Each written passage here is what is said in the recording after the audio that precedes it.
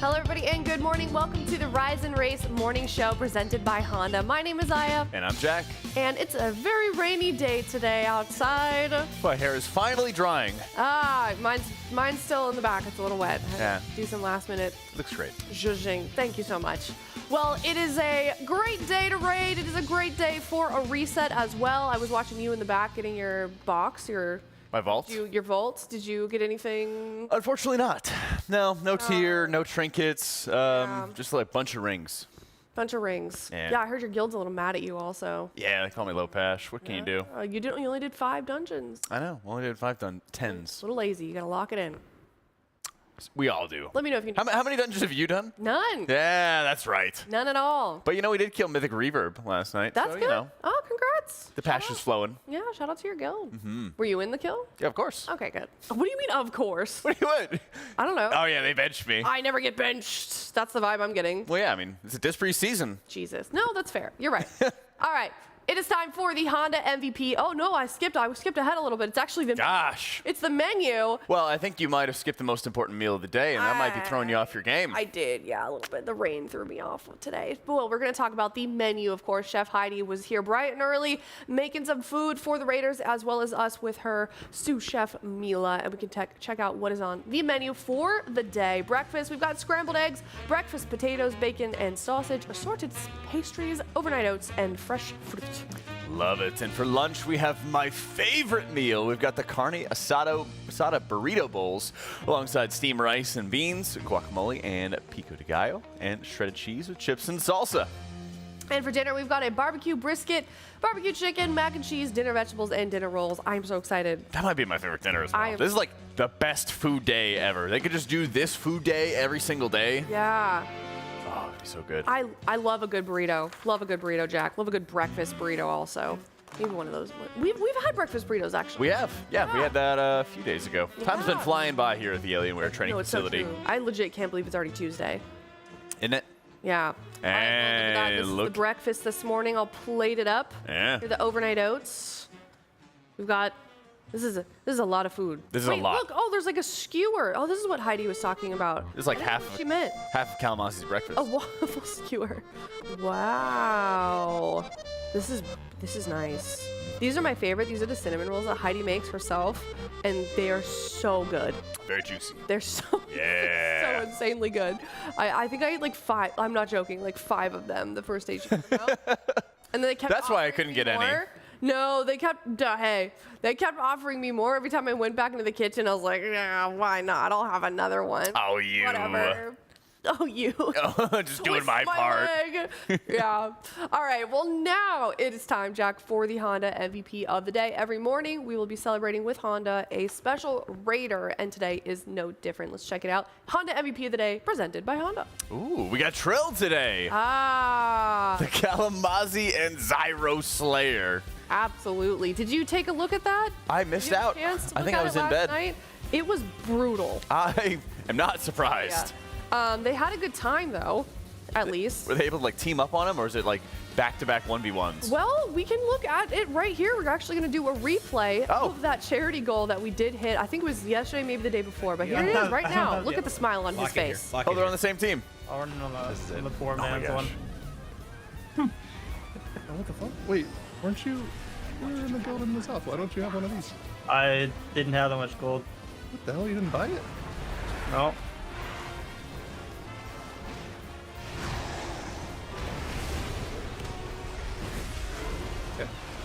Yep. Hitting buttons.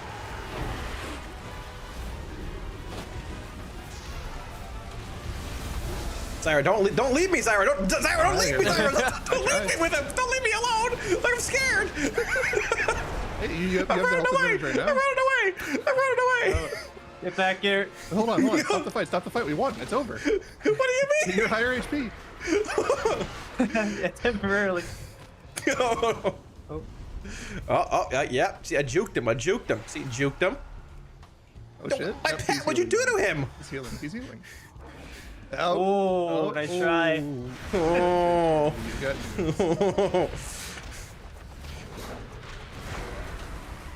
Big portal.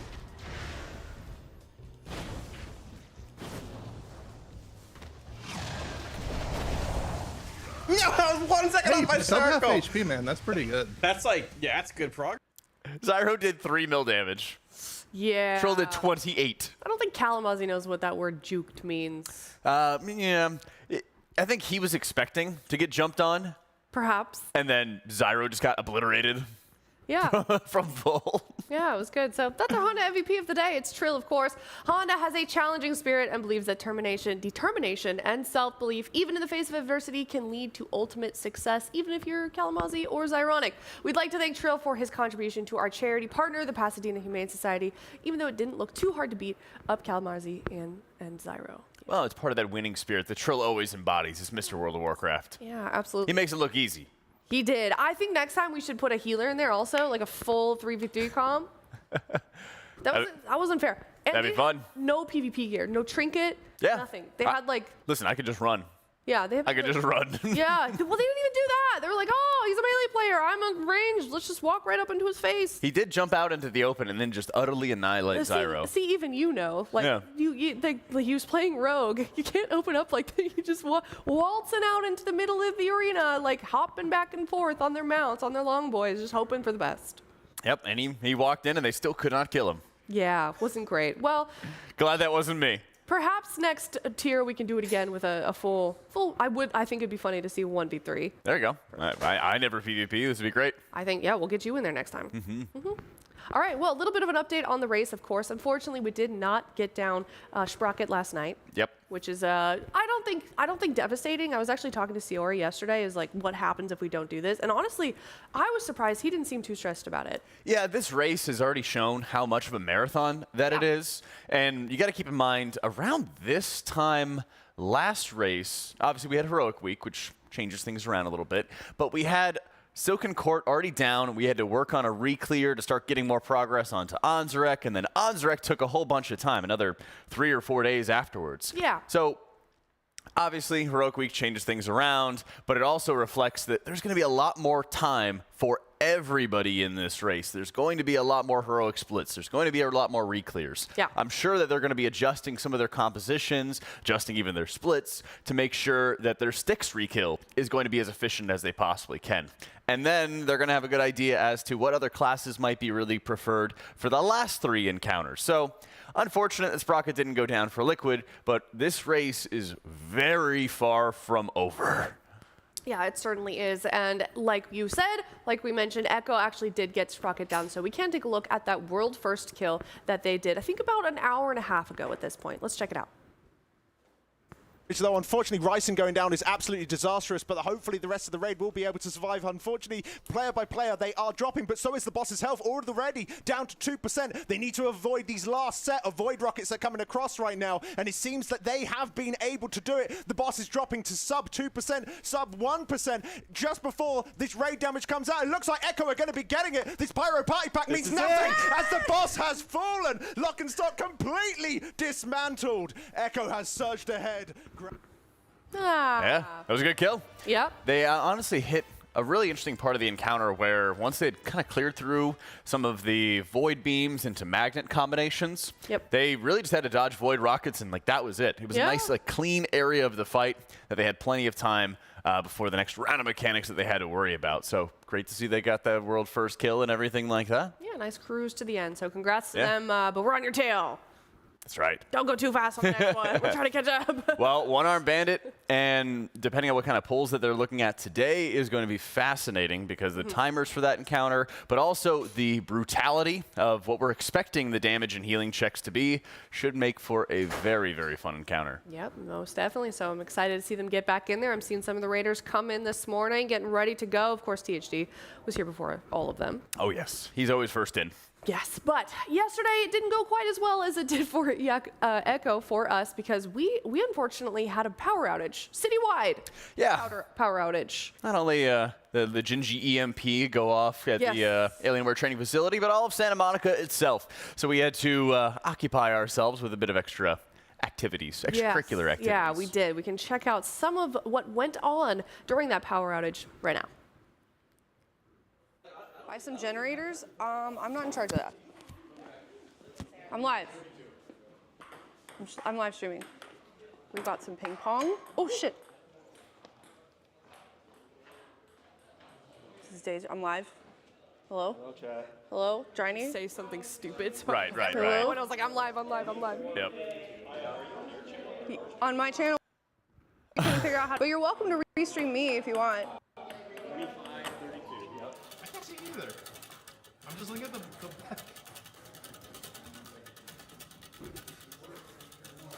And Brad has to skippity kiss. Skippity kiss. Skippity kiss. Oh.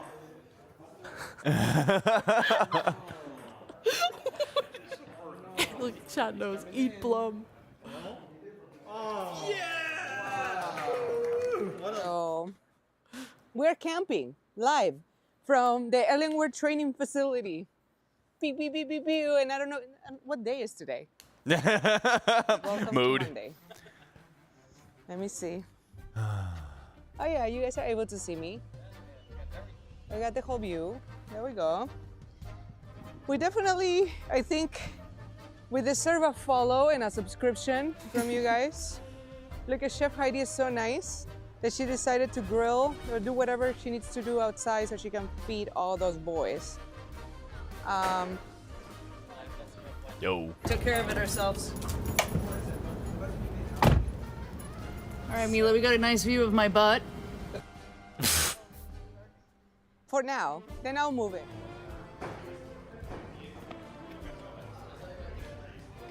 Oh, it's me in the background. Got a big head. Everybody, we're just gonna straight to gameplay. We'll see a full timer. We'll bring your voices in, and then we'll do the proper introduction. Sound good? Cool. 5 seconds to you guys. Bringing your voices in 3, 2, 1. Love it. Yeah. Back to us in 3, 2, 1. Back to 3, 2, 1. Yeah, I mean, right then, actually, interestingly enough, right then my internet went out as soon as they went live. Yep. It's like simultaneous. But yeah, we had, of course, Chef Heidi LA. She was still live on her own Twitch channel, is what some of those clips were from. And then I went live on my channel, and just we got a little bit of behind the scenes. Yeah. Yeah. See, what everybody does when crisis strikes. Yeah, and we Gotta keep don't- ourselves occupied. For the record, she doesn't normally cook outside, but she has a grill out there Yeah. that, when she wants to grill things, she goes out there and grills, because that's where you grill, is outside, and the power was out. So she made do, and she got us all fed, and she's an absolute savior, and so is Mila. That's right. Had to adapt. Had to adapt, overcome. Well, it's tough to make 3 square meals a day every single day for really the is. entirety of the race. We're already into week 2, or actually just starting week 2 right now. Yeah. And dinner time is dinner time. Yep, gotta eat. Gotta eat no matter what the circumstances are, and they made do. So shout out to Chef Heidi LA for overcoming some of those weird circumstances that we dealt with yesterday. Speaking of yesterday, we did kind of already mention, we had some of our own progress on Sprockenmonger last night. Yeah. Hopefully we can just clear it. Once we get through that re-clear, we'll definitely see. But we had our best pull being like 5%, 5.5, I think. Right, and it was a bit of a momentum killer or stymieing the guild a little bit, having the power out for a couple hours, but we did have a really strong pull at 5%, and I believe we have the full clip as well of how the guild's been doing so far. 4, 3, 2, 1. I got research to develop. What'll happen if I do this? Shaking out your bones. Yeah, well, a lot of people thought it was going to be easy because they thought the last 2 tiers were too hard, and Blizzard often does sort of a pendulum thing where They swing back. they'll swing back in the other direction after changing something in one way, but Let's try a little experiment. I call this the green noise. They were moving to the other side. If this is rewired, it'll up the kill Melee by soaks. 20%. They're spawning now. Hypothesis to test out. 5, 4. Getting second drills in 3. Bad batch.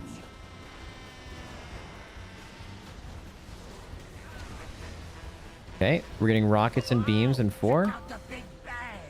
Rockets and beams, rockets and beams. Here's to a stash. How is this gonna work? Dodge, guys. Let's try something special. Okay, drills in 5. 5, 4, 3, 2, Go, soak. 1.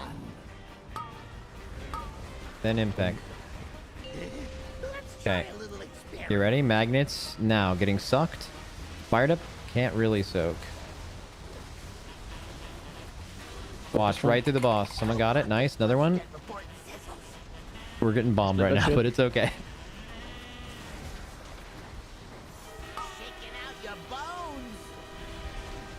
Okay. We're getting a color swap here. Get ready for polarity swap right now. And we're getting knocked. Intermission now.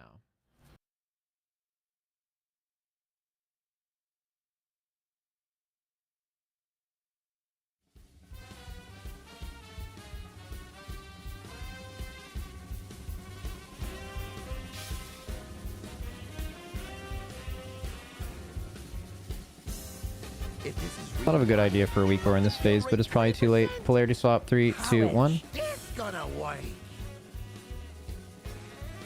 Okay. Sang and Mark are first here on these mines. Spawning now. And bait drills 5, already. 4. Drills in 3, 2, 1 now.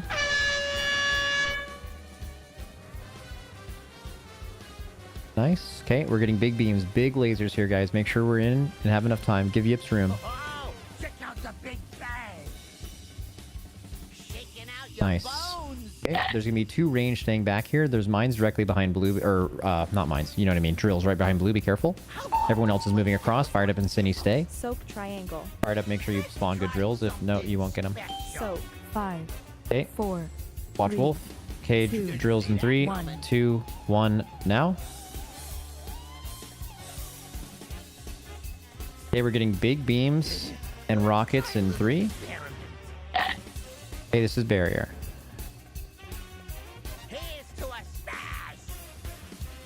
Okay, color swapping, polarity swapping. Pay attention.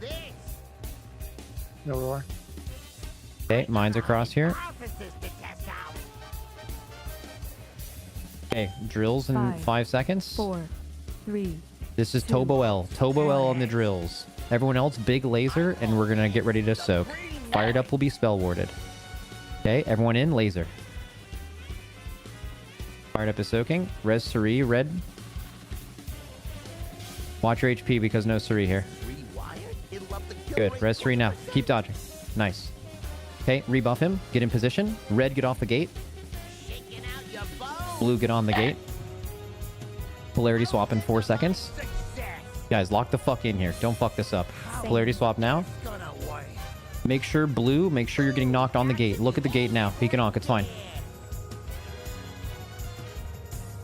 I'm walking there, this is so cursed. Watch Boomy. Polonk after, it's okay. We have a res as well. Watch Sang. Watch the fire circles. Come on, guys. Sang. Yeah. Fucking lock in right now. Polarity swap, going mid. Switch. Polarity swap now. Okay. First mines. KSB first, Kingfly second. 5, Okay. 4, 3. Watch mines. KSB. Nice. 2, Drills in 3, Drills. 2, 1 now. Red, do not bait in front of us. Good. Pop Nick. Good. And then Suri. Rotate. Good. And rotate. Rotate. Rotate for balls. Res Devi now. Red. Someone on red. Res Devi now. Has to be Yips. Got it. He's up. He's up. He's up. He's up. Rebuff him. Dodge balls. Do not get hit by balls. I'll call the move. We're moving across in 3, 2, 1 now. Be safe. Be safe. Good. Mines now. This is 1 Malarcus. Tigers left Cine. 5, 4. Good. Watch your HP here. Watch your HP here, guys. Drills 3, 2, 1. Drills now. Boomy. Good. Smacked in 3, 2, 1. Good, guys. Everyone's moving over. Wait. In 3, 2, 1. 5, Go. 4. Okay, and get positions. 2, Watch balls. 1. Listen, watch balls. Polarity swap in 3, 2, 1. Now. Pay attention to your polarity. Just run away if you have to. Don't hit an orb. Watch your HP. Health zone. Health zone. Health zone. Health zone. Health zone. We're popping 1 now. Okay, drills in 5 seconds. Good. Guys, get vertical. Get vertical. Red to the middle of the room, blue to the edge. Red to the middle of the room, blue to the edge. Okay, get ready for the laser. Laser, get ready for laser, okay? Get ready for laser. Darkness. Darkness, barrier. Dodging during this. Oh, are we? We're dodging balls. You cannot get hit by balls. Cannot get right through the raid. Keep going. Dodge. How long do we have until enrage?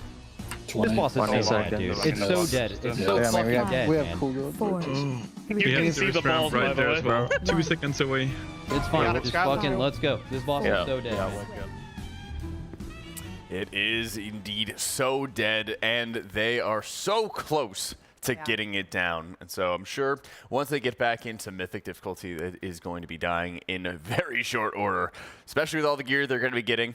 But also, there's a lot of nerfs coming in. They just announced with the weekly reset to nerf Rick Reverb, Stick Spunk Junker. That should hopefully be making the reclear a lot easier as well. Yep. They, Jack just left during that pull, ran to production, was like, we gotta show them nerfs. So here's some of them. Yeah, Rick Reverb. Of Wowhead. Yeah. Rick Reverb's health reduced by 10% of Mythic. We believe the Pyrotechnics also got a 10% health nerf as well. That's going to be really just nice in general. Give you a bit more breathing room as well for getting that first kill. Stick Spunk Junker has some massive nerfs with 10% reduced health on Mythic difficulty. The Scrap Masters, but particularly the Territorial Bombshells, getting a 10% HP nerf. Honestly, I kind of feel like they should have nerfed the Bombshell health even more than 10%, but it will help quite a bit. The max damage done to the boss whenever you're rolling in those garbage dumps is now going to be 2% instead of the 1.5%. So in addition to the health nerfs, this fight just got a whole heck of a lot easier.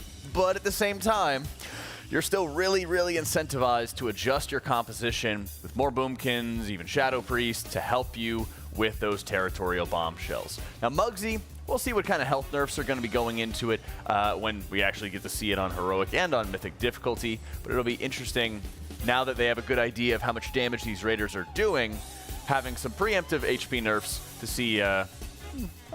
We don't know if it's going to be much easier or if this is just going to be properly tuned for a penultimate boss. Yeah, absolutely. And, kind of interesting that they're nerfing the boss before any of the guilds have gotten to it. I don't know about you, for Muggsy. It happens sometimes. Yeah. Once they get a good idea of how much gear they have, how much damage they can do, it's not unheard of that they would nerf a few bits of HP or even buff some bosses before the Raiders actually end up getting to them. So it doesn't perfectly let you know, okay, it's going to be this difficult or it's going to be such a pushover or anything along those lines. So yeah, absolutely. Yeah, just preemptive once they're getting an idea of how much damage they should be doing. Well, if you're sitting in chat right now and wondering why we haven't started yet, they did go a little bit later last night, and they're just now trickling in, getting some breakfast, getting ready to go for the day, and don't worry, they're going to actually go live when they go live. So that's right. Don't panic just yet. We do have a clip also of Max explaining what the plan is for today. Let's check it out. So unfortunate, but it's reality, right? It happens. I mean, when we were here, we were just trying to say, like, there's literally no reason to get, like, we can't be, like, upset about it now. Like, we have to still try to progress the boss. I actually think we did a really good job of that. I think the time we had today, we did really good. But, yeah, it's tough. I would say it's more, like, disappointing than it is, like knowing other guilds will kill the boss in the reset is just something you never want to have happen, like, regardless of the circumstances. It's just more disappointing that it didn't happen and it could. But, yeah, you are exactly right. Staying up, like, choosing to, like, stay up and kill this boss would be monumentally stupid. Like, tomorrow we have a reset. Echo will definitely kill the boss. I don't know about Method, probably as well. And then they'll have some eye level on us, but then we see some one-arm bandit, but I think we'll be on one-arm bandit tomorrow as well, right? Good news is this isn't the last boss. So we have a lot of time to make up some ground, but we will definitely need to make up some ground. This was a very unfortunate day for sure. Yeah, and I think that's the best way to look at it. It's an unfortunate day, but this raid tier is looking like it's going to be taking quite a while, and there is plenty more opportunity to make up ground, make up for a bad day, and further progress throughout this raid, and also just get the catch-up going. Absolutely. Probably one of the biggest assets that Liquid has, especially with its peers, has really been the continuity of having the same team, the same group of players for a very long time. They've had the same tank group, they've had the same healer core, and in a slew of the same DPS for many years now. And that's really only going to serve them in having a better mentality when something goes wrong. The day doesn't actually go your way. You could have a bad day, but it still have an amazing, amazing tier. And I think that's, as you mentioned, they're not going to try to stay up really late to kill off a boss fight. When they have to keep in mind the raid's going to last a long time, keeping everybody well rested and not trying to burn the candle at both ends this early on. Yeah, definitely. And I think the fact that they're, not waking up super early and skipping out on sleep and starting at a reasonable time, rather than, like you said, sort of burning the candle on both ends, I think that's a good sign in their confidence that they're still in this race, and it's no need to panic just yet. Exactly. It's going to be a long race.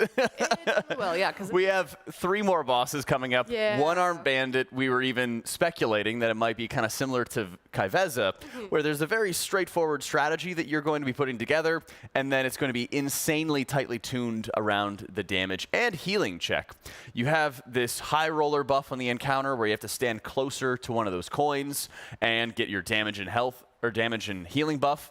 And if they're not constantly farming up that uptime, it stands to reason that I don't think the boss would be dying for any of the guilds unless they were playing it near perfectly. Then you have to go into Muggsy, and then you have to go into Gallywix, which are all going to be taking quite a bit of time as well. So it's gonna be a long one. We gotta get ready for the marathon. if this was Muggsy that we were on or Gallywix, this would be an entirely different conversation. But we'll see how the day goes. But in the meantime, it is time for the Honda Guild Grand Prix. If you guys haven't been following along for this, every single morning we've been challenging a raider from the guild in our Honda racing simulator that we've got here in the studio. And today is no different. Let's see who is up today for the Honda Guild Grand Prix. Oh my gosh, someone almost just slipped. Thanks for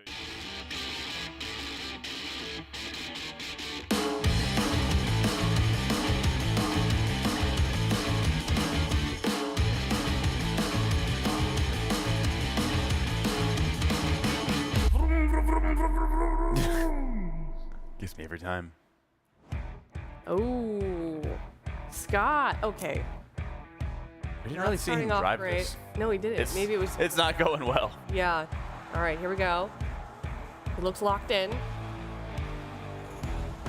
Okay, he's well focused, cool, calm, and collected. First Up turn front. going to be coming up. See? Ooh. Oh! All right. That clean start buff went away really fast. Yeah, didn't hit it so hard that he had to go back. He didn't. Oh!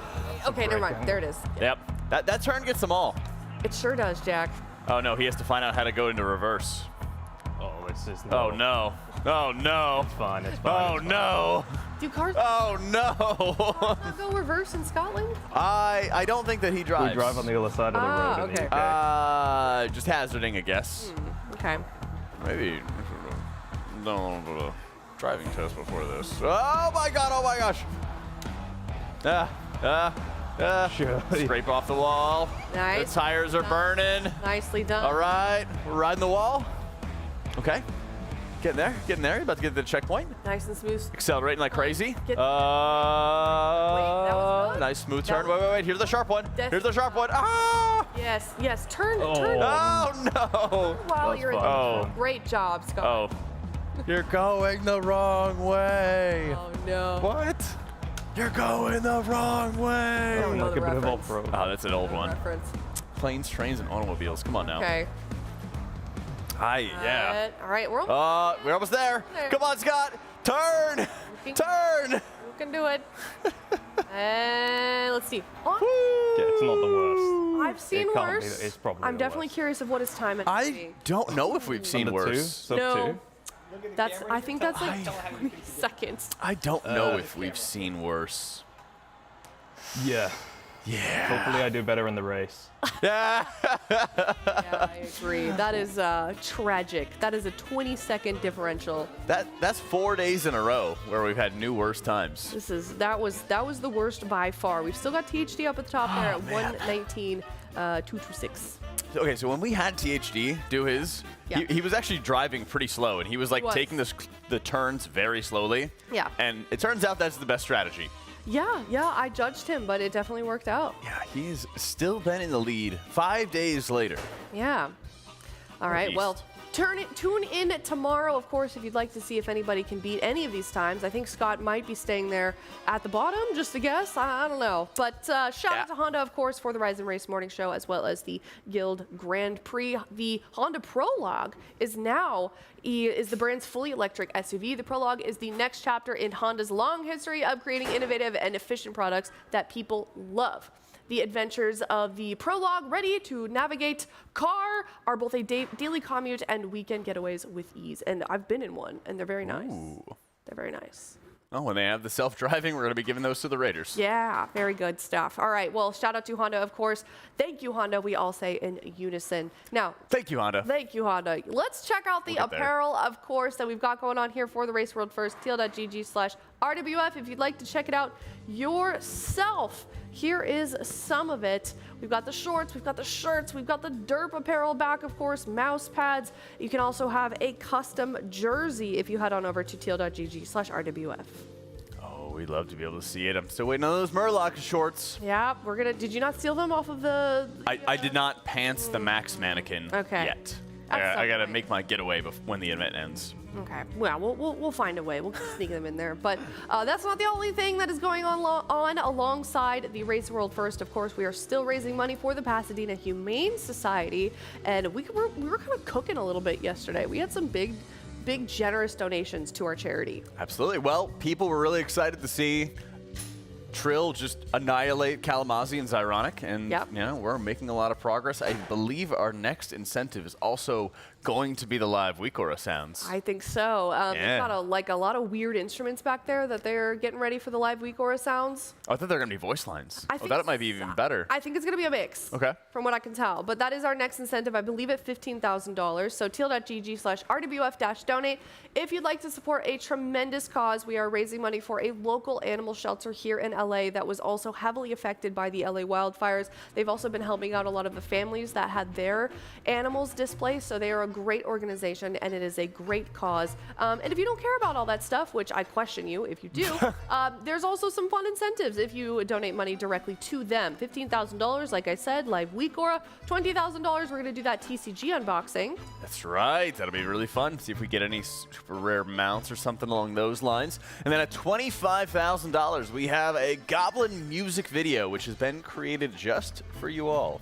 And we will be releasing that when we hit our final goal. Yes, they are, I think, filming that tomorrow. Oh, really? Okay. Yeah, on Wednesday. So I don't know if I'm involved. I think it's starring not one of us, but it's going to be great. I don't want to give away too many spoilers, but interesting. Here that is on your screen right now. $35. You can send in a link to your Armory, your WoW Armory page, if you want us to look at your transmog, or you can submit a picture of your pet on stream. Please make it an image hosting platform if you'd like to help out our production crew. Oh, what is that in the top right? That's an axolotl. That's a sea monster. It's a little axolotl. That's a pet? They're a juvenile amphibian. They never reach an adult stage, so they end up staying with the guild. Well, sometimes they do. It's complicated, but they're really cool. Interesting. They're local to Mexico, and they're only in one small lake basically, and they're mostly extinct in the wild, and they make really good pets actually. They do pretty well in a tank if you take good care of them. So they're kind of thriving as pets. Huh. Yeah. What do they do? They clean the tank, or they just? No, they just hang out. They just hang out and chill? Just kind of swim around. Kind of stupid and slow, but they're really cute. Interesting. Yeah. So that's an axolotl, but the rest of these guys are also really cute. There's bunnies, some kitties. We got a mlem over there. Yes, I like the top left. Yep. I don't know what that dog is doing, but everyone's just trying to get on the dog bed. Trying to get cozy. Yeah, very cute. Very cute. All right, well, thank you everyone that has shared your pets so far. We love them. Please keep them coming. $35 and an image link, and we can feature your pet on the broadcast. That's right. And not only are we going to feature your pets, but we also are going to feature some of the pets from the Pasadena Humane Society with our pet of the day. Absolutely. You can head over to teal.gg/adopt if you'd like to check out all the adoptable animals at the Pasadena Humane Society that are looking for their forever home. But let's check out the pet of the day from this organization. It is Sweetie. Aww. My best friend. That's a Sweetie song. Well, you know what Sweetie's best friend is? Doja Cat. Oh, so, oh my God, you know the lore? No. Oh.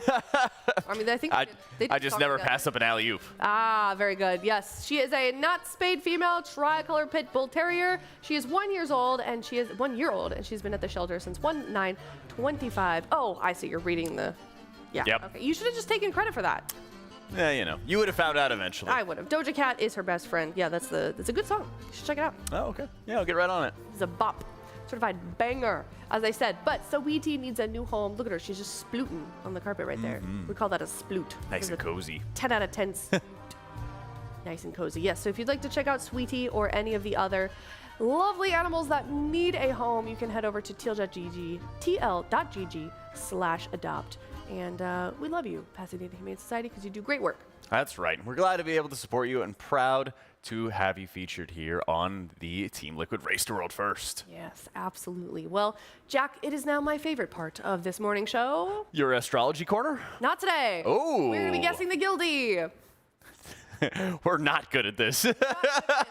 Maybe We're not. Maybe that's why it's my favorite, because I get to see you suffer, you get to see me suffer. I'm always hungry for improvement. Mutual suffering. We just trauma bond over this segment and how bad we are at it. Especially when we have all the Raiders here on site. Yeah, yes. But they also like to troll us a little bit too. Yes, you can't see it, but like they come in through this door, and then they sometimes, while we're doing the segment, they'll stop and watch us and like judge us, laugh at us, and judge us. Yeah, and they start to gather. So we'll see if that happens today. But either way, it is time for Guess the Guildie. Let's see. Roll is DPS. Okay. Rivens.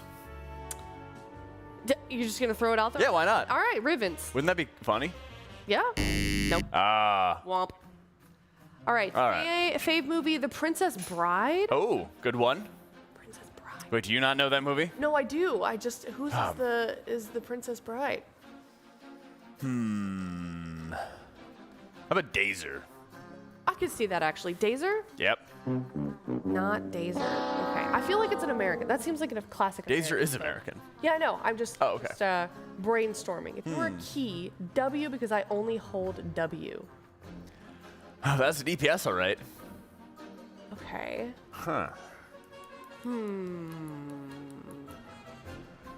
Trill? Is it Trill? Oh. Wow! I did it! Look at this. Okay, WoW Crush NA, but Tyrant Vahari is one of my favorite quotes. Fun fact, I'm the only player to have won AWC and Race to World. Woo! That's true. That's not just true to the guild. That's true to literally the entire player base of World of Warcraft. Shout out to my amazing girlfriend Sophie, and also the Peak of Serenity Monk Discord. Aww. What a wholesome guy. Yeah, he really pressed W at Kalamazoo and Zyro. Yeah, he definitely ran did. Right at them. Wow. All right, Trill the GOAT, Mr. World of Warcraft himself. What is it? Trill Diff? Oh, Trill Diff. Just collecting nicknames up in here. Yeah. Man. Notably, he did not have a WoW crush in game because he's so committed to the girlfriend. Oh wow! Just what a guy. He didn't tell us the Tyrant Valari quote, but that's a Hellfire Citadel like third to last boss. It's a fun fight. Yeah. Okay. Well. Either way, congratulations, Trill. You're being the Hot MVP of the day and Guess the Guildie. So with that, we're going to be signing off, but we'll be back shortly. Don't worry. Oh, we have another one. Wait, production's interrupting me. They want us to do another one. Ooh, we did that too quick. I did. It's just we won, so I was like, here we go. But we got another one. All right. All right. You production in the chat. Let's check it out. Roll DPS. Okay. Well, let's just guess Dazer again. Sure, Dazer. We're gonna be out. If I was right, we would have been just out of here. Like, all right, great, we did it. If you were a key, F. Oh, who dies a lot? I don't want to be THD. Well, he doesn't die a lot, but I feel like THD would have that kind of humor, maybe. THD? Not THD. See, this is why I didn't want to do another one, because we ended on such a high. Fave game, not WoW, Escape from Tarkov. Wait, there was somebody else that had an Escape the Tarkov. Who does Rivens hang out with? Let's see. Who's his buddy? It's a DPS. We already had Goop before, didn't we? Yes. Listen, guys, I know that Nick played DPS on Stick Spunk Junker, but he is a healer. Come on now.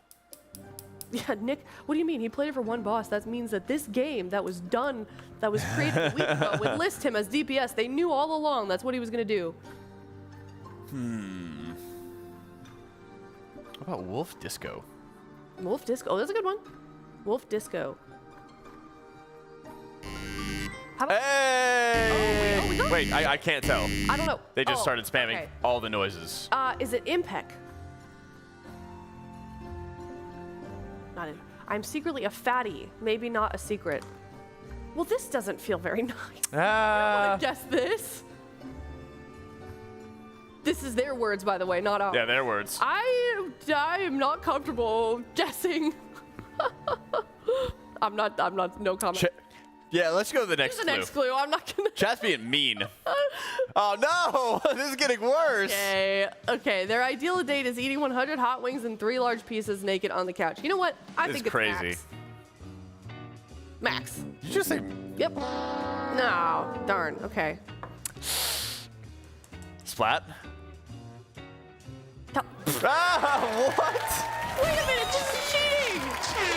All right. This is crazy. Kalamazzi, I did not know it could be anyone. Jack is walking through my dreams at night. I had a dream with Kalamazzi in it last night. Oh my god. I literally did. He and I were next door neighbors. Dude, how'd I We were going to solve a mystery together. We were going to stop the curse of the house that I moved into. Yeah, that sounds like a great dream. Yeah. All right. It was crazy. Well, we got trolled a little bit. Well, in the dream, he didn't believe me that the house was haunted. So I was like, you have to stay at my house. You have to have a sleepover. Yeah. So I could show you the house is haunted. Last night, by the way, this is the second time I've heard this story. What? It was crazy. It was so vivid. Yeah, no, I all right. Well, let us know if you ever have dreams about Jack or Kalamazzi in the chat. In the meantime, I think we're going to head out, but we will be back shortly. Don't worry. In the next segment, we're going to be hopefully looking at some more progress this morning after we get that re-clear. And we will be back in just a bit. Thanks for hanging out. My name is Aya. And I'm Jack, and I'm ready for splits. I am represented by Honda. Goodbye. You want to see something really cool?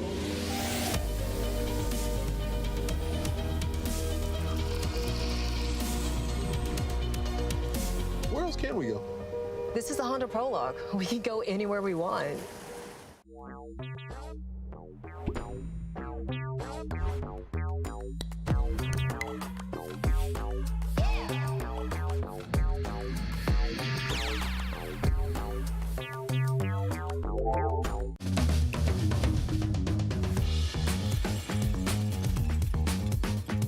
The Alienware Pro wireless headset, it's become my main headset for anything WoW related. The battery life is actually a huge deal for us. One of the few esports that plays all day, every day. 4 days of gaming on one battery, that's insane.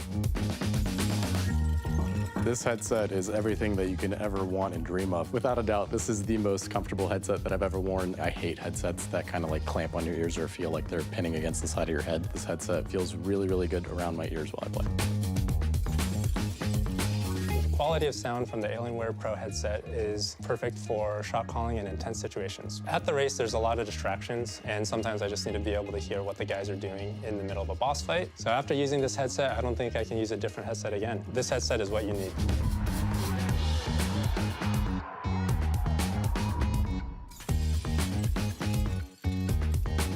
This is Max, and here is the exact moment he saw a custom plush toy we made of him from scratch. Wow, it's got, okay, so there's a lot going on here. We here at Team Liquid have spent months turning all of our friends, family, and any famous people we can find a public address for into their own custom plushes based off our mascot, Blue.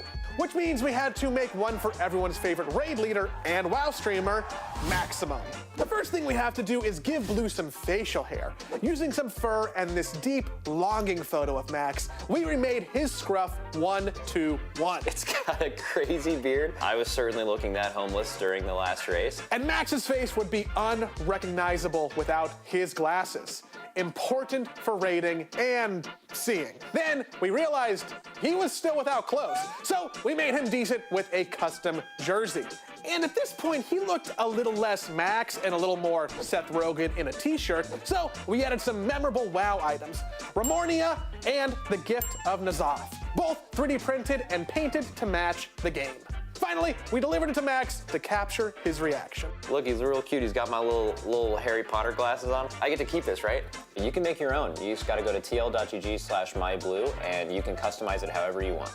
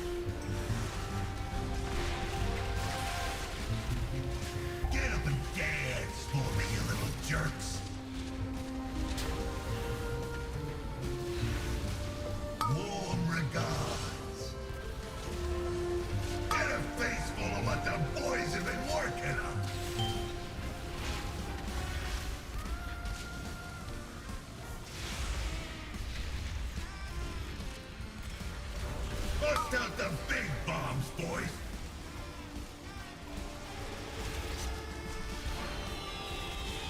Get a face full of what the boys have been working on. It's getting hot in here. You want a face full of rain? Move your feet. Get a face full of what the boys have been working on.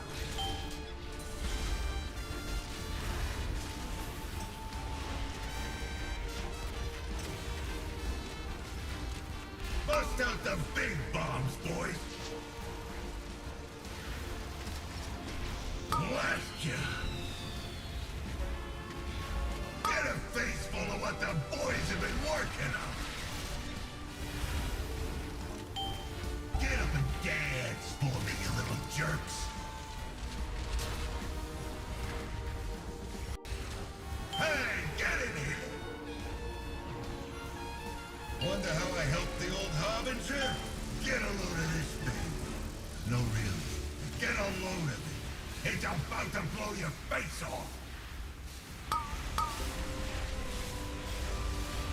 You jumped on me. What, you think you've won? Nah, I got something else for you. Man, get a load of me. Total destruction! Now you've done it! I'm the last boss you'll ever see! Time for a higher caliber!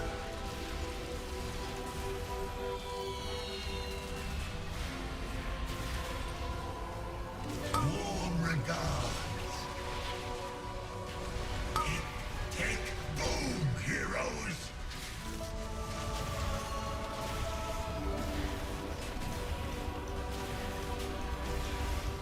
Oh, which way you gotta go now, huh?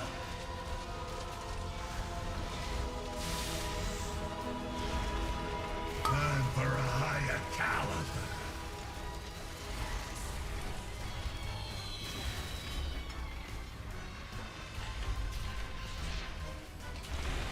Hey, get in here! It's alive! Fire it up!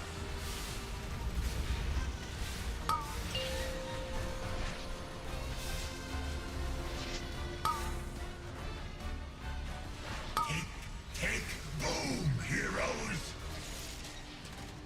It's getting hot in here!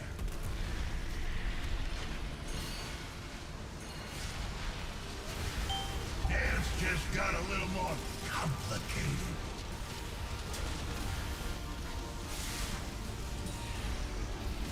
Time for a higher caliber.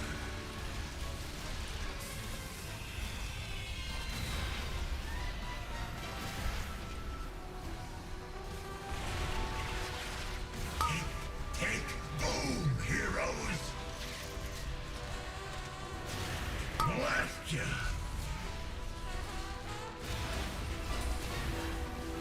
Hey, get in here!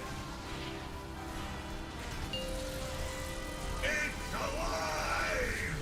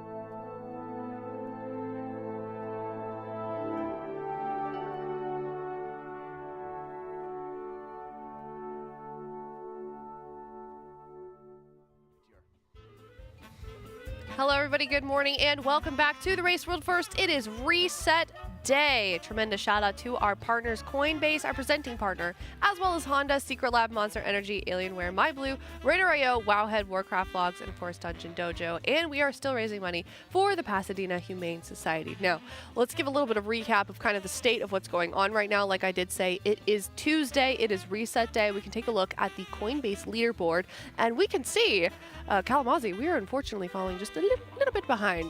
Yeah, we had a couple like 5-6% polls on Sprocketmonger last night. Weren't able to get it down, unfortunately, but today is Reset Day, which means we have a handful of splits coming up. Hopefully not too many. Hopefully a fast reclear, though. And honestly, I don't think it's that we're not that far, like, I guess, behind where we wanted to be. If we can kill it fast today, Sprocketmonger, that is. Well, I think the biggest thing is that this race is much more difficult than people were anticipating. It's going to be a much longer race than I think people were initially anticipating. Cancel your weekend plans. We got a lot of race to go. And to be like, oh my gosh, we got to worry about this and that. Like, it's really early in the race to be concerned about those things. Next 3 boss fights look very brutal. Yeah, definitely. We can look at the Coinbase leaderboard and see where the other guilds are in comparison to us. As we know, Echo did get down Sprocken this morning, our time, of course. I think that was nearing the end of their raid day. So they are currently 5 out of 8. We are second alongside Method, 4 out of 8, both working on the same boss. Of course, Method does have, well, actually, I don't know if they're done or not today. Do you guys know? I'm not sure, actually. No idea what time it is. I don't know. It would be like +9, I think. And so it's like 8 p.m. 8 p.m., give or take. Okay, so it sounds like they could get it down. We'll definitely keep an eye on them, of course. But Liquid this morning, do we have an idea, kind of, Jack, of what their plan is for the rest of the day? For today, the morning at least, I should say. I'd have to imagine that they are looking predominantly at doing a insane amount of Galliwick splits. Now, the question is going to be how many One-Arm Bandit, Muggsy runs are they going to do on top of that on Heroic to try to farm up House of Cards, to try to farm, you know, more Jaster Diamonds, all the other sort of secondary effects that are so powerful for the team. Not only do they really want to make sure they have those on Heroic, on their mains, for a lot of the other encounters that they have coming up, which are predominantly single target, but they might also want to gear up a couple other classes that have some more niche damage profiles, which might be helpful a little bit later on down the line. So I think this is an opportunity for them to make sure that they are geared up and juiced up as much as they possibly can for the reclear. And it will be a lot easier for the reclear because they nerf Styx Bunk Junker's health by 10%. And buff the amount of damage that the trash balls do when you crash into the boss. Yeah, so hopefully we vanquished that boss last time. Yep. Assuming a reset of gear, some vaults, a bit of a reclear, some bosses beforehand, it shouldn't have been that bad in the first place, but it's even easier now. The thing that I want to hit on briefly is Liquid's been very good at reclears the past few tiers. Yep. You saw it in Nerebar Palace, saw it in Emirdasil as well. They were really efficient at clearing quickly. Now, if we can get our splits done and things like that, then reclear through Styx to Sprocketmonger within a relatively short time frame, securing a Sprocketmonger kill tonight and seeing One-Arm Bandit is, I would say, where you want to be tonight. Get some One-Arm Bandit prog in. I mean, and I don't think we're really even that far like behind in a sense. Yeah. Because they have their reset tomorrow too. EU, both Liquid or Method and Echo do. They do. And I just think that this race is going to be really difficult and go like at least until Sunday, if not into next week. I mean, if you put 2 days on One-Arm Bandit for progression, 2 days on Muggsy, and like 3 on Galliwix, that's 7 days from right now. Yeah. You're possibly looking at another reset with relative ease. So yeah. Wow. That's the thing. There's a lot of opportunity for reclears to go right and wrong. Yeah. And there's a lot of opportunities for the next progression bosses to go right and wrong for all of these guilds. Notably, in Nerebar Palace, as you mentioned, Liquid had an amazing reclear when they were working on Anzarek. The Silken Court in particular, next to Princess Kaveza, the reclears were like very good. And then Echo and Method both had a lot of struggles reclearing Kaveza, reclearing Silken Court, and Liquid had a lead before that reclear, and then they further extended that lead into about a half day of dominance ahead of the rest. Yeah, so we'll see. Styx was like that Kaveza kind of boss, or was going to be in the reclear. I'm surprised I'm surprised they changed it in the way they did as well. Yeah. But I'm not against it. I think there's still going to be a heavy stack comp towards certain classes, even with some of the bombshell nerfs coming in. But I'll find out when we get there this week in my guild. I think it would be better if they more heavily nerf the bombshell health than anything else. I mean, I think also the enrage timer is very stupid, in my opinion. But I feel like they should have nerfed the amount of bombshells, and they should have nerfed the health of the bombshells and extended the enrage. Right. Yeah, nerfing the raw amount of bombshells would be big there, sure. Yeah, because these guys are attaching to piles of garbage, basically blocking the path of the people who are trying to roll up the garbage piles and crash them into the boss. That was a really key part of the fight. And yeah, you're going to get the fight down a lot faster with a 10% health nerf and more damage from the garbage piles. But you still, like you said, you need to have a really focused comp to even break those bombshells out to begin with. Even with, other guilds having Vantis, they're not going to have the optimal comps that Liquid does. Just get on all fours. It's okay. We'll clear it out. It's like Vantis in itself, right? Apparently, yeah. Gosh. So we'll see. All right, well, we do know that they did open their vaults this morning. Well, before I go to this, actually, how was your guys' vaults? Jack, I know yours was a little depressing. It was rough. I had 2 sets of rings. One of the worst trinkets. I had that Remnant of Darkness trinket in my vault. Real nasty. It is nasty. Not a fan. Actually, I don't even know how I got that. That's a Dark Flame Cleft trinket, isn't it? Yeah. I didn't do Dark Flame Cleft this week. That past I don't week. think it matters, right? Isn't it just any dungeon? I guess now it doesn't. Yeah, I thought that was a thing, but now I know proof positive that it isn't. I just open the vault and I see what's in there. That's it. I don't question the loot anymore. Just hey, where's there? Did you get tier and weapons in your vault? I got an offhand from Cauldron of Carnage on with Avoidance. That's not too bad. I got a Heroic House of Cards, but I got a Signet last night running at Priory. So now I'm like, what do I do? Do I end up crafting a weapon here? Do I roll with this House of Cards? What do I do? This guy You definitely got to take House of Cards, right? I have Signet at the Priory. Is that better? It's close. Yeah, it's pretty close. So. Is it better, though? Depends on the spec. Fair enough. I want to be in the Priory group. Well, we can look at some of the vaults that we got from the Raiders and what they did get for their loot this week. Hopefully better than mine. Yeah, let's check it out.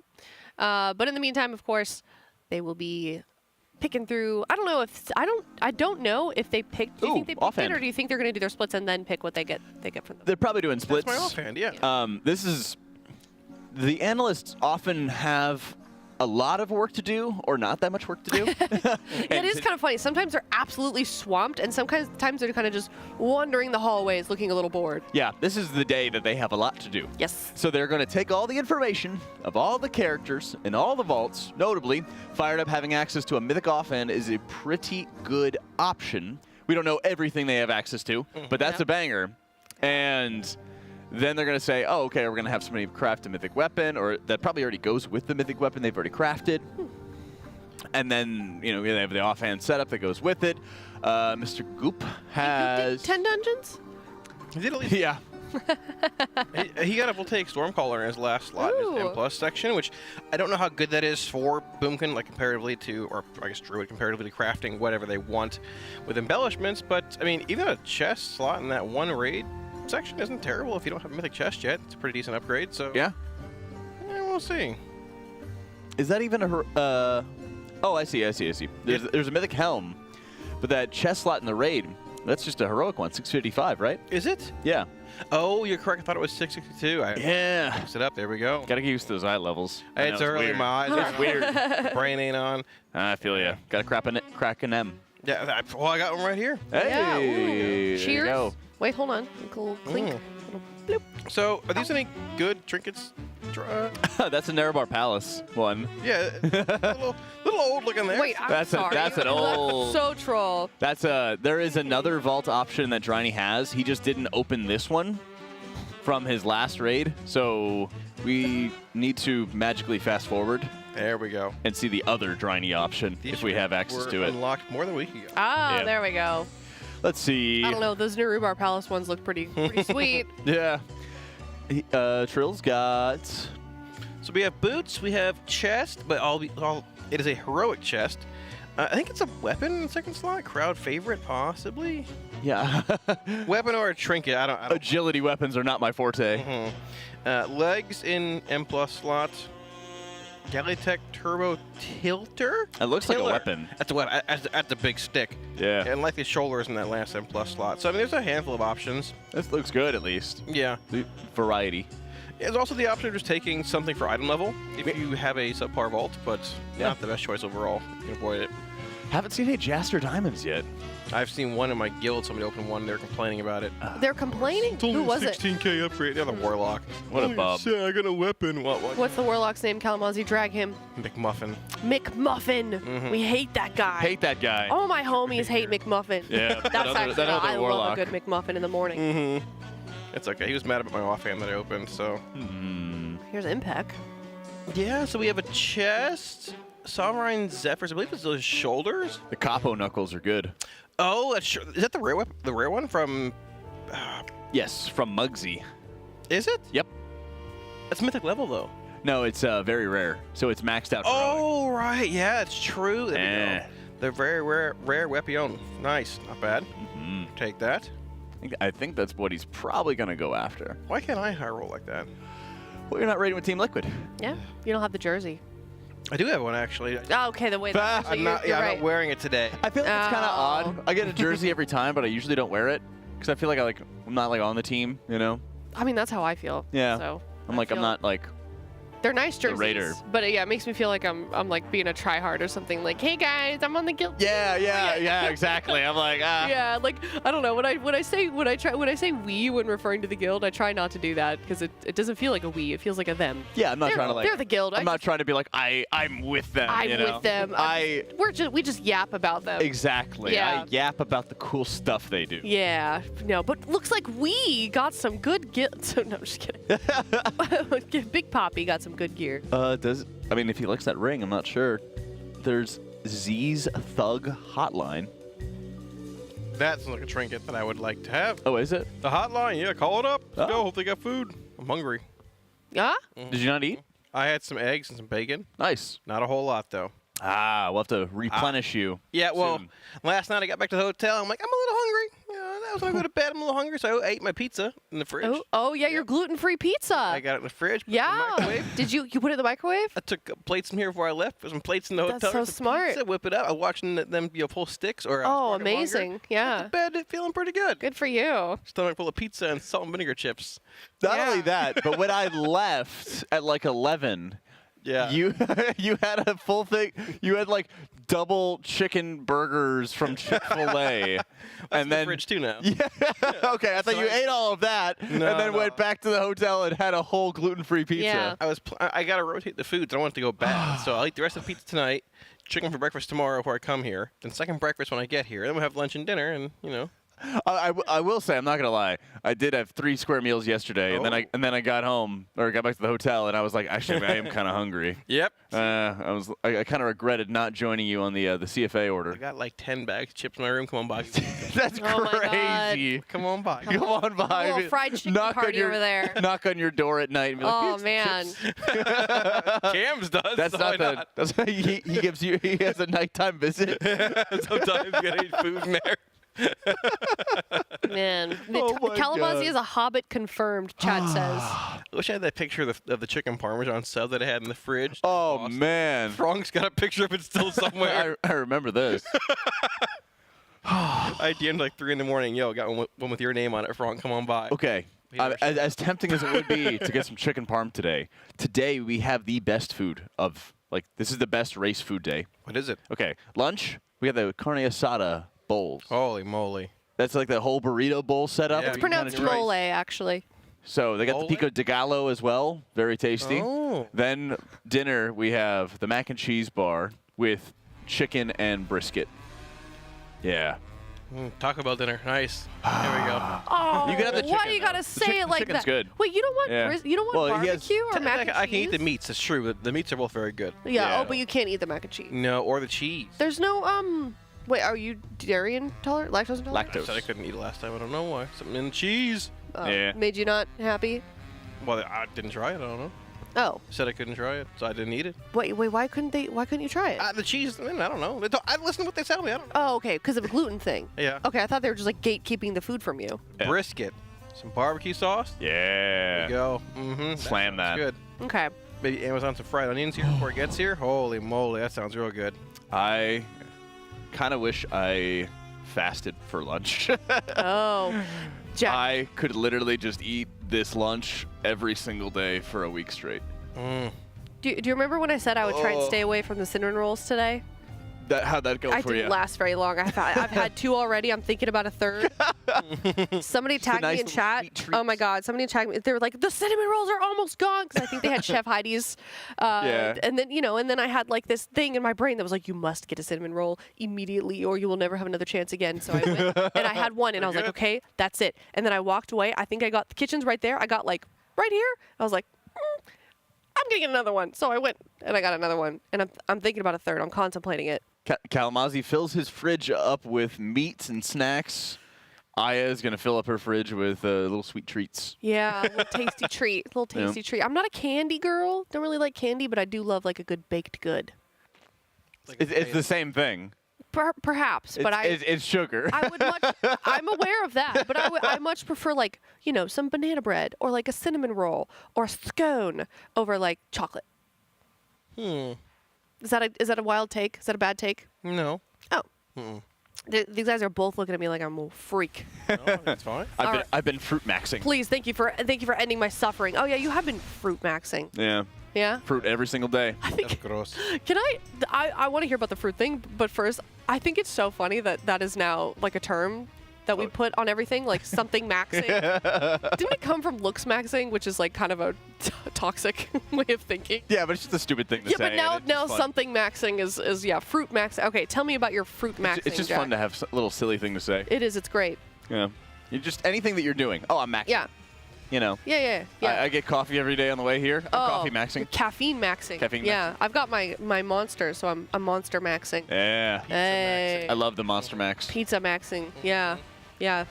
That works. Very good. Who's next to Nick right now? What do you call it when Max goes into the studio and starts doing his job? Max. Yeah, Max. Yeah. Yeah. Sometimes he slams the door. Dude, can Does I he? say on the morning show, it's really distracting being on the left because everybody walks into the door and I can see them. I don't know if you can. You probably in your peripheral. No, I just turn my shoulder to them. I don't like try to have my shoulder to them, but I'm just like facing you to talk to you.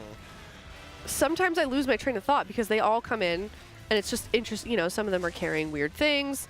Some of them, like Bubba, slipped on the rain. Oh yeah, Bubba slipped this morning because it was raining, and he almost died.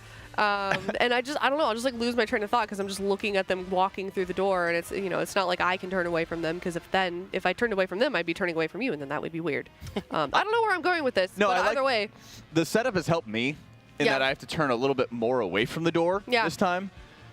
Because before, I would like see the Raiders and I'd, want to be polite and make eye contact with them, but then I was like, I'll give them a little wave sometimes if they look over. Some of them are like very locked in and they won't do anything. I do have the T on who lets the door slam and who gently closes it. It's a heavy door. If we want that, it's a very heavy door. I get it. I don't feel entitled enough that I'm saying that you have to gently close the door. But Lip was very polite this morning. He always gently closes the door. I think Trill is one of them. Atlas.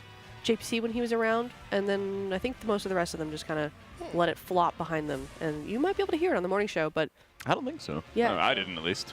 I know that they are really busy, but they really should take the time out of their day to not distract me. True.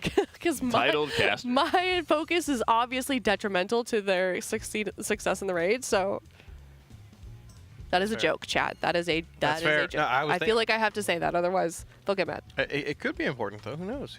That's right. I could leave and they would not notice. The first notice. person they see in the morning is smiling and happy and nice and greeting Usually them. I'm just, Scowling? No. It's not like you're saying scowling. I was like... I was going to say like screaming because Okay, what? it's a kind of a loud... it's an animated show. The door opens, I hear just a loud squelch. Squelch? Yeah, some people have, No, I remember the first BlizzCon I ever casted, some people referred to me as like the screeching girl. Yeah, because I wasn't very good at projecting my voice just yet, because like there was a live audience, and I was screeching. Remember that BlizzCon? Oh, I remember it well, yeah. But you don't remember meeting me? No, I don't. Oh, I don't no. remember you at all. Yeah, that was This really... is such a classic Kalamazoo I was line. thinking about it last night, actually. Yeah, remember back to the very first race at Complexity. I walked in and I was like, oh, hi, you know. And she goes, she walked up to me and she goes, hi, I'm Aya. I'm like, yeah, we met 2 months ago. If it makes you feel better, I did it man. to Wolf Disco, but like maybe even worse.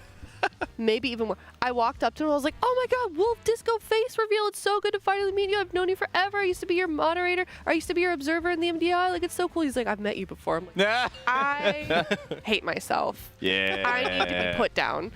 No. So it's not just you. I do feel a little bad about that second interaction we had. It's okay. It's okay. Do you feel bad about this one where you're bringing it up for Sounds like you're... No. 6th tier in a row? Yeah. Okay. Now it's funny. It's fine. I deserve it. Listen, if you want to be a caster or a content creator, you have to know that people are going to do this type of thing. Make fun of you? Make fun of you. Yeah. You gotta be able to take a punch. Mm-hmm. Yeah, it's okay. You can't let it replay in your head all Nope. over again. Definitely not. Well, if you're just not tuning in, we are doing splits. If you would like to be part of the splits, I know that they had a little bit of trouble sourcing some like well-geared, big pumpers, as they say, for some of these splits. So if you are part of that, if you're a big pumper and you would like to help us out, you can go to discord.gg/liquidguild and you can be a part of the splits. And you'd be on stream. You could be on stream. Ethan is so proud of himself because he ended up in one of the videos of the splits. Because Max was talking about something and he was in the details and he was at the top of the damage meter. Oh. Yes. Yeah. I'm proud of him. What is he playing this tier? There's one of those... He's playing Hunter, but I think he was playing Marks, but I think he's going to switch to BM. Okay. You know how there's like what do they call them? There's like tropes where it's like the same story, but it's like told a little bit differently. Yeah. You know, like the farm boy that becomes a hero. Trope. Yeah. Yeah. You know, like farm boy becomes a hero. It's like Star Wars Episode 4, right? This is like the trope of like somebody gets a chance, they like go to the ball. It's like Cinderella, like they go to the ball, right? And then they like marry the prince. But this is like you get to go and be a helper in the raid. But like, what if you do so much damage? They're like, we really want that guy to raid with us. Oh my God. It may be. Yeah, this is your chance. This is your chance if you'd like to be recruited. Yeah. Yeah. The guildies don't know we're saying any of this, but you never know. They're like, Jack said I could be a raider. Yeah, dude, I had a guy, actually, this has happened to me quite a lot. This was at BlizzCon, and it happened to me at DreamHack. They'll come up to me, not even introduce themselves. They're like, how do I get on the guild? I'm really good. Trust me. Yeah. Like, it basically is how the conversation goes. I'm like, I don't think it works like that. If you have to ask me, I don't know if it's going to happen. You gotta guild hop. Yeah. Well, I mean, that's sort of true, honestly, unless you have like a previous pedigree. Well, that's what their app even says. They're like, we really only recruit people from top 5 guilds. Yeah. Unless you can have somebody vouch for you. You gotta Like get in those top JPC. 5 guilds. That was a vouch, right? Like JPC the man. I think, before, I'm pretty sure he got a vouch because he was raiding in intern. Oh, he was, right. Yeah, and then he went from intern into liquid. But he was also like doing like super high level like MDI type stuff for a while as well. And so I'm sure that's where he met some other liquid raiders and they're like, this guy's good. This guy wants to play WoW and have like 12 alts. Let's bring him on. I think they met Shakib in Keys, like Pug Keys. Like he was an M+er, if I recall. I'd have to ask because it was a long time ago that he joined at this point, but I feel like that's his lore, which honestly like really makes sense. He used to stream all the time, yeah. Yeah. That's right. Streaming, yeah, it was a fun time. Back in Legion era. Ah, those are the days. Honestly, they were. Bring me back. Well, pretty soon. I know. We we don't know if it's confirmed Legion Classic or Legion Remix, but probably Legion Remix coming soon. I mean, hopefully I can feel like my character matters again. Player power. Yeah. Log in for an hour and log out for the week. Yeah. Well, you want your borrowed power grinds, Cal, and they're about to come back. Let's go. Let's go. Yeah. Let's go. Let's do those world quest swoops. You know, gear technically borrow power too, right? You just go into the raid naked and fight the boss by yourself. You know. I don't know. The way I saw you go fight Trill, I don't think that you should be alone. That was good. Oh my God, that was so good. funny. I wasn't alone. I had Zyro until he just left. No, it seemed like you were alone He because got killed. Yeah, it seemed like you were left alone because Zyro died instantly. Yeah, he didn't gate. He didn't defensive. He just gave up on me. Well, he was playing Shaman, and then what did he play? What 2 specs did he play? He got dunked on. Okay. He got blasted. I mean, I can't talk. I would just be vaporized instantly. But, I think next time it should be a naked duel.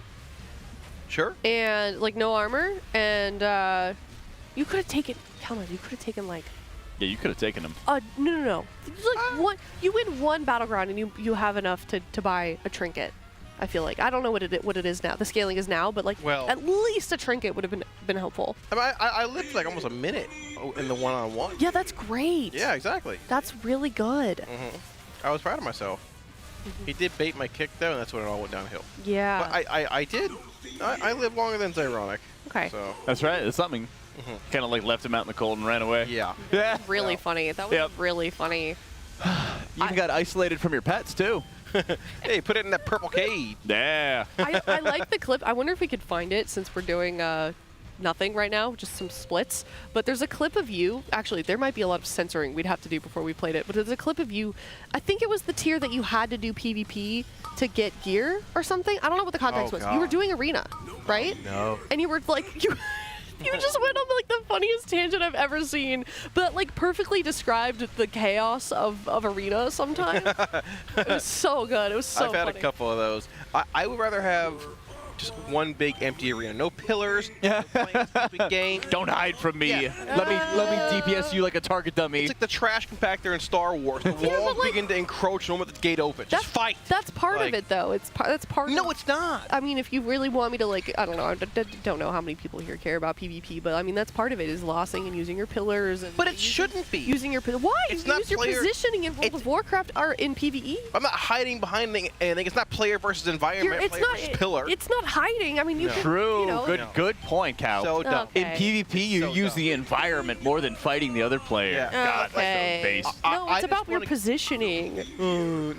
You're in the wrong so audience mad. for this. I definitely am. Yeah. I'm not amongst. Hold on. What's Trill doing? Is he busy? Let me get him up here. The other thing is when you are playing a healer and you sit in crowd control for an hour, and you're like, oh, it's been 40 seconds. I should break out of this and use my PvP trinket. It's like, nope, no, you did it too early. There's another crowd control.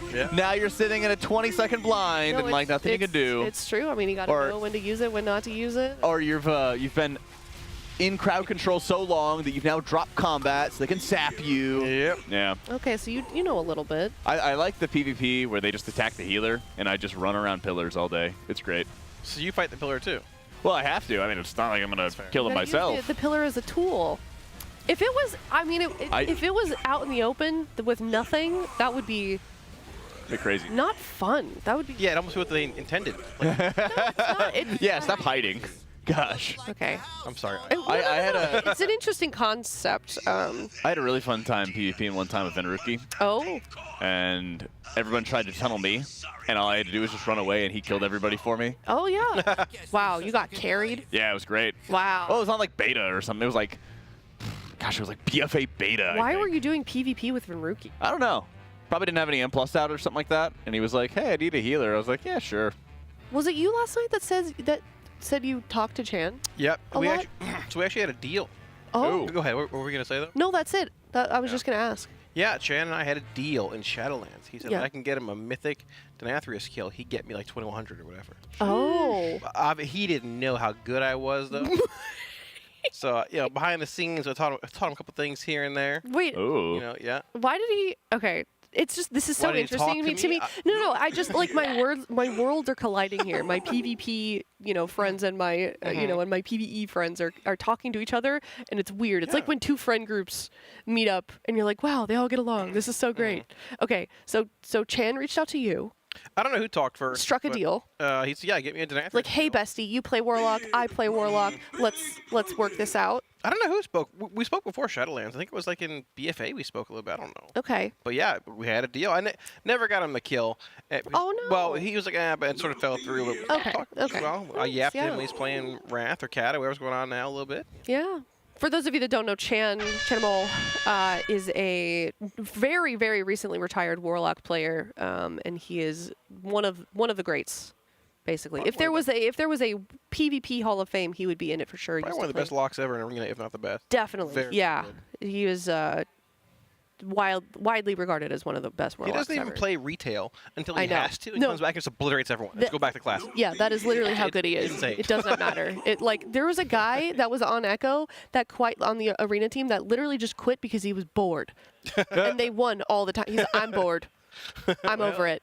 I mean, retail PvP is definitely an interesting concept at this point. Whole different game. You got shamans flying on the ground like Diglets. You got demon hunters flying in the air. Priests die 5 times and they're still alive. It's a completely different game. Oh, you should have been around in the season in Shadowlands when there was a Night Fae PvP ability that was called like Seed or something like that, and you literally could get killed and just I remember Seed, yeah. revive yourself, and it was so troll. Oh, right. Nobody liked it, but like when it's probably the same in PvP. Pod It's like you know something is cheesy. Oh, it's a pod. I don't know. It was called Pod Tender. Yeah, Pod Tender. Yes, thank you. And but you have to play it obviously because it's OP and you'd be inting yourself if you weren't. But that was a ridiculous season. Yeah, like during the first month, the pod, the bar to target, it would spawn like way up in the sky. And have macros to target it, kill the pod. It was like looking up in the sky for the nameplate. Yeah, it was not good. Yeah, yeah. There's there's definitely some cheesy things now. But the pod tender will always be, I think, hated. Like I hated it when people would use it and then they would win. It's like, okay, if this did not exist, they would have lost. So to clarify here, these are heroic. Yes. Yeah. So I just saw them kill one. They did split a couple of normal Gallywicks, I believe. Maybe one of these are normal, but they are indeed splitting one-armed bandit here. The question is, are they going to split Mugsy and Gallywicks? Yeah. I would venture to guess they're probably going to try. Oh, yeah. It depends. And it depends how many diamonds and things they need in raid, though, too, right? There he goes. House of Cards. Yeah, there we go. God. Not bad. Not bad. Take that. Decent upgrade. Yeah, they had a lot of people. I don't know, Jack, how much you were reading the chat during the morning show, but a lot of people were very confused as to why they were not raiding yet. Some of them were convinced that they were raiding, but we were going dark, which is a little silly because there's no sense in going dark when you're behind. Going dark for split. Yeah, and someone was like, well, they could be going dark for method. It's like, that's not how that works. Just some people in chat this morning. So no, we did not go dark. There's and to clarify, there's really when you're behind like this, there's no advantage to that. So they were just kind of taking their time. They did push a little bit last night, but not too much. We had an interview from Max that was last night where he was basically saying like there's no point in extending. Yeah. When you're on a 5th boss, if it was a Mugsy, perhaps this would be a much different conversation. But yeah, they started about probably an hour ago at this point. They're just kind of getting their splits. Eventually, we'll see a reclear. I don't know if they're going to go into M+. Does anybody know? Probably not. Doing any of that? Yeah. No. There is definitely some diminishing returns at this point for M+, with how much they've already done. I would be pretty surprised to see them do that until they hit like a wall on one-armed bandit or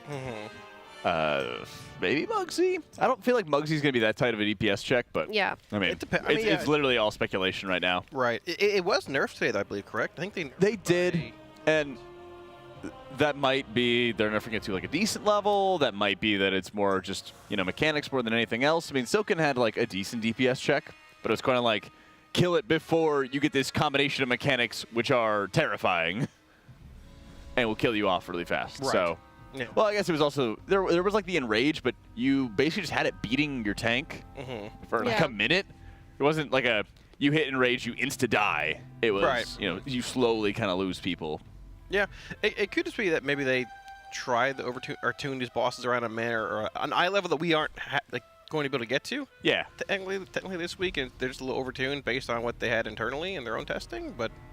Wasn't Echo also like at least a point above us for eye level last week? Yeah, Echo was about I think they were 0.9. Method is the highest, but I think 1.5. Yeah, that's interesting. But we don't know... We're not sure to what level they sent crafts and such. I believe it was about the same when Zyro looked, but sort of varies a bit. Yeah. Crest are a thing too, we're not sure of either. Yeah, you can see right now on Impic screen, please join our Discord Jug Juicers channel, discord.gg/liquidguild. So if you want to go hang out with your friends, maybe get on the damage meters. Yeah. Yeah. No worries if not, but Listen, I always see chatters prefer it if you do. talk about how they could raid at this level if they had the time. Well, now is your time. Now is your time to prove yourself. So stop yapping in here and get on in that split. Yeah. Judge you. Go prove it. I can hop in if you want. Yeah. Actually? Yeah, sure. Let's go. I remember one time in Sepulcher. Was it Sepulcher? I don't know what tier it was. They were so desperate for like a specific gear. They plate set, I think. They had me put my Death Knight in there that was like oh, probably so undergeared by like several seasons, and they were like, God, I hope it doesn't drop for you. And I'm like, it didn't, but you know, I went in there, instantly died. Yep. I did my part. Well, back in Shadowlands, you had to do armor splits. Yeah, Because that of was how back then. the yeah. personal loot was working. So you would have like all plate runs of Death Knights and Paladins. Yeah. And it would just be a disaster. Yeah. I feel like the male splits were the worst because Evoker didn't exist yet. Yeah. True, yeah. So it's just shamans. Yeah. Hunters too, right? Yep. Yeah, Yep. any hunter's gonna be like. There's hunters and shamans. Is that it back then? Well, yeah. And then it was also just bad because the healing profile was just all shamans, and like when you don't have a like variety in your heal profile, the fights just get like really bad. Plus, a rate of hunters is like Squish. a combined IQ of a carrot, so it's not. Yeah, that too. Oh my God. I should play one actually, but you know. That's horrible. Sometimes the truth hurts. That's you know. that's messed up. I can't say the actual word. That's messed up. It's okay, Hunter. Fricked up.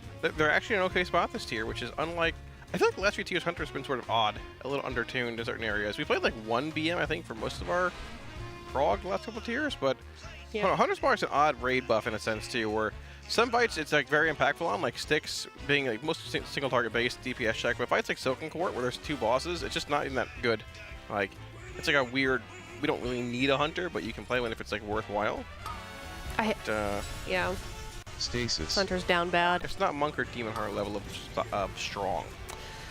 Yeah, that's kind of where like Unholy and Frost DKs are right now. It's like there's no point in bringing one on DPS if the tanks have the same utility that they need, like Slappy Hand. So like from what I feel like we're not going to be seeing any DPS.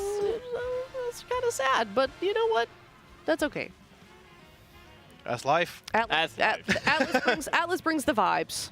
Atlas Chi, yeah. Atlas Chi. Oh, true. Possibly too, yeah. Yeah, is he? So he's gearing up his monk, right? I don't know. I mean, they were running keys last night with Zyro, but I'm pretty sure they might have just been on the bench. Messing around? Who knows? Okay. Windwalker looks incredibly powerful this tier. Yeah. So. Yeah, we got a lot of monks for sure. I mean, it wouldn't be the first time that the last 2 or 3 boss fights is where you start bringing some of those players out of the hyperbolic Mythic Plus chamber and getting them ready to fight for those that last push. Yeah. I know in Nathria, my guild had just 1 hunter, and we wanted to have like 3 or 4 for Stone Legion generals. Mm-hmm. And so for the vast majority of Nathria progress, we just ran 1 hunter until we got to SLG, and then we like busted out all the hunters we could find. Yeah, Hunter, we actually had a funny bit of prog on SLG. Our Hunter decided to feign death like 3 good pulls in a row in the large soaks around. Oh yeah. Why? Great question. It's a hunter. Just it's a panic hunter. button? I don't know exactly why, but it would reset the boss. It happened 3 times going into the final phase in progression, and Wow. we finally figured it out. Stop feigning, and we killed the next boss. That's crazy. Yep. You should, would you tell him to like move it off of his bars? Like, We don't just press told him that to stop, button. but we almost lost Hall of Fame. We got it like the night it closed. It took an extra day and a half for us to kill SLG because he kept feigning in the stupid circle soaks. Yeah. Like, Wait, why in the circle soaks? I don't know. That's such a weird time to. Combined IQ of a carrot. I couldn't tell you. Like I said, I don't know. Interesting. I think it was tied to a DR at that point. It was like a minor damage reduction. Oh, okay. Okay. Interesting. I thought it was like a like you thought he had aggro or something. It's interesting. Who knows at this point? Who knows? I don't try to pretend to know what goes on in Hunter's brains. It's in the past. It is certainly in the past. So Jack, as far as like productivity today is concerned, what do you want to see from a mythic angle to like say, hey, we made a time today, we're in a good spot? Evening. I think I would say, I mean, gosh, it's just a question of like, how many heroic Jaster diamonds and how many House of Cards do they still need? Because there's not really that much point in going into Mythic until you have juiced up the characters that you have really high expectations for the last, 3-4 bosses of the raid. What's really the point of like killing Styx and then going back to Sprocket if you know that you can get a bunch more gear that'll make that kill super quick and easy, and then go into One-Armed Bandit, which we have full expectations to be, or at least I do, of being like a 100+ pull boss, because that fight is, if properly tuned, is just going to require you to have like near flawless uptime for the high roller buff. Yeah. You're standing near the coin, you get a damage and healing buff. I mean, you can even see how much damage is out on heroic difficulty, but the damage check, I think, on Mythic should be like super insanely high. Yeah. Also, not to mention that we... Tyrant sponsored by Coinbase. That's great. Wait, where is it? It was in the dead center of his screen when he hit Tyrant. I didn't even see. That's great. That's a banger. I'll point it out again. It just went away. It happens every minute. Yeah, point it out. Take a look at it. That's Shout out awesome. Coinbase. Shout out. Yeah, there we go. My pillow right here. Yeah, I mean, I would just say we're at a point where trying to like rush back into Mythic and like, oh my God, they're behind. They got to get back in Mythic now is like not the best angle. I don't think it's going to be as productive. And assuming that the raid stays at the difficulty increases that we've been seeing, I very much expect this to be a long race. And so it might just end up that, man, by the end of the night, like late tonight, they end up killing Sprocket.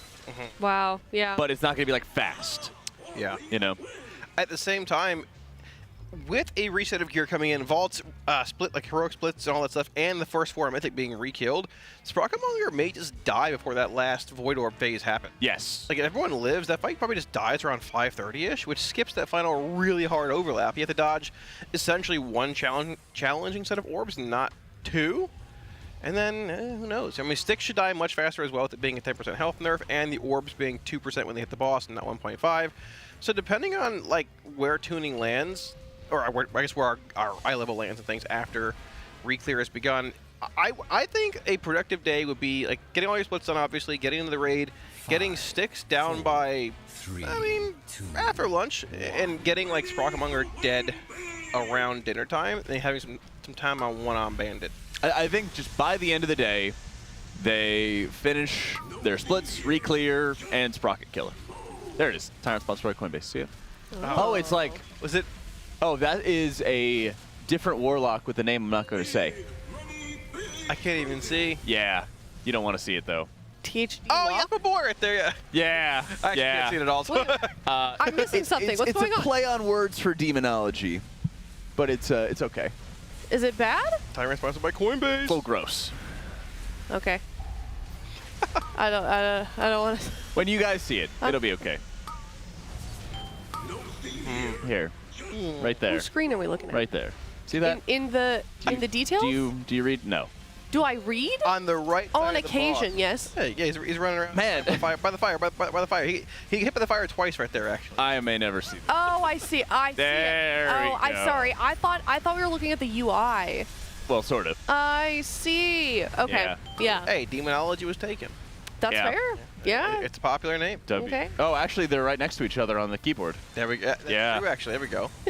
Go next key over. Chat's so mad at me for not seeing it. Guys, I thought we were looking at the UI. I didn't know we were looking at the actual in-game. I'm sorry. Well, a bit of column A. I've also got 3 screens up here. I didn't know which one we were looking I was looking at the other one. I'm like, I was looking at Fire Up's monitor. It's I was just like, Splat. I What was do you gonna mean? say, I was like, Splat 4 and Ben Affleck? Like, what do you mean? What I'm do you have sorry. against Splat? Yeah, I got. Goodness gracious. Yeah, I'm taking more of an aggressive stance. I think Sprocketmonger's dead by dinner time, and we get some hours in on One-Arm Bandit. All right. If that's the case tonight, I think we're totally 100% back in this race. If not, at the point where you're gonna wake up trading positions with Echo probably in progression. But I mean, they killed Sprocketmonger, I believe, about 4 hours ago, give or take, and they have gone dark. Which, I mean, to be fair, if we were in that spot, we should do the exact same thing, right? Yeah. You don't want to give info One-Arm Bandit away to anybody. Just based off what we've seen from the first 4 fights, and well, now boss number 5, we have 3 more encounters to go, which have just obscenely high execution requirements. I think anybody like, oh my gosh, the advantage and this and that, I just don't think it really means anything, to be honest. Not really. Guilds are going to have good days and bad days coming forward on Muggsy, One-Arm Bandit, and on Gallywix. And reducing that is going to, that's going to determine the winner of this race. Yeah, I don't think we talked about it already, but I don't think killing missing the kill on Sprocketmonger last night is as rough as missing a Silken Court kill last year. Yes. Right, like Sprocketmonger being a mid-tier boss, even Max said in his post-raid interview that it's not like it's the end of the world. They pushed it a bit late, and it could have died anywhere in the last 2 hours, but it's still a really demanding final phase 1. And it's just, hey, it is what it is. You're not missing out on any super rare loot, barring a cloak, which is sort of, honestly, mediocre. It doesn't really do a whole lot. It's not like you missed killing out on Muggsy for your vault, or missed out on One Armed Bandit. If that was the boss, might see him pushing a little later, but no, it looks like we're going to have, assuming a pretty tight DPS check on One Armed Bandit as well, so even giving away any info about boss's health, if you're at that point, is something you don't want to do. So any of the top 3 guilds, if they hit that boss first, they certainly go dark, and it's totally warranted, I would say. So, like, no shade being thrown there, just to clarify. I would do the same thing. Yeah, and I think that's the thing is, even if Liquid killed Sprocket last night, they probably would have gone dark for an hour, get some timers, get an idea of what they're planning. I'm very curious to see if there's any big changes compared to the public test realm when we did this before, because on Mythic, you had to roll these coins into the attendants that you're seeing around the room, and then basically have the coins smush the attendants to be killing them. Yeah, they would shield at 20% unless they were hit by a coin. So you still wanted to optimize your buff by standing super close to it, but you wanted to hit the ads with it as well. Otherwise, you just couldn't kill them. Yeah. You didn't remove that shield, right? So I expect phase 2 of this boss, the Enraged, should be incredibly difficult. Probably somewhere around, hopefully, like, harkening back to Sludge Fist and Rygolon Enraged. Yeah. Really cool to see. I absolutely believe so. This is a fight that should be like Nexus Princess, in that there should be a very straightforward strategy that most guilds are going to be optimizing, utilizing, and then it's going to be how well can you execute, how well can you do the mechanics, how well can you optimize your damage. Right, it's the same fight every pull, essentially. You're going to use the same combination of coins for the most part, barring the coins are rolling in different directions. It's going to be the same rinse and repeat phase 1 every time, just... Part of the challenge is going to be how you adjust the position of your raid, because the attendants will, like, sometimes lightning will be in this corner, and sometimes lightning will be in a different corner. Right, yeah. And so that'll be a challenge they have to figure out, is like, how do we have the entire raid kind of shifting and moving to smush the attendants at the right spots every time. Big smush. Big smush. Big smush. I'm excited for it, though. Me too. I think it's going to be my favorite fight of this year. Really? Yes. Okay. I'm pumped for Muggsy. I think it'll... there's a handful of changes on Mythic and stuff that more mechanics play into one another, but I hope that fight's still a really tight DPS check, too. With that 40% rage, I'm up for it. I hope it's like a 3-day boss. And we're here till Muggsy? April. Yeah. Yeah, we're going to be here a while. Oh, my God. Hey, so, Kalamazzi. Oh, no. Did you get a chance to check out the morning show this morning? No, I didn't. You missed out on Rise and Raid, sponsored by Honda? Sponsored by Honda? Yeah, I was in my bed. Oh. Well, you don't watch it in bed every morning before you come in? What? Sometimes. You threw us off a bit this morning because you were actually the player in Guess the Guilty, and I would like you to explain something here. So first of all, Escape from Tarkov. I didn't know you played that. Yep. Yeah. Since when? Tell us about your Escape to Tarkov adventures. Well, I'd never escaped about 2020. Okay. Playing it? Really? How often? It depends. We got about 3,000 hours. Oh my God, really? That's not much for that game. I'm still terrible. Yeah, but still, that's a lot. Yeah, Nick plays as well. Yeah, I knew that. Yeah. So the funny thing about this is, if you see the order in which they list all the bullet points, yeah, they slowly reveal a new bullet point over time. Yeah. And so it was roll DPS, and if you were to key F, and I was like, oh man, like who dies a lot? Yeah. There was a bunch of mean comments. Yeah. And then favorite game Tarkov, and then everyone's like, it's Nick, and I'm like, chat, Nick's a healer. They're like, Nick, it's Nick. He's been playing DPS. Yeah. It's definitely Nick. Yeah, I just like 30 comments about it. I was just like, what? And then we go to the next one, and it's I'm secretly a fatty, but maybe not a secret. And then there were some more comments. Yeah, this was our Guess the Guilty. This is when I started feeling uncomfortable. In the morning. Yeah. This is our Guess the Guilty in the morning. Oh, it's ironic is above us. Huh? Yeah. Well, now we know it is. We didn't know this because we've only been guessing guildies. Yeah, and so we're like, up, should we actually guess somebody's name? Because that kind of would be hurtful. Let's go to the next clue. The next clue will be better. No. The ideal date, eating 100 hot wings and 3 large pizzas naked on the couch. Okay, but to be honest, we should have known. At this point, that is such a Kalamazoo code. Yeah. It's a running joke on my stream. Exactly. I don't watch your stream. I don't sit there and watch your stream. I just tune in every once in a while to say hello. I'm not like how nice it was to you, and they're talking this noise. Very nice. Oh, I'm saying I'm not like a chatter. You know, I watch. I put it on, but I don't know the memes. And then he says, Aya is a very nice lady, and Jack is walking through my dreams / nightmares. And ironically enough... And then I got to hear the story of Jack's dream last night for the 2nd time that morning. Ironically enough, I had a dream about you last night. Well, oh, God. You were in my dream. He's going for a 3rd time. Yeah, the house was haunted. Oh, no. Oh. That we were living in. Because we lived in a house together. Oh. And it was a great deal. It's already a nightmare. Yeah. And then I had to convince you that the house was haunted and that we needed to investigate like why the house was haunted. Happening? Yeah. And you didn't believe me. I was like, bro, the house is definitely haunted. You're like, no, it's fine. I'm like, bro, look at all these pictures. And it was like picture of like an old lady being super angry and evil, like the eyes and stuff, you know, the eyes would follow you around the room. Was it an actual nightmare? I mean, it wasn't like terrifying. Yeah. It was more like a, I don't know, it was almost like a Nickelodeon-esque, like, quote-unquote horror film. Okay. That's good. Where there was like a little like scary, spooky theme, Yeah. but it wasn't like horrifying. I see. Okay. You know? I will say, I was told to fill out a survey. They didn't clarify what it give was you context? for. So Okay.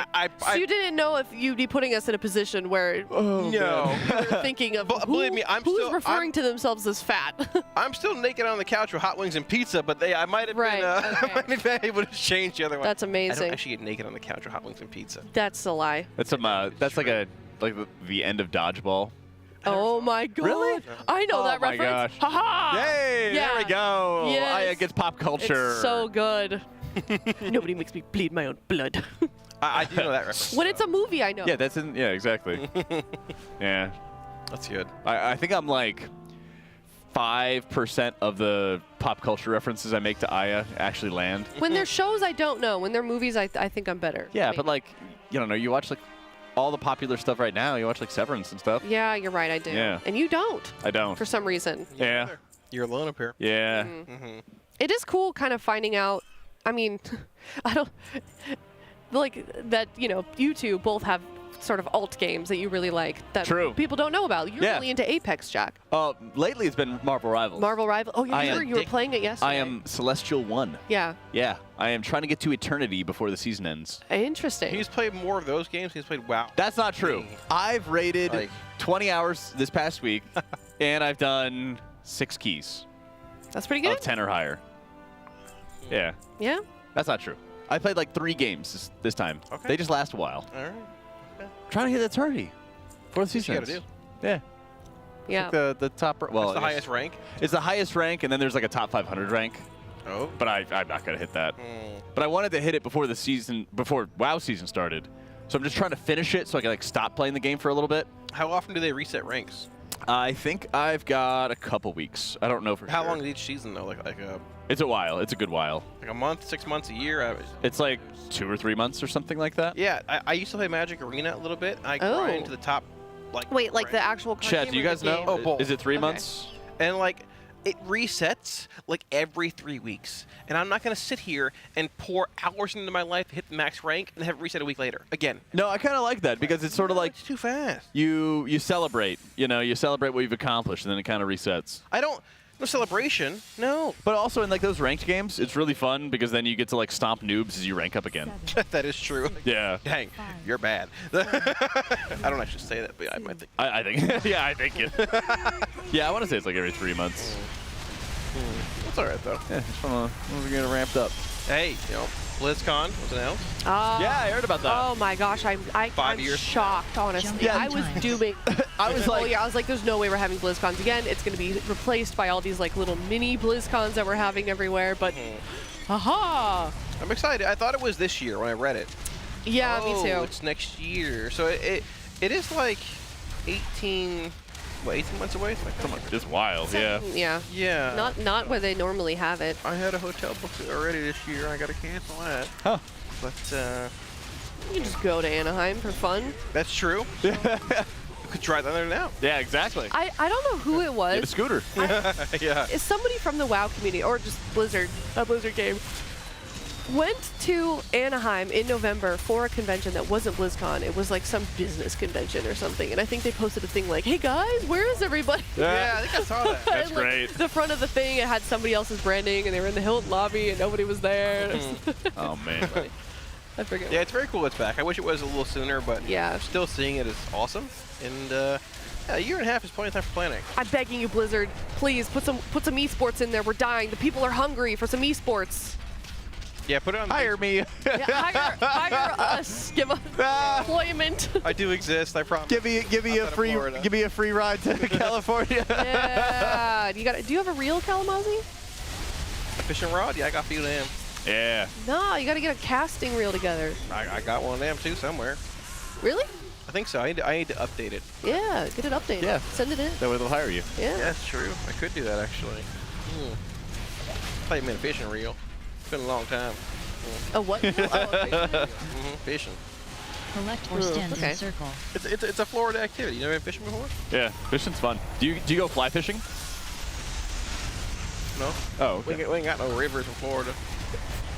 Oh, Really? really? What? Yeah, no rivers? There are rivers in Florida, but not different. I thought the hurricanes like made rivers. They're like tore the land apart. I think it's more like a northern thing. you need kind of fast moving Yeah. water for fly fishing, I believe. So Faster. This book I'm reading, it's all about this like whole continent that is constantly being sort of destroyed or attacked by these massive storms.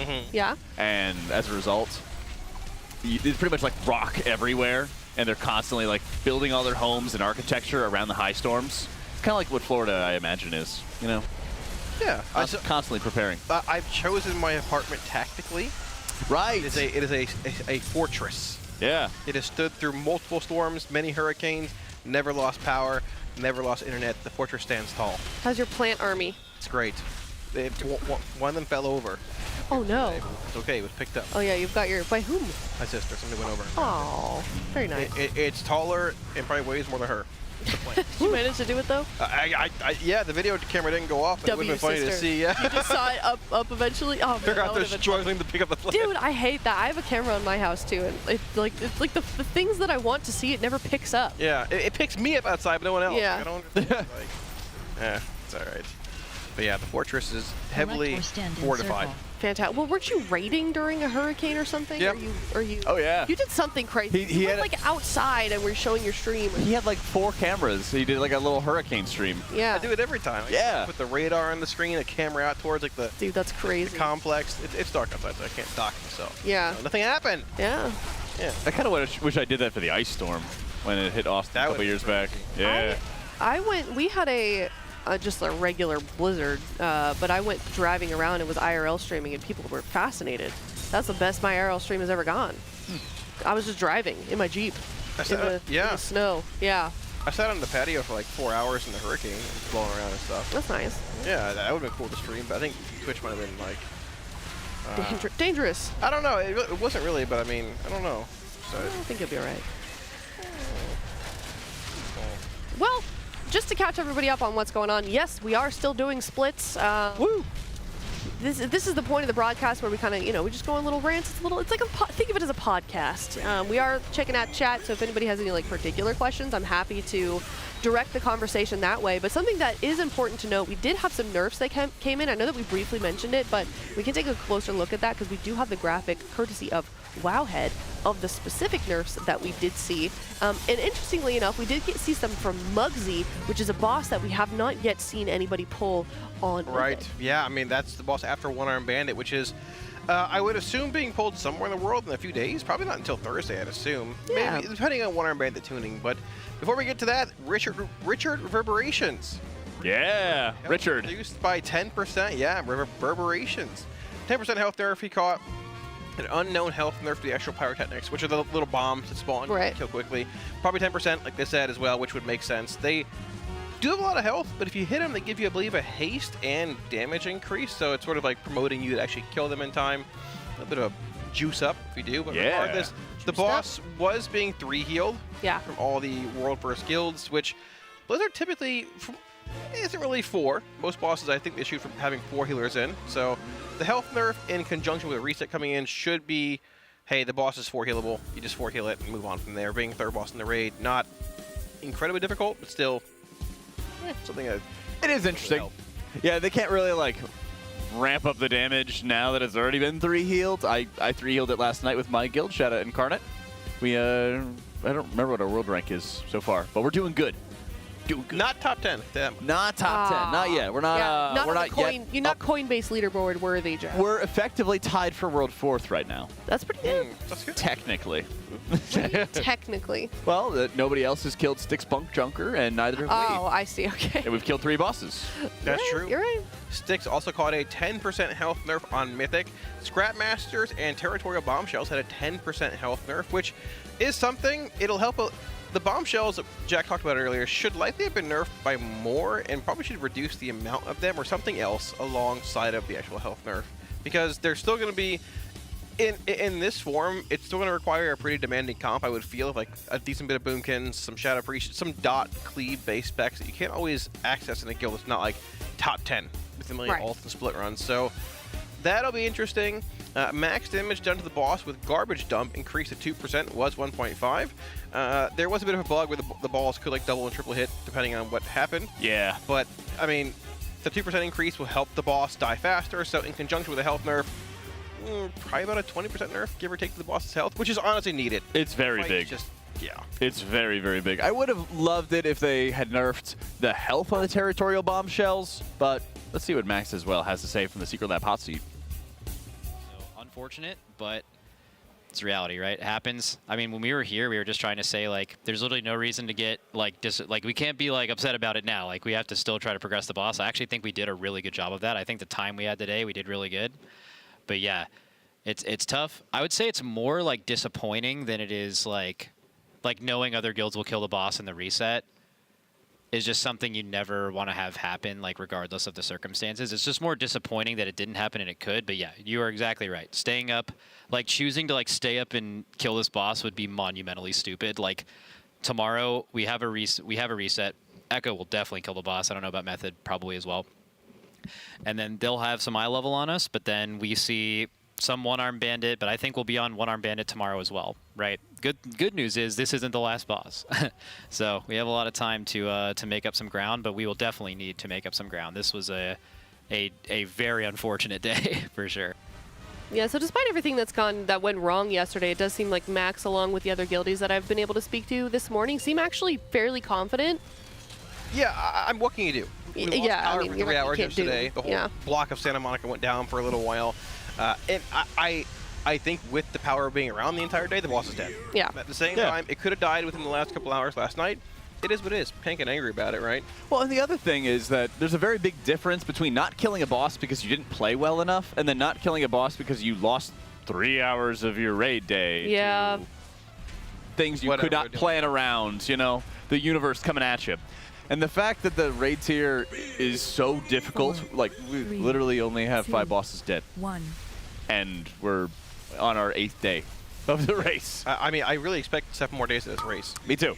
Me too. I don't think Galliwix, we don't even know what the fight entails, right? Yeah. I would. If this is the worst thing that happens to Liquid, I think this is going to be a good race. Right. It's going to be a good time. Like, you can't help these things, but everybody has a bad day. Everybody has a boss that something goes wrong on, whether it's personal gameplay you fumble on, or whether it's just, you know, power outages, whatever. Yeah.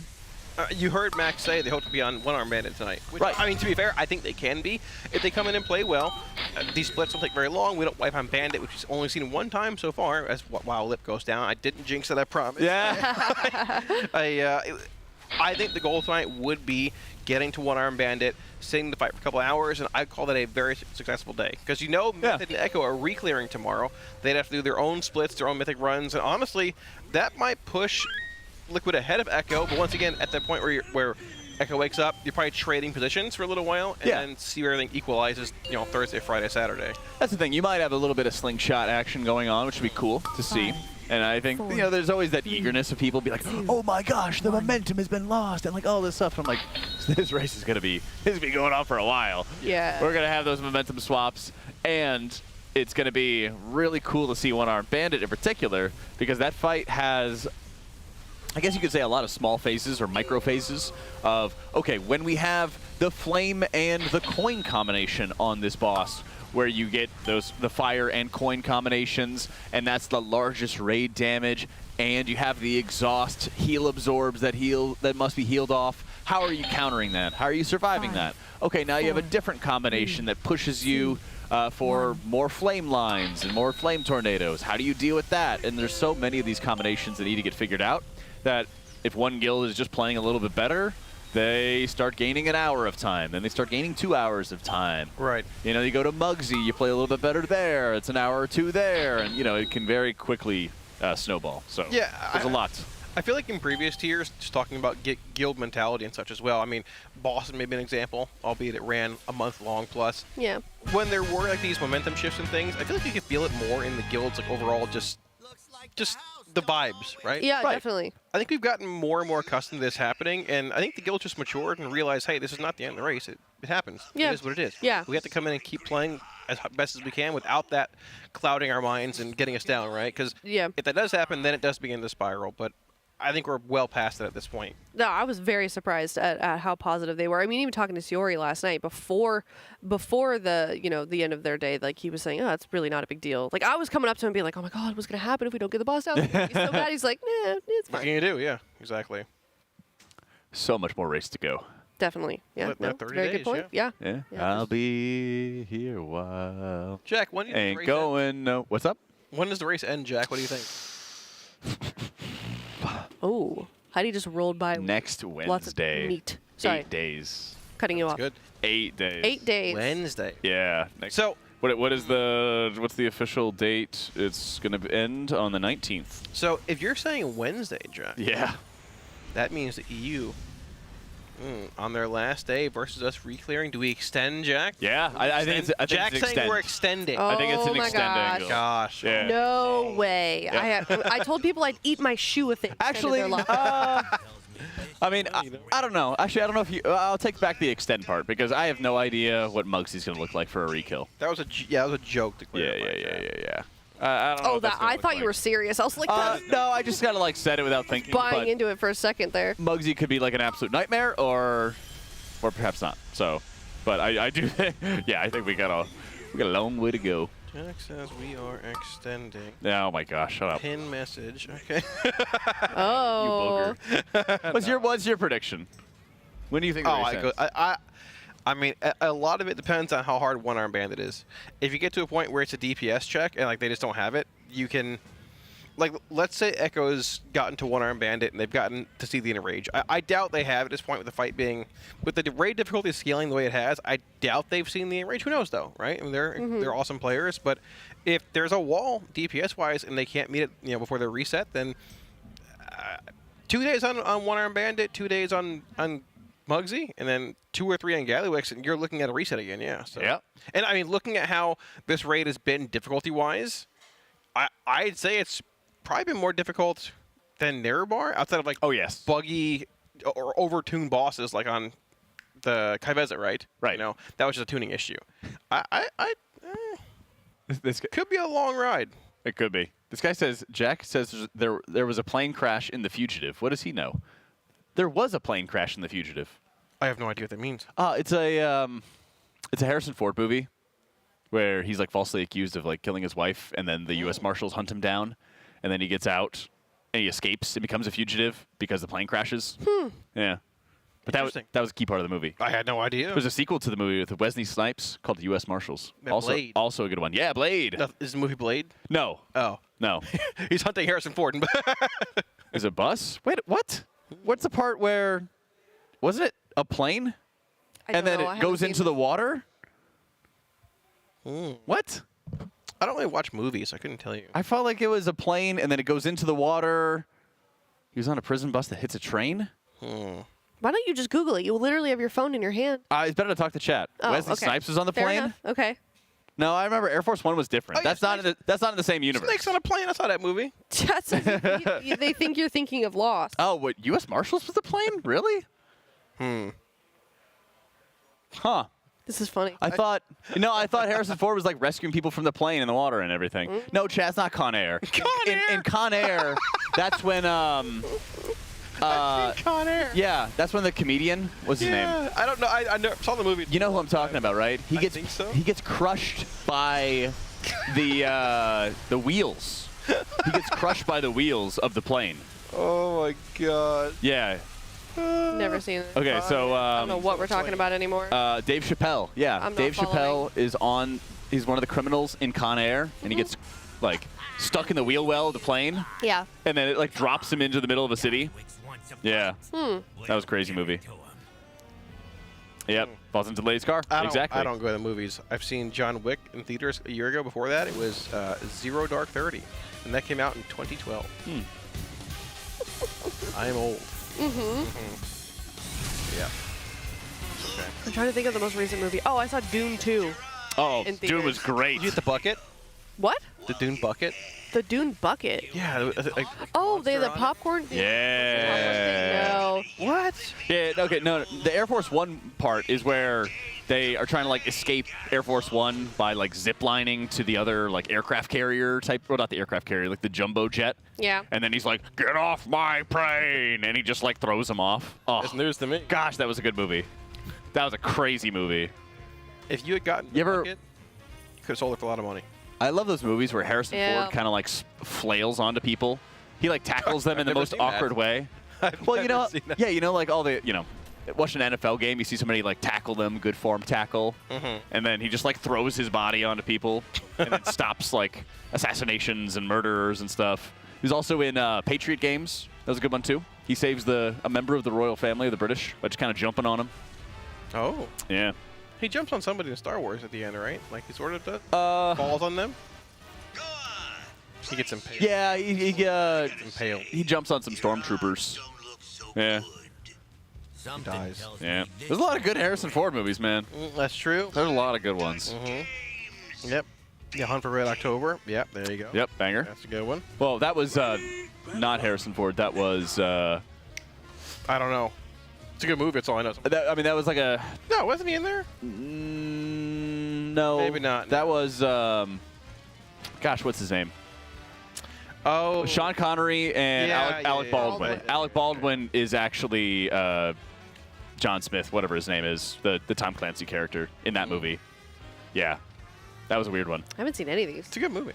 We gotta just watch some movies. What are you doing later? Let's just go watch. Film? Yeah. I don't like action films. Jack Ryan, thank you. Hunt for Red October is where I'm an analyst. You know, like Jack Ryan. Oh, that thing. Yeah. I Yeah. can't go to wherever. I can't go to Japan. I'm an analyst. Yeah. Okay. Yeah. But there's been like 3 or 4 different Jack Ryans. So one was Harrison Ford, one was Alec Baldwin, John Krasinski most recently. Yeah. Yeah. Okay.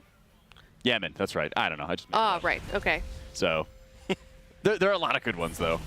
But yeah, in Hunt for October, they're trying to hunt the submarine with the Whisper Drive or something like that. It's like it's a silent submarine, and they go hunt it down.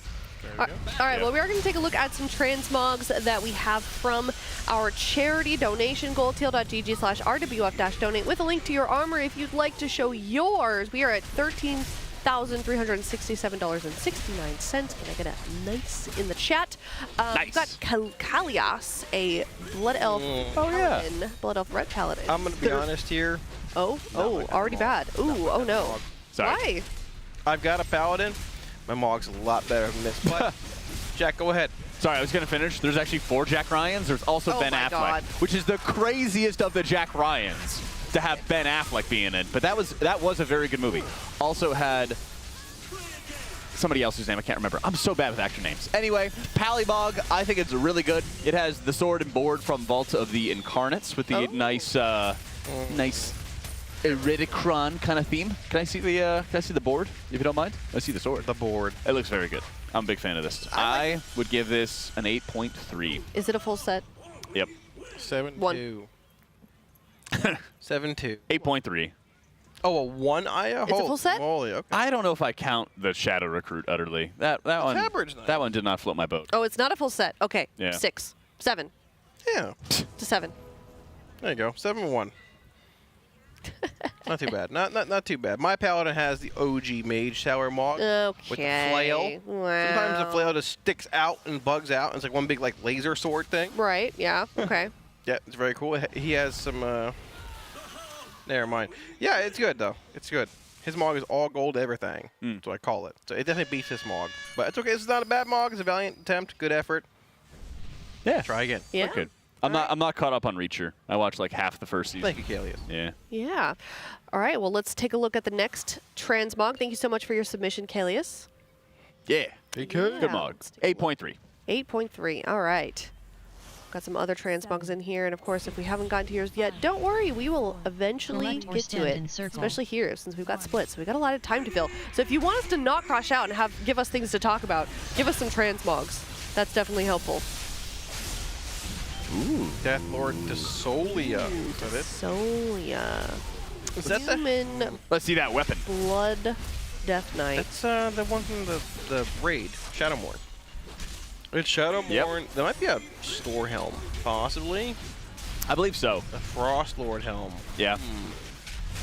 Yeah, it's got the masks and stuff on it too. Good theme. Yeah, I like Shadow mask. Yeah. Very Death Knighty as well. I like it. Shadow. I hope they do use the Legion class mob or mount. Ah, like the hair Yeah, as well. sorry, that took me a long time to get there. It's got a little coffin on it. Oh yeah, the hair's good. Hair Yeah, goes with it too. 8.9. I'm gonna say one thing. If you are not using these special Death Knight skins from the barbershop, I don't know what you're doing. You don't deserve to call yourself a Death What Knight. skins are those? They make you look kind of dead. Oh, They're cool. Like me. Yeah. Dead on the inside. There's 3 of them, I think. Almost on the outside. Absolutely. I gave it an 8.1. Shadowmourne is sort of like, but it's still hard to get. You know, you make a little gold off farming up a Shadowmourne too. I think it's not bad. 8.1. 8.1. I want to celebrate the people putting the time investment into those things. You know, you always give things like Shadowmourne. Yeah. When I see people running around with the insane title as well, I always think of my college roommate. I was really busy raiding and playing the game all the time and trying to like raid and do M+. He was very busy playing the insane.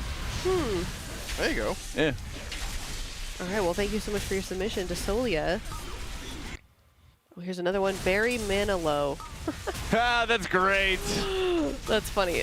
That is great. The guild name is funny. Also, Blossom nice Bringer. reference. What's the Blossom Bringer title for? I don't know. Is it like a flower collection thing? Yeah. Look it up. Probably some herbalist. Herbalist thing. Okay, so he's got the anniversary chest and dress appearance, which is very cool. It's a brand new thing that came with the anniversary event recently. I like that transmog. I am wearing it myself right now. Jack the Cast Tichondrius. Weapon, that's kind of an older weapon, I think. Gosh, I'm trying to remember where that's from. Not sure exactly. That one escapes me, but the belt is kind of throwing me.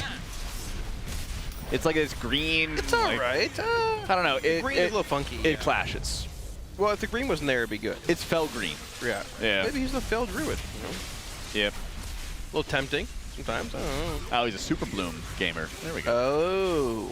I did not do my Super Blooms. I didn't either. I think it's solid. I think it's an 8.0. 8.0, actually, yeah. I'd give it a 7.7. All right. It's solid. The name helps boost the score a little bit because I mean, as a Disc Priest, your mana should not be low. I actually kind of kick myself about that. I'm really bad about using DPS pots. Oh, Jack. As well, if I don't need the mana pots, I'm always like, well, what if I do need the mana pot? And I just end up holding it too much. Yeah, you're playing games. You gotta optimize. I know. Like, you know. I mean, I did pretty well in that Rick Reverb kill. Just saying. Well, I mean, yeah. I told you last night, right? You did. Believe me, I heard. Yeah. What does that mean? Jack likes to yell when he streams. Oh my God. I wasn't even streaming. You really are so loud. You really do throw your voice like nothing I've ever seen. And it's not. I'm not telling you to change. Yeah. I'm not telling you to change. Okay, thank you. I won't. He's taking it. He's taking it in a bad way. I saw his face. He's mad. No, Jack, we're not telling you to change. Okay. Never change. It's funny. I was excited. Okay, I did a lot of healing to my allies. King. All right, let's take a look at the next transmog here. Thank you so much for your submission, Barry. Here is Margot Rock. Margot Rock. Ooh. I don't like that helm. I never liked it. I actually really also hate that guild name. It gives me the ick. I don't. It's like a court jester kind of clown helm, but it actually matches the vest, like pattern-wise. I feel like. Gosh, they need to add armor dyes so badly into this game. Oh my gosh! Please give us armor dye. I don't think they'll ever do that because there's too many things that are just recolors. I know. Just ruin all of that. I know, but just like, if the helm and the rest of the body matched, it would be flawless. It'd be so much better. Yeah. It flows well, at least, though. It does. It's cool. 7-7. I'd give it a 7-9. All right. I'll give it a 6. Collect or stand. I'm sorry. I a known hater. I hates my voice. Doesn't match. Hates your transmog. I don't hate your voice. Just, you know. Decibel level. Sometimes I'm like, wow, he's boastful this morning. Okay. Just quiet in the mornings. Yeah, let's take a look. Oh wait, this is actually our last transmog. So if you would like us to look at your transmog, you could go to that link. You can see it down at the bottom of your screen. TL.gg/RWF-donate. $35 and a link to your armory. Woo! Let's do it. Look at yours. We are at $13,367.69 this morning. We are of course raising money for the Pasadena Humane Society. Love them. Yeah. Curious. Our pet of the day My this dog morning makes was that noise actually. Yeah. Animal. It's a very like it's a perturbed dog noise, like a disgruntled like. Yeah, we thought petting him. He goes. Yeah. Sammy does that sometimes when she gets too emotional. Oh, there we go. Has she ever started screeching at you? Yeah. Yeah, a little bit. She gets like too excited and just like starts. She just I don't know. She just She's angry. she lets out all her emotions at once. It's really cute. Well, sometimes she just wants pets. Yeah. Like, I demand them. It's like I don't know what to do with all these emotions and my Nothing wrong feelings. with that. She has a lot of feelings. Yeah. We She all wasn't do. feeling good at the beginning of the race, actually. No, she ate She's some feeling chicken better a now. couple days ago and started feeling better though. Yeah. That's all it takes. Peruvian chicken. Yeah, it was good. Yeah. Oh my gosh, that Peruvian chicken was so good. It was really good. Yeah. It was good. There's nothing better than when you grab the tongs and you go to pick up some chicken and it starts falling apart. Oh yeah, you know it's about to be good. Yeah. You like scoop it up. Oh, so good. I'm trying to find a way to get some Aussie lemonade monster in here. Oh. I think it's been discontinued. It's $90 for a 12-pack. People are telling me that too, that it's been discontinued, Yeah. which is really sad because that's my favorite. It's the best one. It's really good. I don't know. I know. I go over to the monster fridge and I don't quite know what to grab Let me see. anymore. Aussie lemonade from Monster is being discontinued for the U.S. market. It's true then. Oh my gosh. Why is it still on their website then? I don't know. Giving me false hope. Oh no. There's so many great flavors. The lemonade hits home. It reminds me does. of Florida. Yeah? I've got some in my closet though in Florida actually still. Do you? Nice. Look at that. It's like $100 per can. Ooh. Yeah. Yeah. I can fund my BlizzCon trip. Yeah. Yeah, there you go. 10 years. I got tea and lemonade. Okay, there we go. Yeah, those are my favorites. I still have one case left remaining. Yeah. And then I gave a case to my buddy as a gift. Oh. Nice. He was like, I really like this kind of monster. I think it was the Locomoco's. And I was like, oh, I have like 3 cases of my those gosh. that Foster gave me. I was like, here you go. I walked up to his place of work and I just dropped it off on the front desk. And I'm like, this is for Devin. That's nice. They were like, what? And I was like, just give it to him. I gave away a lot of a different kind of drink during the Blizzard promotional for the mount. What do you mean? Oh, yeah, that's right. I bought a lot of it and gave the codes away on stream, and I gave a crazy amount to some of my neighbors and to the car shop, and I gave a lot more than I thought, and they were like, yeah, we thought we wanted it, and then we realized about a month later, what are we going to do with this? So they gave half to the other shop that was like 30 miles away. So now they both know me as the ex-drink customer. Yeah, yeah, the ex-drink guy. Yeah. Yep. Did you not like drop it off near a college campus or something like that I on a actually bench? should have. I still have some, honestly. Yeah.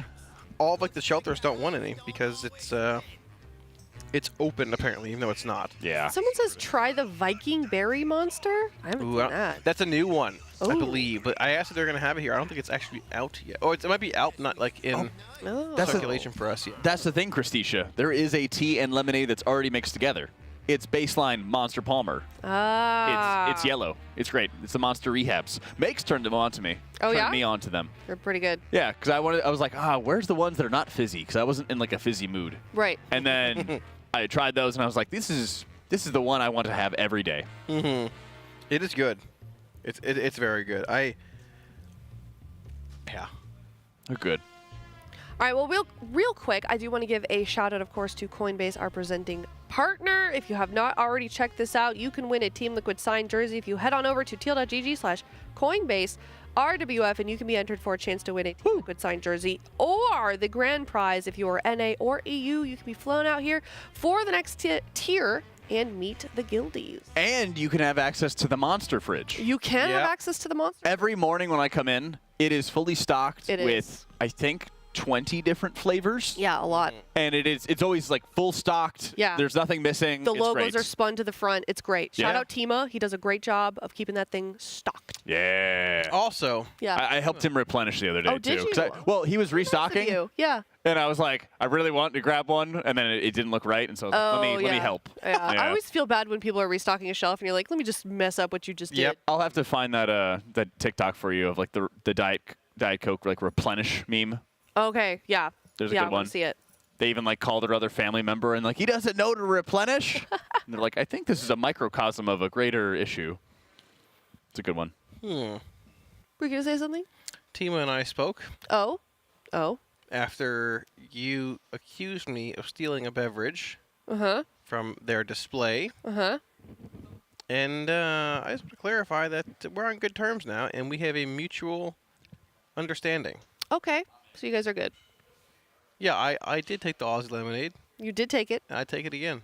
Oh, that doesn't sound like a mutual understanding. But I'm going me. to send... That sounds like you know what you did is wrong and you do it again. Well, I'm going to send a can of Aussie lemonade from my apartment to Team Liquid. Ooh. No way. To refill the shelf. Really? Yeah, that's why. Yeah. Oh my God. That's smart. That's so funny. Bring your own Aussie lemonade. Wow. Oh yeah. It's that good. That's but I so feel funny. bad that I took off the No, shelf. I totally know what you mean. Do you? It's not the same when your favorite drink gets discontinued. You know? It's like I like a lot of the other Monster flavors. The Monster White's kind of been my go-to for a while, but it's Yeah. good. I don't know what I would do if they got rid of the rehabs. Hopefully Yeah. they never do. I like the raspberry tea. I like the strawberry tea. I have a bunch of strawberry teas, in fact, at home. But then I just want to have the tea and lemonade. It is good. It's very good. There's a rotation of monsters you should follow every morning also. What? Oh my God. I had the Irish coffees a lot. I think they still have them. Yeah. They're good. Yeah, they're very, very good. That was how I was doing last race. I would start my day with an Irish coffee, and then later on I'd have a tea and lemonade. Yep, I would over there. This is a full-on. watermelon one? Ultra watermelon. That's a full-on, full power Yeah. monster. I gotta Really? I gotta get a re-up Yeah, I'm whenever tired. we have a breather. I want them to make like a lychee one. I think that'd be tasty. What does that mean? It's like a fruit. Lychee. Huh. Yeah. Oh, okay. I don't know what that is. I don't know how to explain it. It's like a... Well, I think it's leech. I think it's pretty lychee depending on what part of the world you're in. But they're good. They're good fruits. I started off with a coffee one every morning. Yeah? A coffee, Java Monster. Yeah. Not too Pretty crazy. good. Yeah. Not too light. Then we hit it with the full monster, second shift, midday. And then in the evening, we wind down at a rehab. You gotta wind down, yeah. Wind down a little bit. What kind of rehab? Either the tea lemonade or the peach. I think tonight we're going to go peach monster. Sounds pretty good. But a Jaster Diamond in Trill's Vault. Holy. Hey!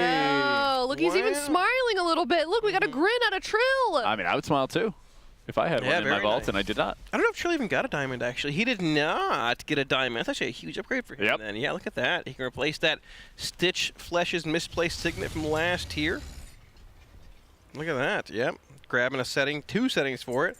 Slapping that on real nice. Unfortunately, a little low at 643. Maybe, possibly, potentially being a swap in here at hand, maybe. This is one of his alts. I don't think this is his main. Yeah, I was gonna say this sounds like it's an alt Trill. I mean, depending on how bad your luck is with Jaster Diamonds, it might be a little hard making a swap at this point, but it's there regardless. Well, race is gonna go on for a long time. It could. You know?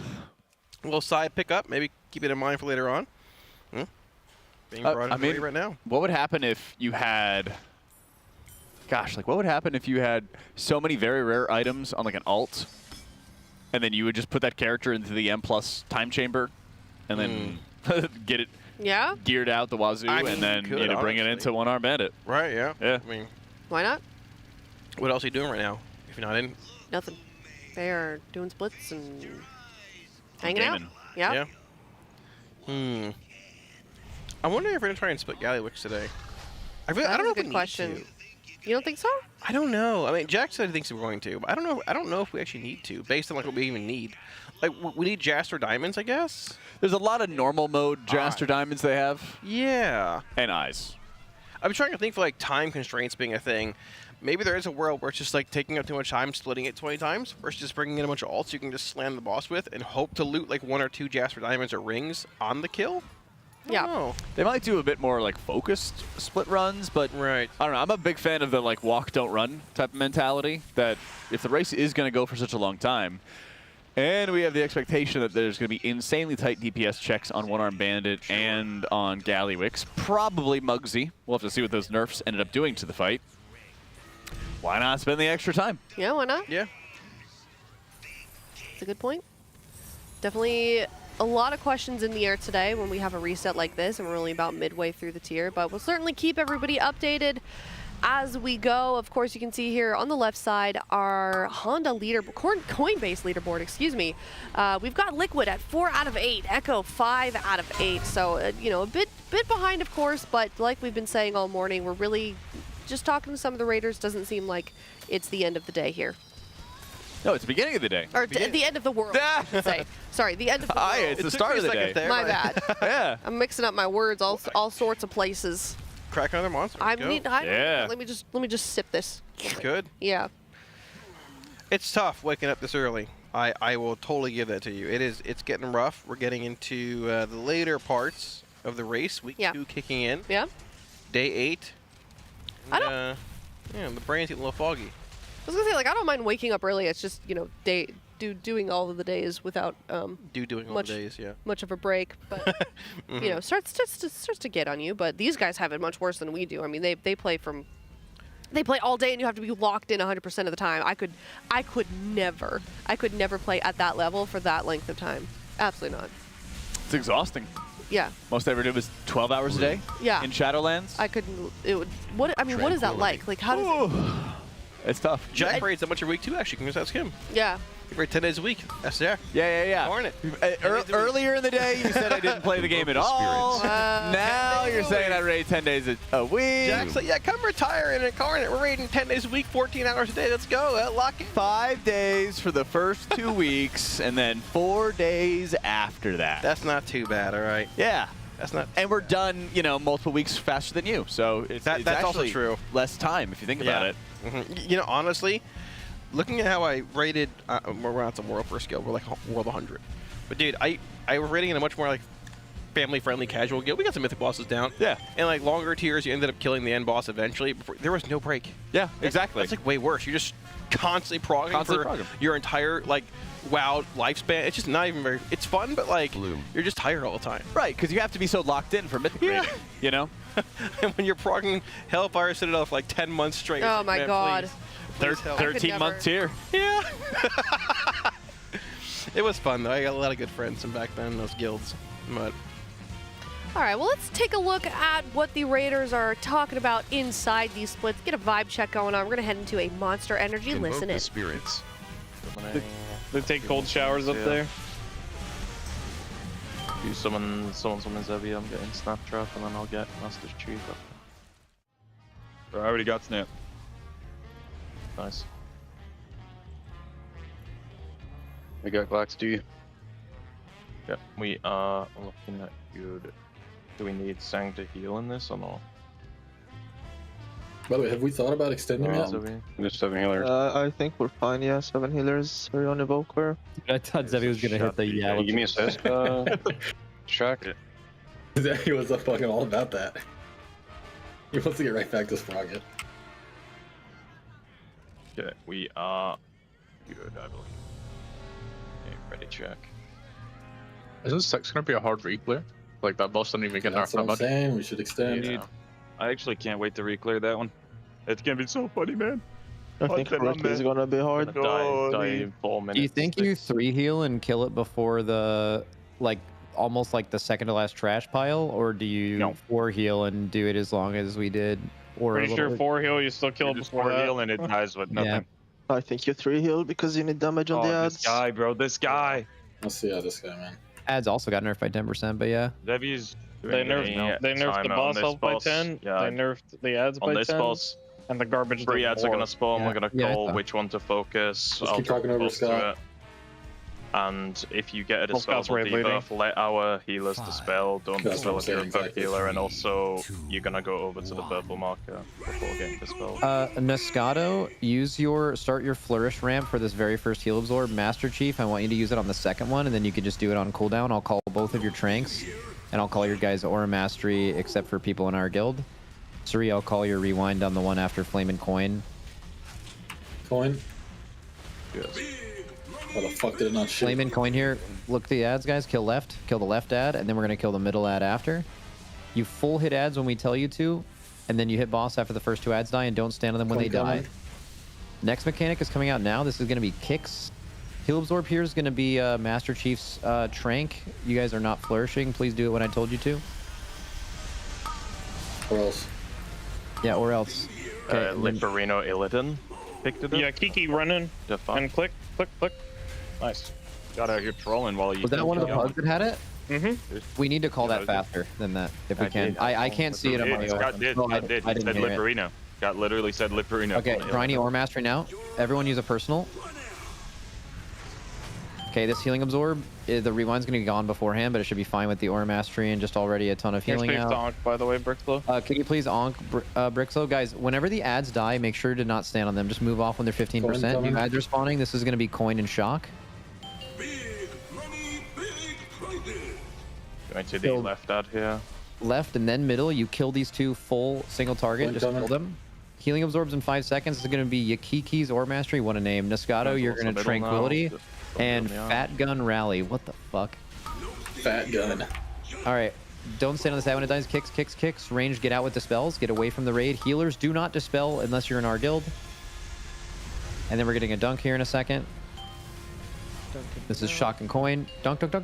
Woo. See, I'm just scared because I can't tell if they're on people in our guild because I don't have that aura on this UI.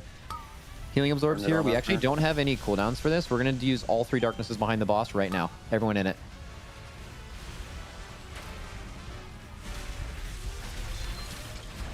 Dude, I fucking love using a ton of darknesses at one time. That is my fucking shit. Okay. Ads here.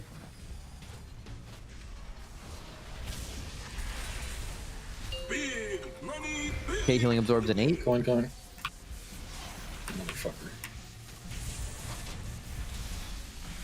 Healing Absorbs now. This will be combatives. Him, Zevi, are you're Yuloning next, or are you revivaled with the him? That's probably good. Watch HP here.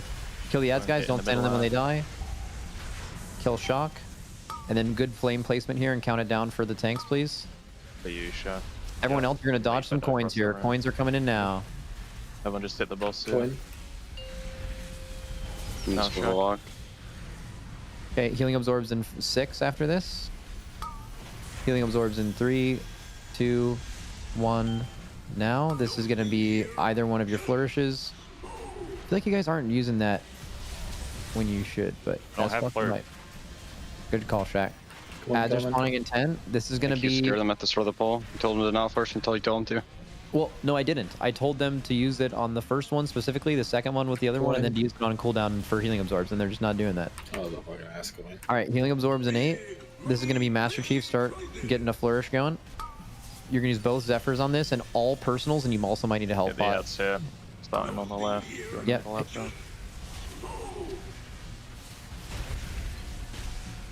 Okay, watch your HP. Should be gone now. Nice. One coming. Do we have a rest for Rivens? Your Riven's up now. Okay. Kill the middle ad. Nice. Do not stand on it. Inkari, use your extra action button now. Inkari, use your extra action button. Go to the edge. Nice. It's okay. Hey, we're gonna get these ads into the boss. Everyone AoE these fiery dynamite things. Just CC them, like stun them. If you're fixated, don't touch them. AoE them down. Get them under the boss. They're stunned away from the boss. We're losing so much boss damage from this. One.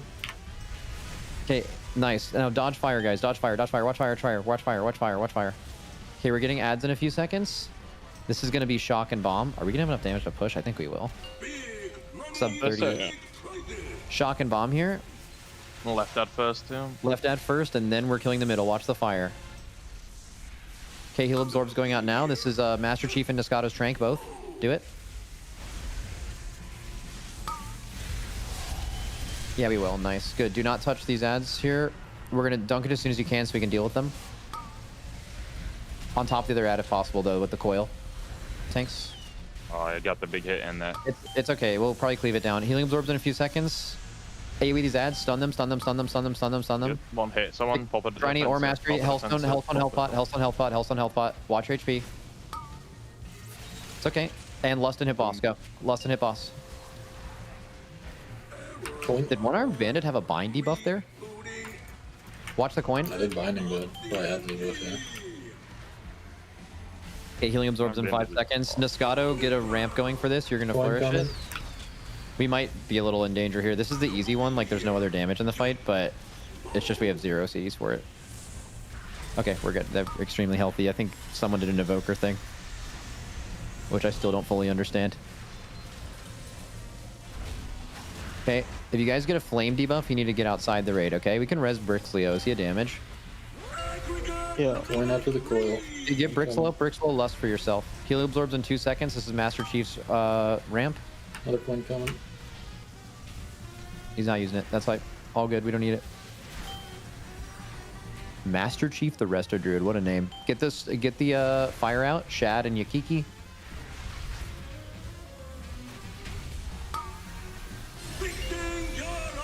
When's the enrage even? We're fucking killing this guy, right? What a fire. Yeah. This is a Okay, full themes mains here. run. This healing absorb, we do just every single available healing cooldown, and we should be fine. Coin coming.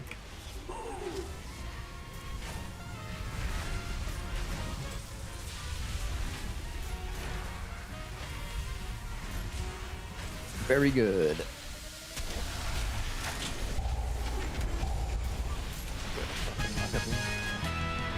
Jump. Nice. Clean run. Good loot. Any of the mains is dog shit. I'm gonna take the polearm. Fucking dog shit. They don't Fucking ass shit. I'm assuming I no one needs take, I guess I take the head versus socket first. I'm taking the bells. There's no way anyone needs the polearm. I roll a fucking 100, so you can't get it anyway. I just for Yo, roll. I want to see if I want anything back them off.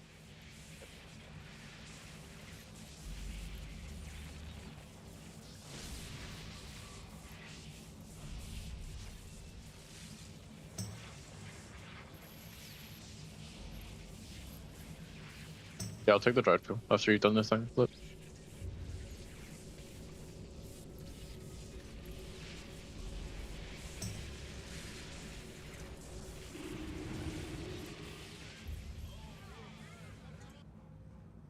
Cartels are always hiring temp work. Get my polearm back, Lip.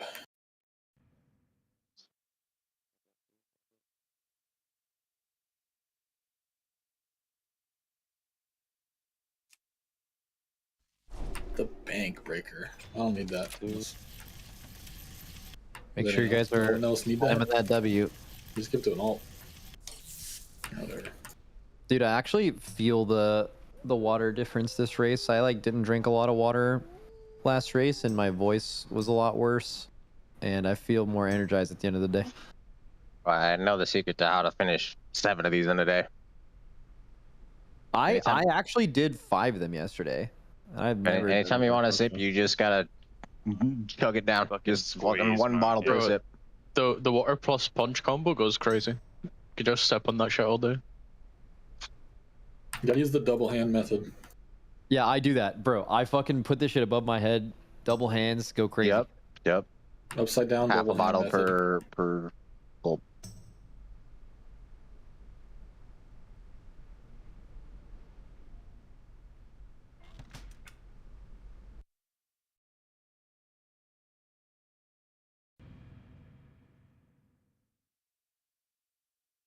Yeah, let's start running to the trash.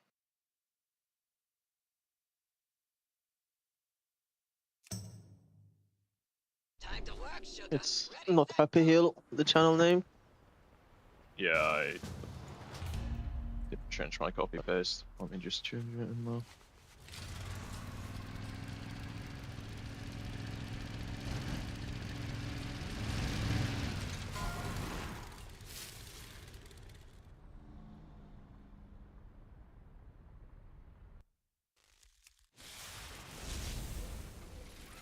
Unusual join activity. Yeah. Review the alert. Uh-oh.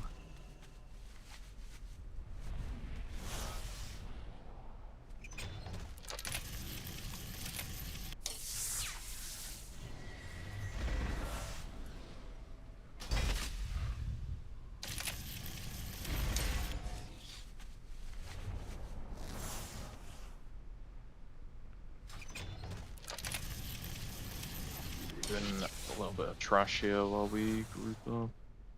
It goes kind of hard that we have so many people joining our Discord for splits that Discord thinks it's like some kind of fucking organized attack. W attack. We get this unusual join activity safety alert from this auto mod thing.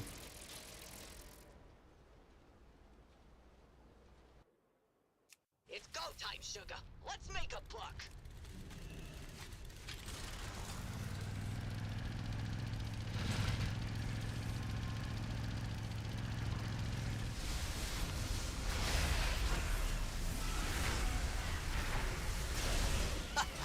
Easy as pie. Come on. Gallywix wants How do I get him a mount on this character? He ain't even, like, it's not even fucking shows up. It doesn't show up anywhere. Pay attention, Sam. Bro, I'm trying to get in my car. It's just gone. Don't steal your fucking car. Yeah, I don't know how to get on it. Just kill this real quick. Feast your eyes on the Galagio. Well, you And John's in the boss room. Yeah, I'm gone. See you guys. I'm putting this landed in the bag. I'm not even in the hotel yet. I'm just winging it outside. yeah, it's just evading casting. Whose fault is that? I don't know. Yeah, let's go. Like run to the Galagio and then we'll summon anyone who's. Yo, Scony Soprano, if you see one of these jugs and you're in combat, you run faster. Let's go. Yo, what's the name of that one guy? The one Soprano? Dude? No. The one dude. The hold on. Thinking. Remembered. There we go. Okay, who was it? That's what I'm fucking mad at, man. He was asking you. Look at current Raiders, bro. I just dropped a fucking nuke on him. Boom.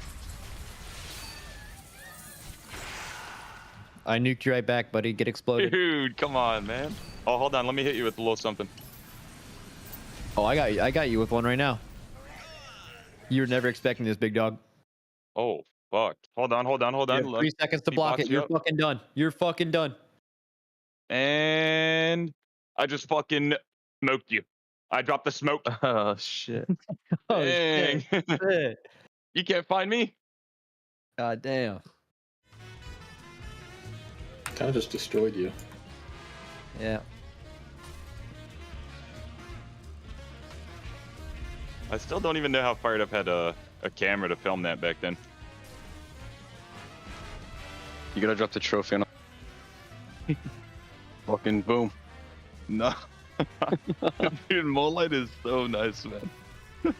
Trophy on head. Yep. That was a big cop.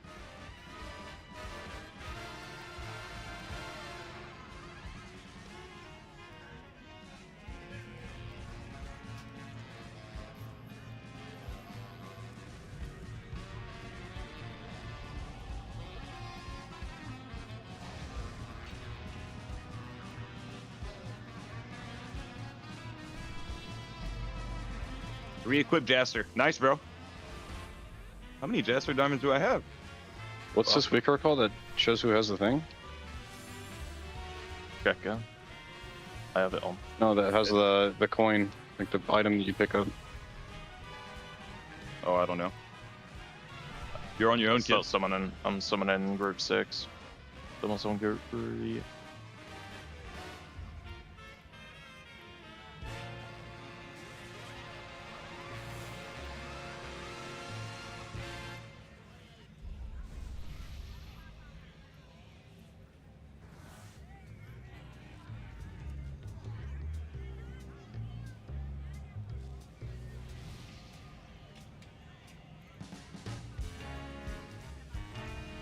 You're just saying need to already heal.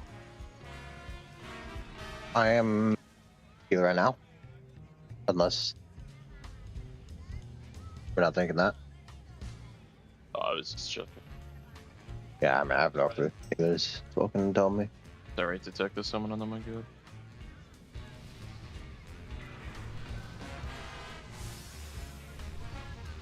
I was on break. On break, on break. Making fun of me, Shaq? No, I said on break. Ready to win big! Yeah, I am doing a full time. Go. The boss is dead. He's not here. Yeah, he is. Go. Okay, on this boss, I am putting down a purple marker. If you get a dispellable debuff, you're going to run to purple before getting dispelled. If you are a helper healer, don't dispel anyone. We'll handle the dispels. There's going to be 3 ads spawning. We're going to call which ad to hit. It usually will be like the left and then middle one, but sometimes it'll be left and right. We'll call that, and when the ads die, make sure you know when they hit their bodies as they die. 5, 4, If you happen to pick up one of the things, we'll call you to use your extraction button. Yo, it's all good news. What's the good news? You get to be the commander next run. No way. Hello, everybody. Welcome back from that Monster Energy Listen In. The Raiders are still doing splits, and hopefully we will be seeing some mythic progression later today. Just to kind of recap what we've been talking about, Kalamazi, it seems like we are confident that we see, well, actually, you know what? Scratch that. I'm going to throw it to Jack, because it's you that said this. You think we're going to see One-Armed Bandit today? I do, and Max believes so as well. I think Kalamazi and I are both kind of agreeing that we're going to have a lot of splits to do today, but at some point tonight we'll be looking at killing off Sprocketmonger, lock and stock for the first time, and then getting some one-armed bandit pulls. Okay, Kalamazi? I think so. I concur. I think concur. Sprocketmonger by Din Din. By Din Din. The Sprocketmonger by Din Din. Yeah, dead by Din Din. Dead by Din Din. One-armed bandit. I see. Okay. All right. Yeah, so solid progression. But yeah, we're just kind of getting some splits in. If you'd like to take part in those splits, you can go to discord.gg/liquidguild. They are still recruiting people. So yeah, that's kind of what we're poking through right now. Just we opened some of our vaults. I think some people have picked a piece of gear from their vaults. Some are holding off on it. Yeah, a lot of times, I mean, we saw some Jaster Diamonds being dropped, this very rare ring off Gallywix, so that was an easy pickup. But this is also the time for the analysts to really reflect at what has dropped in the vaults or what's available, and then what could drop in these split runs to kind of determine what is the best possible upgrade.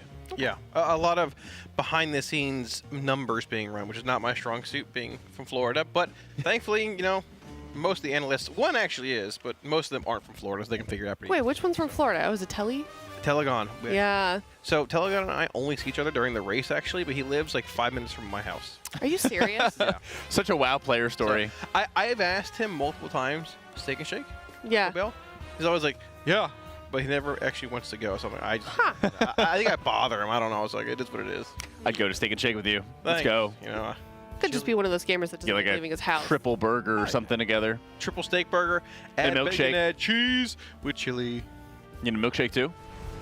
Yeah, it sounds good, actually. What kind of milkshake do you get from Steak and Shake? The Butterfinger. Cookies and cream for me. Ooh, I get the banana ones. Yeah. So good. Fruit, I don't know, fruit and milkshakes? Yeah. Fruit in general. Banana shake. Fruit's like a smoothie thing, not like a shake thing. No, have you ever had a banana shake, milkshake? I have, of course. Oh, okay. Yeah, well, it's they're gross. delicious. That's how I know. You got to be an educated hater. Okay, no, that's fair. I mean, I do appreciate that you tried it and you didn't like it, yeah. rather than not trying it and deciding you hate it. So. If you're gonna hate, you better know your stuff. Exactly. You're right. That's my life philosophy. Yeah. Well, what's your favorite kind of fruit then, Kalamazi? Fruit. Favorite fruit? A kiwi. The kiwi. No, I don't know. I'll have to try some first.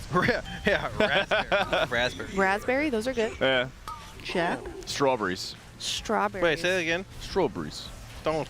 What is That's how, we're gonna, you ready for another movie reference? Mm-hmm. That's how Sean Penn said strawberries in Goldeneye. Oh. Yeah. I'm starting to think that I'm not the problem here, and you're just making very obscure references. It's a good movie. Should go watch it. Okay. Fair enough. Well, let's stay in the race. As long as one or two people. Was it Sean Penn? I don't know. They're going Sean Penn, LOL. Sean Penn, Sean Paul. No. Sean Connery. No. Sean Not. Connery. It is not Sean Connery. Goldeneye. Sean Connery was not in Goldeneye, guys. That was Sean White. Was it Bean? Sean Bean? Sean Bean. Whatever. Okay, we got there. Whatever. The one that dies all the time, okay? Pierce Brosnan was it. How is somebody be like, you meant Sean Connery? It's GoldenEye. What's going on, chat? Gosh. The one that dies. Soundboard of Kalamazoo's rumbles. Yeah, the Ned Stark one. This is a Pierce Brosnan movie. It's a great one. God. Game of Thrones. I have a fun fruit story. Yeah. Sort of. So Rivens, I guess, is also a fruit guy. We have a fruit bowl every morning. And there was one morning there was a bowl of fruit set aside with the word wrapped in saran wrap with a Post-it that said Rivens. And I was like, oh, what's this big bowl of fruit for Rivens? And I think it was Mila or Heidi like, oh, Rivens really likes fruit, but when he gets here, there's not enough left. Oh. And I was like, oh, interesting. I wonder if he'll eat all of it or just kind of pick from it. The next morning, I see him with his big bowl of fruit. He looked so happy. Huh. He was digging into that bowl of fruit. Good for him. Nice. Yeah, good for him. That's like a bowl of hot wings to me, basically. Yeah. Yeah. That's sick. Yeah, 100 of them to be exact. Yeah. I can't really, never mind. Yeah. Are chicken nuggets gluten-free at McDonald's? No. Where are they gluten-free? I think they have everything possible in them in McDonald's. Oh, okay. In the store, in the freezer section. Okay. Have you seen the 100 nugget challenge that people are doing on Twitch? Kachi did it. Yeah, I don't know how she managed to do that. I don't either. Didn't you do that? I did like 66, but that was from Chick-fil-A. Those are a bit more like 66. So you almost got there. Yeah, I feel like Chick-fil-A nuggets are actually more filling than McDonald's because actually it's real chicken, and not like chicken byproduct or whatever. Pink chicken-ish goo, product. I think is what they called it. Pink slime. They're so good though. Huh. Okay. Yeah. Well, where I'm getting with this is like you should do it. You should. I could try it. Yeah. I mean, get some gluten-free ones. Have to be grilled nuggets, but I could give that a shot. Sure. Okay. I think I could. I'd tap out. I think at like 40 chicken nuggets. This sounds like a great challenge. I think so too. Wait, are you being sarcastic? No. I would enjoy either watching Kalamazoo try to eat 100 chicken nuggets or trying to eat 100 chicken nuggets with Kalamazoo. Oh. So I don't know. I've sort of put aside food challenges now. A lot of the food is like specially has to be different. Or I used to do hot challenges or whatever. Okay. I'd eat like Satan's Flamer level 85, the black tar hot sauce. I'm like, dude, like it's not fun. Yeah. I did the wing challenge at Buffalo Wild Wings. I got to sign a waiver to do it. Like it's funny for like 5 minutes to my friends, and then they don't care anymore. But I'm suffering for 2 weeks with a broken stomach and like bleeding intestines. Like it's not fun. Well, tune into twitch.tv/Kalamazoo next week, and you may just be popping in on it. No, I'm just kidding. I'll do it. We should do it here. That could be fun. You don't have to do it. That was Jack great. and I, we can do it. Hot sauce challenge? Yeah. No, not a hot sauce challenge. A 100 chicken nugget challenge. Oh. I'll do it. I want to do a lunch challenge. A lunch carne asada burritos that we have for lunch. Oh. Just eat that. I'm so excited. I'm so excited for that. Yeah. The challenges that give free food, those are the ones worth doing. But like, I'll suffer for free food. There's a woman in my guild who is a a professional eater. Katina Eats or something like God, that. I wish that was her me. Twitch In your channel. guild? Yeah, she's in my guild. Which guild is that? OnlyThings. Oh, okay. And Yeah, she's like really popular on YouTube. Yeah, she has a lot of subscribers on YouTube. Yeah, but shout out to her. She's really cool. She's like my size from what I can tell. Yeah, I've never met her in person, but I look at her YouTube videos and I was like, okay, what is this? Okay, she's kind of, she looks pretty small, pretty fit, and then she just downs like 5 pizzas. Like, nice. Holy hell. I watch her videos sometimes. Yeah, she's insane. Do you watch her videos while you eat? Yeah, little Sometimes, mukbang? Yeah. I think she was, I don't know, was or is making videos like food challenges with Randy Santel. He's like another big like food challenge eater. Okay. Yeah, I think they play well together. Maybe possibly. Maybe. Yeah, I don't know. That's sick. Yeah, I know all the food challenges. Okay. Oh, do you? I know all the food. You're challenges. aware Yeah, of them. Yeah, beard meets food. Yep, watching those. Beard meets food. Beard meets food. That's a great name. Yeah, it's a good one. Badlands Chugs. Oh my God, I love that guy. That guy's so crazy, dude. That guy's insane. Holy. I could chug. Do they out just of the boot? Is it always them preparing the food themselves? No, it's like restaurants, like challenges. Oh, and stuff, okay. Yeah. Yeah, you don't know Badlands? Oh my God. Oh my God. I didn't know about him until recently either. Do you want to explain? I don't really watch. Badlands Chugs. He's just a guy that chugs like gallons of soda or whatever out of a big boot or like multiple glasses. Okay. And Then he belches oil out. And yeah, but what like when you get it described the first time when someone explains Badlands Chugs to you, you're like, this is so stupid. What do you mean? But then you go look at his channel, you can't look away. He's got a good personality. Oh, he's a cool guy, not like the Joey. Oh God, the Joey food review guys. That's a I don't know little who that is. It's like, hello, Joey food. Oh, I don't know what that is actually. I don't know that one. There's a lot of content out there for. I'm a big fan of the mukbangers that take the whole sauce. Oh no. The whole like cup of sauce and dump it on their burrito and then just like chow down, make all the smacking noises. Oh God. I'm not even being ironic right now. I love those videos. There's a girl on TikTok called Jelly Bean Sweets that I think is her TikTok name. I'm obsessed with it. It's so I love it so much. I can't do it. Yeah. What's beard meets food? He's like a. I could just put this together from context clues, Aya. He's like a British. I think he's a British guy who goes around the world eating, doing food challenges. Yeah. Okay. He's in Vegas, the Hardtack Grill. Sort of recent. Oh my gosh, I want to go to that so badly. Yeah. Hopefully it. Yeah. Yeah. That'd be cool. He does everything. He doesn't like spicy food though. But he does Is it because he's British? I don't know why. He doesn't like it. Yeah. You gotta, I mean, you gotta like work your way into it, right? Yeah. I wanted to do actual eating competitions, like that kind of stuff on stream. Did you? Wait. Not on stream, on YouTube before. Okay. And then I got this thing. I couldn't do it anymore. Oh. You know. But yeah. That's so unfortunate. You gotta put your own theme on it, you know? What do you mean? The gluten intolerance. No one's gonna make a food challenge based around that. Like. They might have a gluten. You never know. Yeah. You never know. I mean, Austin's got a lot of like gluten-free and like healthy type stuff. You That's know? true. You just got to eat enough of it. Yeah, maybe it's like a salad eating competition. There's a good brunch place called the Moonshine Grill in Austin. There's 2 of them, and they have an all-you-can-eat buffet in the mornings. Goes until 2 p.m. Okay. Pretty nice. All right. And you could just load up as much as you want. It's just it's insanely good. They had a place. I think it was called Fuzzy's Taco Palace or something like that. Yeah. Like that. It's in like where I used to live. Like 3 in the morning, go there, get a good hamburger. Yeah, there was Junior Colombian Burger. Yeah. Very, very good. Had eating challenge there too. Unfortunately, I don't live there anymore, but it's very good. 3 in the morning, go there. It's wild. Everyone's partying. You know, that reminds me a lot of the feeling that I've never experienced of being in a desert and then arriving at an oasis. Like a late night burger with your friends when nothing else is open. That has to be similar to that feeling. No steam here. It is, actually. Yeah. A double or triple, though. Yeah. Late night Waffle House. Yeah. That's got to be that's the thing. I've never been in a desert and found an oasis that saved my life, but it might have the same feeling as late night Waffle House. I've never been to a Waffle House. Oh, we gotta go. I know. I feel like it's too late for me at this point. It's never too late. Okay. It's never too late for Waffle House. That's why they're always open. That's fair. Yeah. You're right. I don't think there's any in Cali, actually. I don't really? think there are. Really? Isn't it? I thought it was like or is it a southern establishment? Someone told me there wasn't any out here. I mean, it would make sense, but I don't know. Does it? I feel like there's everything is out here. You can look it up and see. What is it different from IHOP? Like, isn't it just kind of American breakfast food? It's more run down. Ah, okay. Do they have biscuits and gravy? They got whatever you want, pretty much. They got what you need. They'll make what you okay. want. Woo! You don't throw some bacon on that sucker with some maple syrup. They'll probably do it for you. Whatever you want. Yeah. All right. The late night Waffle House. That's where you see the crazies come out. Yeah. Did you figure it out? Did they have any here? I looked it up and didn't see anything on maps. Oh, probably. Darn. Okay. Oh yeah, there's the IHOP in near the convention center at Anaheim. Oh God. Yeah. Yeah, it's true. I am definitely going there. Yeah, Ted's friend was head down on the table. Look at this guy calling Ted by his government name. That's right. Wow. Oh, I didn't want to say his friend's name, but. Okay. Who's this?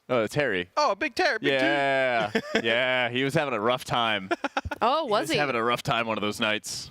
Yeah, I bought this. I was trying to encourage him to load up on the eggs and to try to get him to rally a little bit, but he was not having it.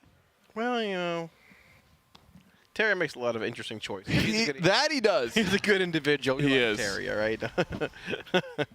Well, we'll be in that IHOP someday soon, hopefully. Maybe, about a year and a half now. Yeah. Maybe, possibly. I just pray that BlizzCon in 2026 does not overlap with a race. Please. That'd be crazy. There's no way. There's no way. Let's think.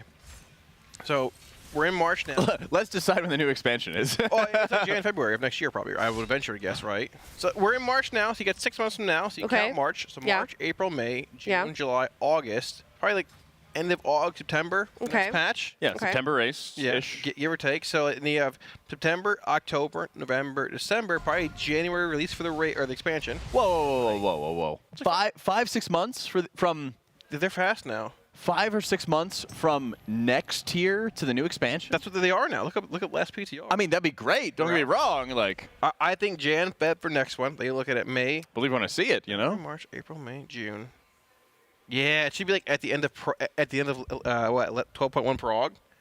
Ooh, it should line up well. Ooh, nice. I mean, so it's September, right? Yeah. They cut it a little bit close last time. But if we had like BlizzCon, they had the BlizzCon the week before the race. Yeah, it was like what, February, March 26, theoretically new expansion type deal, and then raids out February. So you got Feb, March, April, May, June, July, and then so after the .1, maybe. Yeah. I don't know, that would be a crazy turnaround. Perhaps 6 months between the last tier and then like an expansion. That's what it was last time. Have they said it's going to be it would in be Anaheim, by the way? It would be cool. Yeah, it's Anaheim. Okay. It would be cool, yeah. Yeah, BlizzCon was announced today for those that didn't see it. It was announced for 2026. September. Woo! Something, 2026.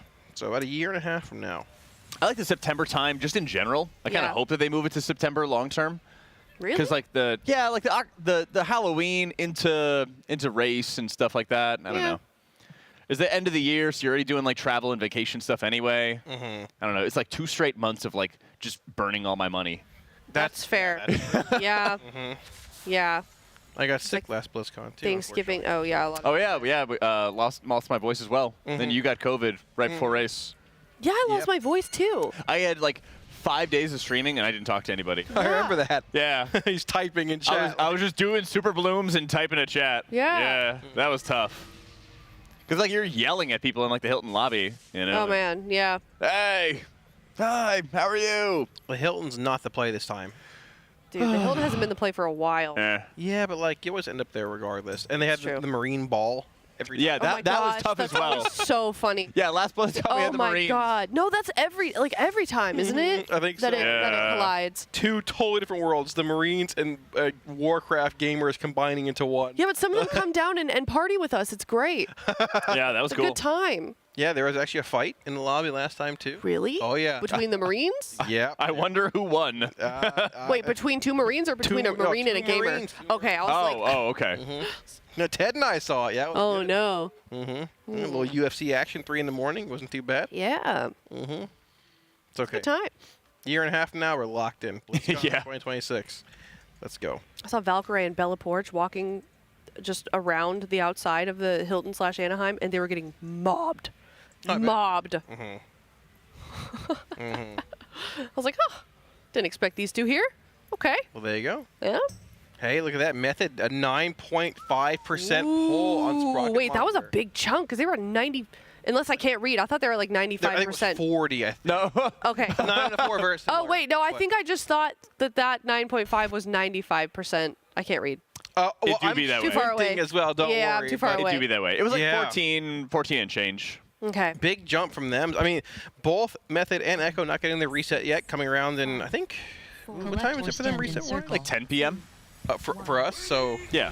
Well, no, I mean, it's 10 p.m. for. Right, and they have reset like 5, 6 a.m. their time. They have what, like. Something like that. A couple hours of the raid, probably, give or take. Yeah, I mean. Well, if they secure a kill point reset, that'd be pretty big for them, actually. Yep. Yeah. Nice bit of extra loot. A little bit of a pep in their step as they go into the next week for the reset. Yeah, there are some 2-handed staves on Sprocketmonger as well, which wouldn't be terrible for their casters also.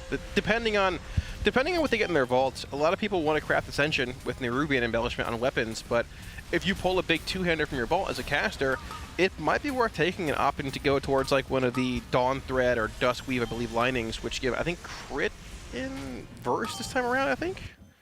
One of the lesser embellishments, but still providing a good bit of power. You know, a staff is pretty big. So if you can pull one and get it in your table, plus getting that second loot lock out in your vault, it could be pretty good. All right, well, we do have a couple of transmogs we can take a look at in the meantime. We are, of course, raising money for the Pasadena Humane Society. TL.gg/RWF-donate. We can take a look at your transmog. Let's take a look at the first one and help us support a good cause in the meantime. We're almost at 13.5. Yeah, not and bad. 69 cents. Nice. Oh, yeah. Holy, look at that. Ooh, here we go. I just shot Jack's foot. I can't see it. Oh, my bad. Sorry. No, Jack had sorry. it in front of the monitor. Okay, let's Gotta get those big dogs out of the way. I know. Mistweaver Monk. Dogs out early. Shot. Yeah, shot. I can take them off if you want. No, it's okay. I take my shoes off as soon as the cameras are off. So I get all cozied up in the chair here. This is like a. It's simple, right? But it's supposed to be. It's like a monk mog, but I don't think Nightborn fits monk very well. Is the thing. It's like a Nightborn monk. That's what I'm saying. Yeah. I don't mind it. It's simplistic. I'd rather take a panda for a monk. A panda or a human. Yeah. I think it fits the monk aesthetic a little better, but at the same time, I'm not gonna judge. I'm gonna give it a 7.6. You're here to judge. Well, I'm not gonna be too judgmental. Oh, okay. 7.6. Originality. I gotta give it like a 3. I'm sorry. Do you have a rating for this? I also don't like it. It's kind of weird. It's like a 5. All right. I'll give it a 5. I wasn't that harsh. Soxu, I'm sorry. Yeah, sorry. But thank you for your submission. Yeah. If you want to get roasted, TL.gg/RWF-donate. Oh my god. I didn't know this hairstyle existed. This is so cute. What is? It's like a bow. It's like they're like little space buns, but they're kind of more lax. They're not like the gnome ones. Can my hair do that? You think? What do you think? Yeah, I think so. Yeah. Ooh, we should try that. I desperately want this hairstyle on my blood elf. I'm so upset now. I've never seen this. First time a blood elf has been jealous of a dwarf. I know. Fail that hogger. Get the dogs out. Oh my yeah, the dogs are out. Oh my okay. gosh. Can't be showing that this early. Oh my god, stop. I don't know if I like that. What toes so big for? What is that about? Yeah, it's like my toes. Can we see the shield, please? Let's see the shield real fast. Oh, it's the Valentine's Day mog from last year. Yeah. I don't think the sword matches very well though. Yeah. But it's cool though. Yeah. Then we got the blue tattoos. I mean, I don't know what other ones there are, but that doesn't really match. Let me guess. Okay, I've got a number in my head as to what I asked them to give this.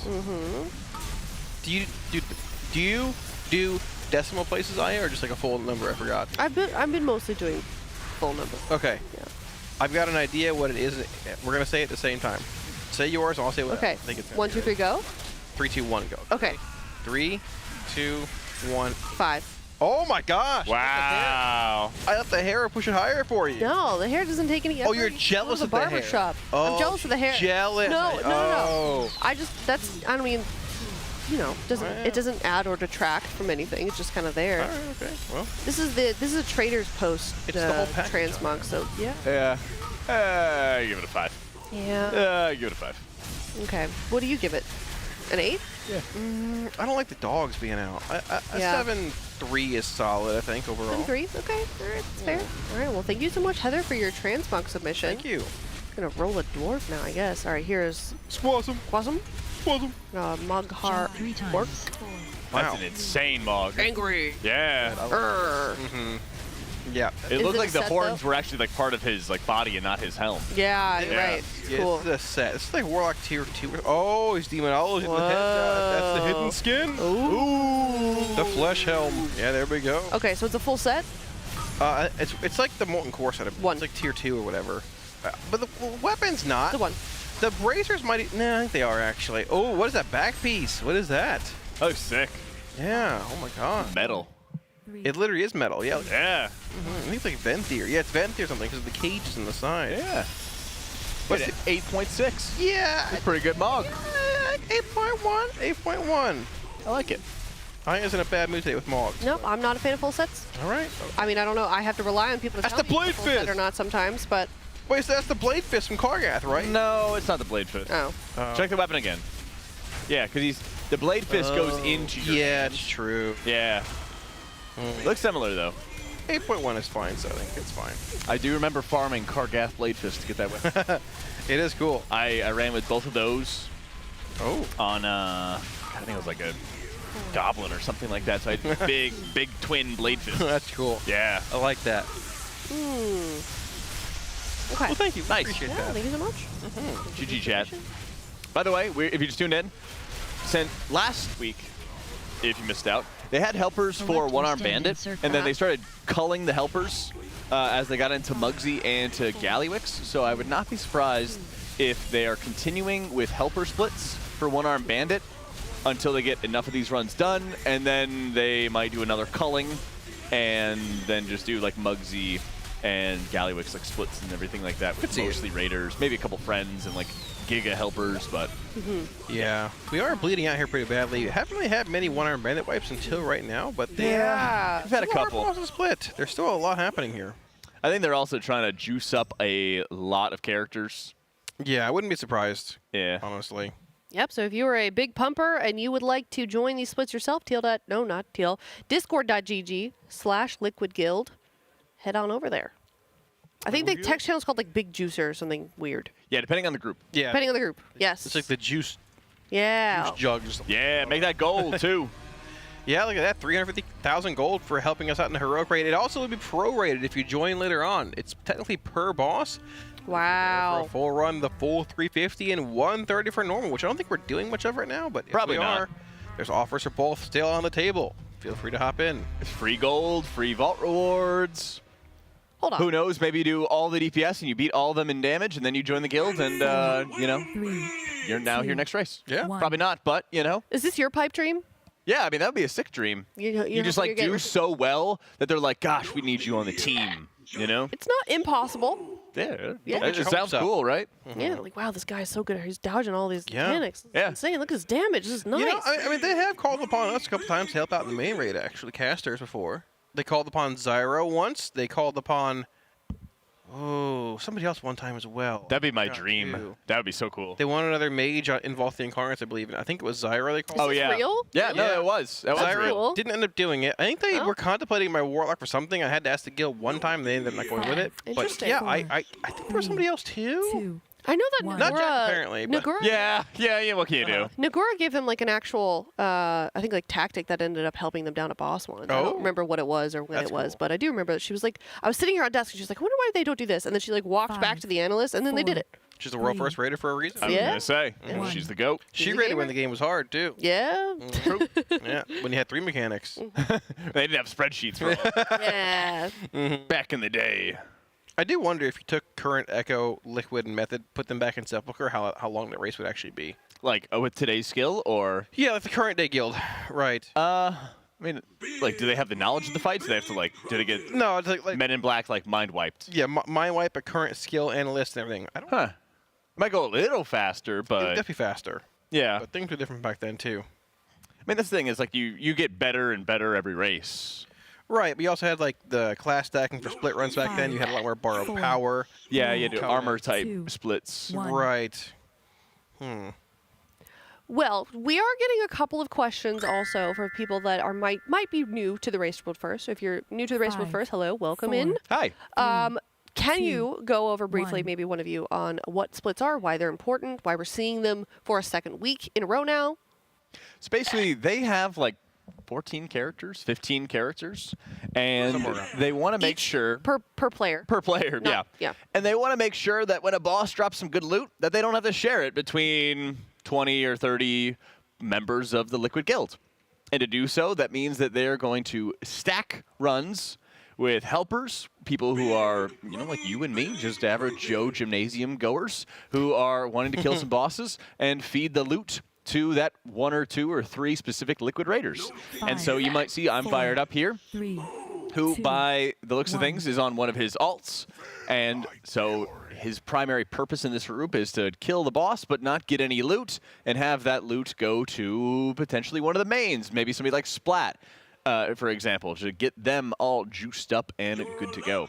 So they start doing these split runs to optimize the gear drops for their main characters, and then they can go into a juiced up run in Mythic difficulty, the highest difficulty level, with all the best gear possible. Yep, a couple niche items you're looking for on most of these later bosses. One-Arm Bandit has House of Cards, which is a very strong on strength for most casters. I think it's like melee as well. I think it's Agi strength and int, I believe. Dispriest too. Yeah, so there you go. Yep, Jack obviously trying to steal my trinket early on. You got it out of your vault. I haven't taken it yet. I'm probably taking the offhand. That's such a hard problem. I'm sorry. I'm sorry you get a bad vault. Don't. Yeah. You're right. I apologize for taking it out on you. You're just mad because you raid 10 days a week for 80 hours a day. Barely are ahead of us, okay? That's barely. Yeah, barely. Have you killed Richard Reverberation? Yeah, we actually killed him 2 days ago. Yeah, I bet you did. Yeah. See, he looked at me like, are you serious? No, I know you're a liar. Yeah, I know you wouldn't eat 100 wings in bed. You could probably only eat like 30. In bed? Yeah. Flashbacks to the Viva La Bam Don Vito eating in bed. 5, 4, 3, 2, yeah. 1. He didn't deny it. He probably only eats 30. I don't eat in bed. No eating in bed, no eating in the car. What about eating in a hotel bed? No car. The hotel bed, yeah. Wait, why don't you eat in your car? That's a war field. Yeah, exactly. Yeah, when it's somebody else's bed, you could do it. Yeah, that's probably the big benefit of being in a hotel, you know? Yeah, I mean, no eating in the car because it gets the car dirty sometimes. It could be like, are you an animal? You in there? I don't know, like. 5. What? 4, I don't know how.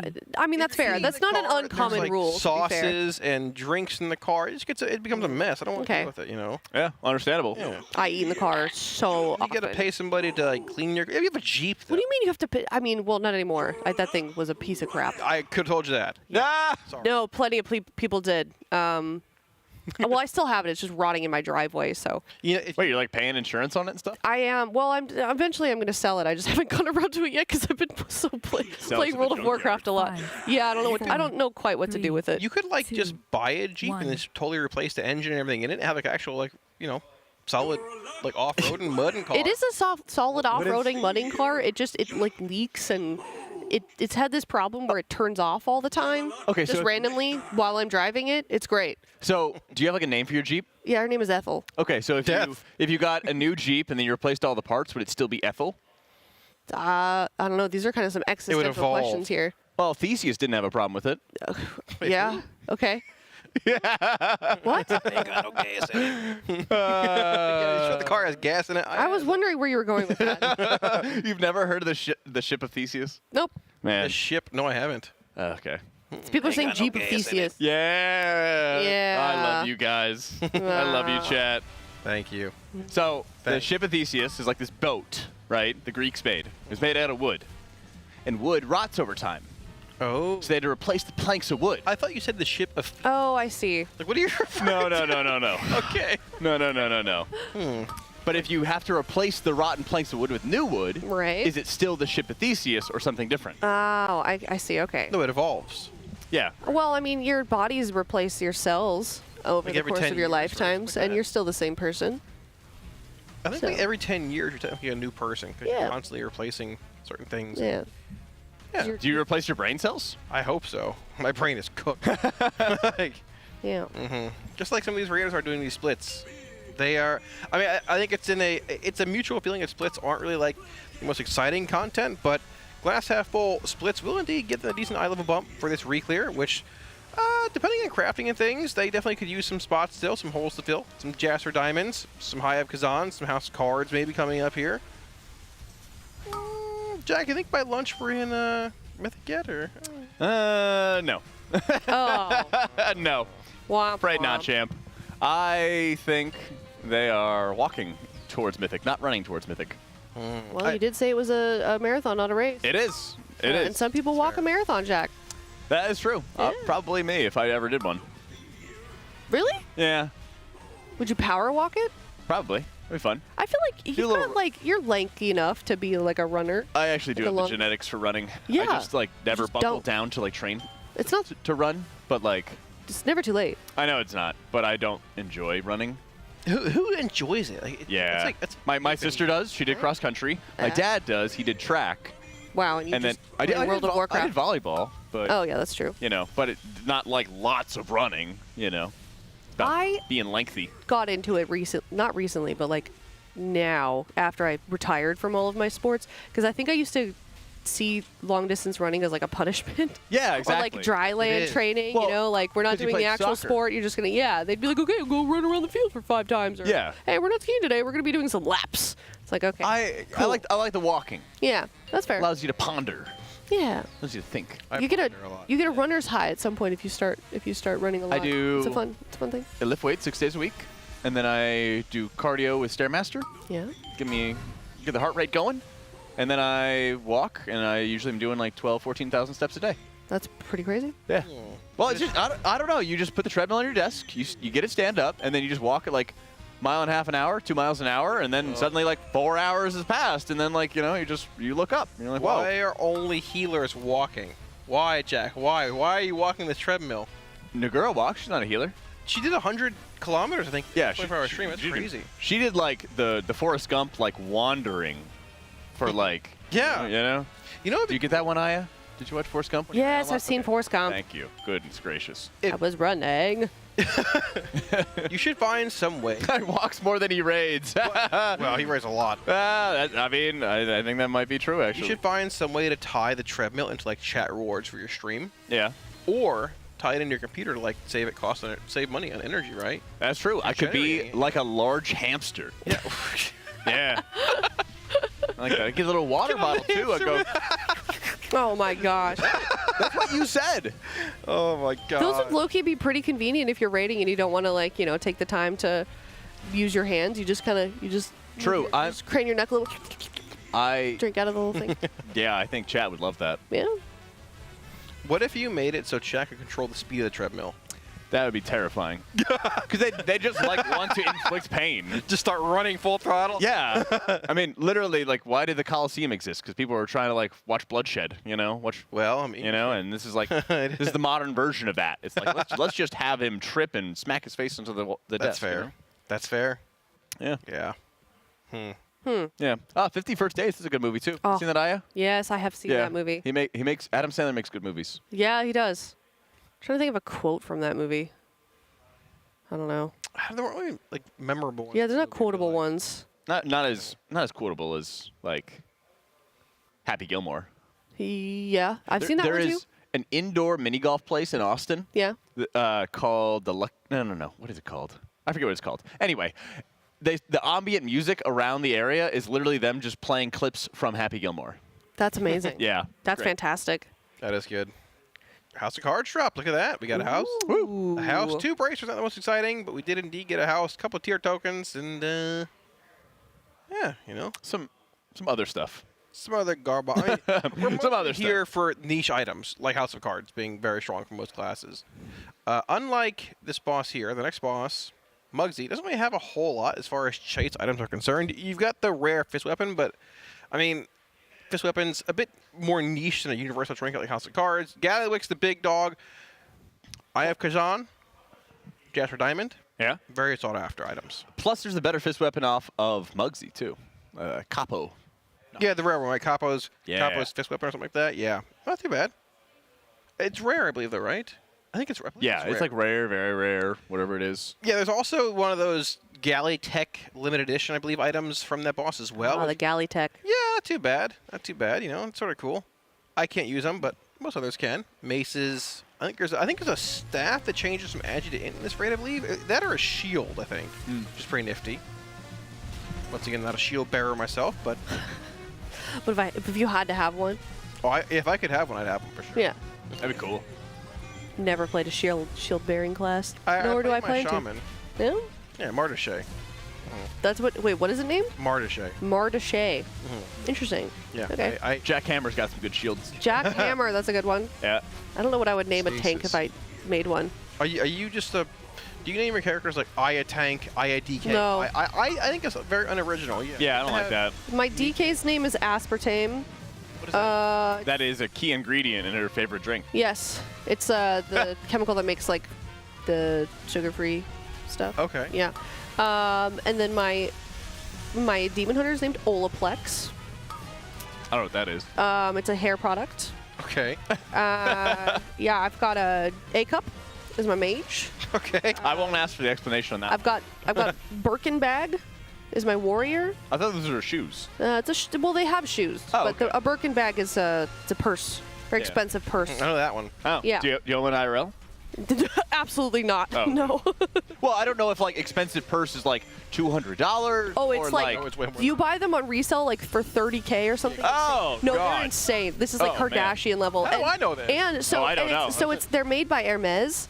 And you have to be like offered one. So you have to be a regular shopper at Hermes, and then one day they'll be like, "Hey, we're gonna offer you a Birkin bag," and then you buy the Birkin bag. That's great. So like they're very prestigious. It's kind of ridiculous. Walmart just made a knockoff of one, and people are like losing their minds. In like a bad, they're like, "What do you mean? That is a knockoff? Oh my gosh!" Yeah. So Interesting. That's insane. Do you have any unique characters, Jack? Or is it, it's like Jack B eating grass, Jack B Caston, the priest, which I originally made because before I ever like commentated any WoW events, and they were like, "How do I play a caster?" My buddy Cake was like, "You just cast." So and I was like, Jack B Caston. Okay. Paladin, Jackhammer, Monk, Jack B Mistake. Because my chat wanted me to play Monk for a while, and I kept telling them no, it's going to be a mistake, and then it's just missed. Yeah, it was a little reference that I was wrong at the time. The Druids had a couple names. Touch and Grass, most recently. Swiftmend. Did a little undercover, Zero to Hero. Shaman is Rain Jacket. Okay. Oh, that's funny. Yeah. What other healers am I missing? Jack Thier. Okay. Oh, Jack Thier. I remember that one. I'm missing one. What am I missing? Your DK? Is that it? I don't. DK's Jack Skeleton. Okay. What? Yeah, I know I'm forgetting one, but I couldn't remember. So Jack is like, I'm not one of those people. They're all named Jack X. Yeah. So it's like, it's a little bit of variance. You gotta have some real good names like I do. They're great names. I got my Warlock, obviously. Okay. I think I got all the Emerald I think I got all of them. Shaman. Man, that's Wait, crazy. what are the Sin. names of these? Yeah, my guildie Sin's in chat saying Jackie benched. Jack be benched. You're gonna be benched before me, Sin. Alamazi. The Shaman Martishay, who was somebody at my old job named that character. That was his name. Okay. He was from Haiti. He disappeared one day, never came back. Don't know what happened to him, but he was a good guy. So we have Martishay, my Warlock. We have my Hunter, Rotten Out. Rotten Out? Rotten Out. Rotten Out. Rotten Out. That's funny. Yeah, okay. Rotten Out. I like it. Jack, are you okay? Sorry. Go ahead. Go ahead. Go ahead. What are you going to say? I had other character names I remembered. Go ahead, though. My Druid's name is Bonesaw. Rich Piana, my Demon Hunter. Ronnie Coleman, the Paladin. We have Swisher Sweet, my Death Knight. That's a good one. Swisher Sweet's my favorite. Yep. I think that's Mechanic. LOL Mechanics, my Rogue. When it was Tomb of Soap Garrett. LOL Mechanics. Yeah. Spam. I don't know anything else I can say about it. Yeah. I remember. Vietnam, my Mage. Vietnam. Ooh. These are funny. I have Track and Jack, my Hunter. Okay. Jackrafice, my Warlock. That's a good one. And gosh, I had one more saved. I have a lot of stupid names. It's kind of like low-hanging fruit for like Jack Frost if I was gonna do a mage, but yeah. I felt like there had to be some other kind of magician-based one if I ever made it. That's fair. Okay. You got to cook on that one a little bit. You ever see a male blood elf with blonde hair named like Legolas, but they couldn't get the name, so they have like weird squigglies above every single letter, and you're like, dude, okay, XX Legolas XX. Yeah. 100%, yeah. Like you have to. That's like a requirement for making a blood hunt. No, see those in LFG all the time. Yeah. No, the run's gonna go really poorly. Yeah. They're doing great. They're doing their best, man. It's all right. Don't judge them. Don't judge them too harshly now. Yeah, I like funny names. I'm a fan of the funny. I used to just try and name it Aya something, and then I was like, I don't care anymore. Yeah. I'm not giving them the attention they deserve. Yeah, and I also like didn't. This is gonna sound weird, egotistical maybe, but I don't like being recognized in game. Really? But because I don't like being bad, and then them being like, oh my god, I'm such a huge fan, but then I'm like, I did really bad or something. I'm like, I don't want to. Yeah, I just want to go incognito. You know what I mean? No, I feel that. Yeah. Don't want to be perceived. Yeah, I don't exactly. I don't want to be perceived. I just want to, just want to be a dream flight. Show me the house of cards. Come on, give it to us. Give it to us. Got it. Here it is. We got a. Is that a rare item? Oh, they dropped a Galagio bottle service. Ew. Oh, okay. Okay. Yeah, it's like a haste trinket that will serve drinks to people. Okay. Yeah. And it does a lot of healing, but there's no intellect on it, so it's like that's all it does basically. Well, Yeah. No. I don't get heals in the first place, so it's okay. Anyway. Yeah, that's why you're rotting out. Or PI, right? Exactly. Yeah. Well, I get PI at the worst time possible. Yeah, you got your log invalidated, I heard. They just. Yeah, you should watch my Cauldron of Carnage kill on my channel on YouTube today. Okay. Yeah, like not even like capping or shameless plug. YouTube.com/Kalamazzi.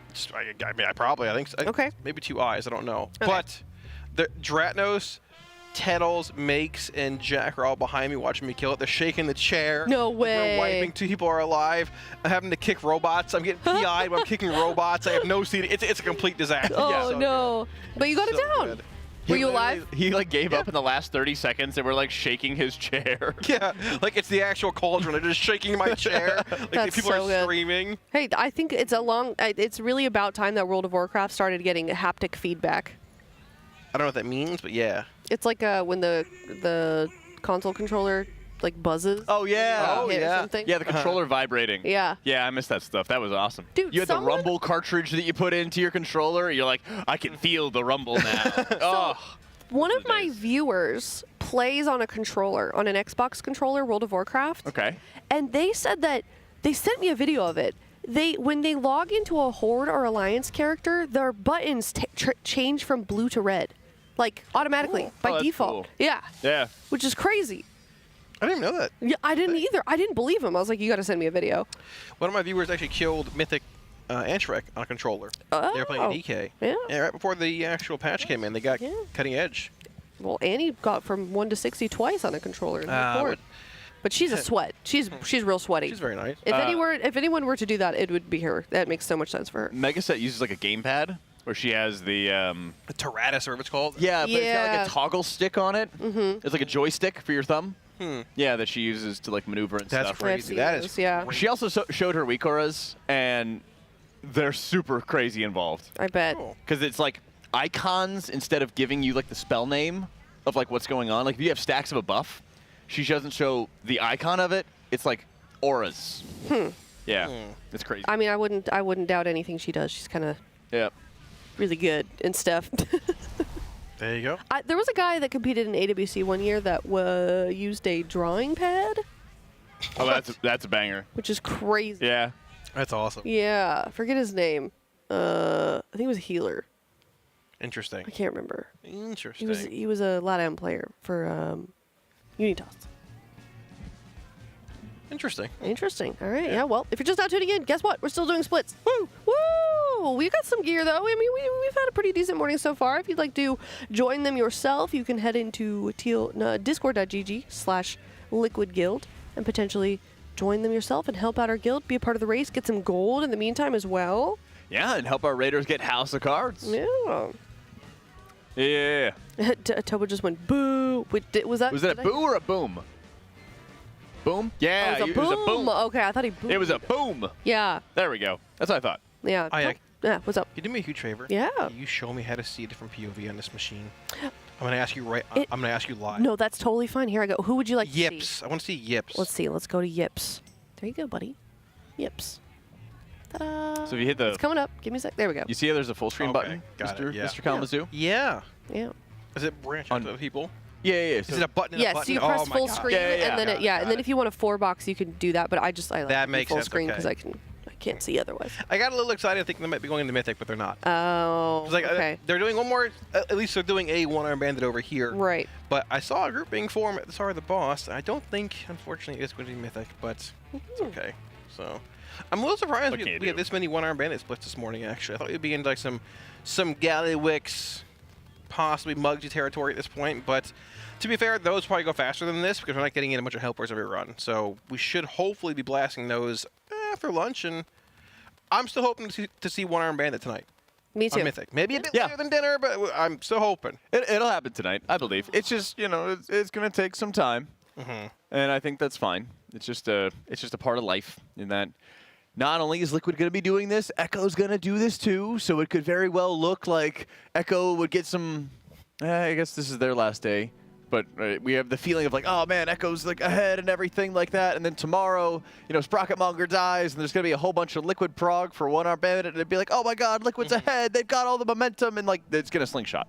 look goop here. It's just gonna slingshot. So be ready for sure. So that way, when people are like, "Oh my gosh, like the lead is like back and forth," you know, try to tell your friends with a grain of salt, like this is gonna happen. We know it's gonna happen. It's a pretty juiced character he's got here.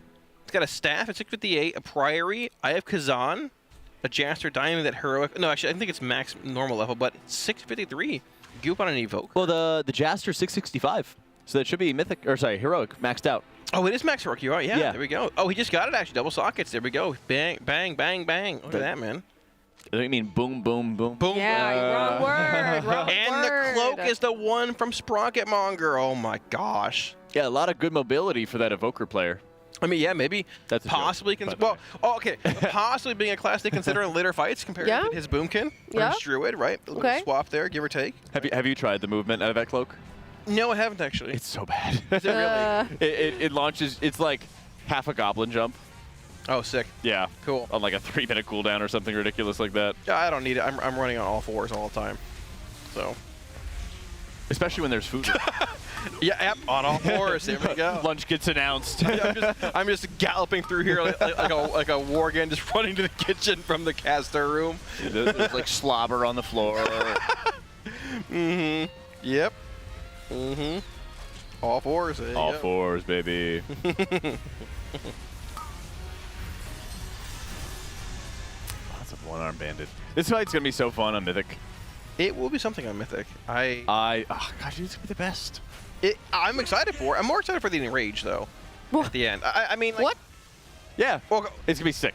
The last part Like of the fight. visuals of it, or no? It's like the last phase. It goes into an Enrage. I see. Okay. It's basically you kill the boss or it kills you. Yeah. It alternates through like the 4 phases that it has, or 4 options in phase 1. And the last like roll or whatever it has is always gonna be a big fire bomb, just kills everybody basically.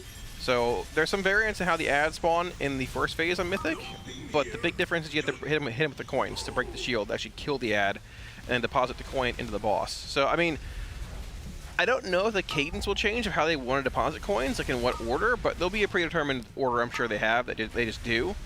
But yeah, I mean, until we see that 30%, well, that's when we'll know how many pulls this boss is going to take probably, within reason. Like if they add the damage to kill it, if it's just like a way overtuned boss, and at that point, I don't know what you really even do, because M+ is not something you can break for and get a lot of upgrades out of it at this point, I don't feel like. Well, okay, one step at a time. Right, we're getting ahead of ourselves, obviously. Before they hit the Enrage, so if you're not familiar with it, basically you have to dunk in different colored coins in this encounter, which triggers various damage events, mechanic events throughout the fight. When you go to the final phase, first he goes all lightning and spawns these massive lightning pylons. Then he goes into all fire. Starts aiming fire beams at players. You have to kite them out of the group or aim them out of the group. And then he goes into all coins, radiates raid damage, and then he goes all bombs, and that's the hard Enrage, and it just explodes and destroys the entire raid. Boom. Like 5 of them, too. Boom, boom. Crazy. Boom. Whew. Yeah. And then the biggest thing, though, is that you still have to min-max that high roller buff with the coins rolling around the room. You can see those big blue lines at various corners. You probably see it at the top of your screen coming in, depending on how much Scott's moving around.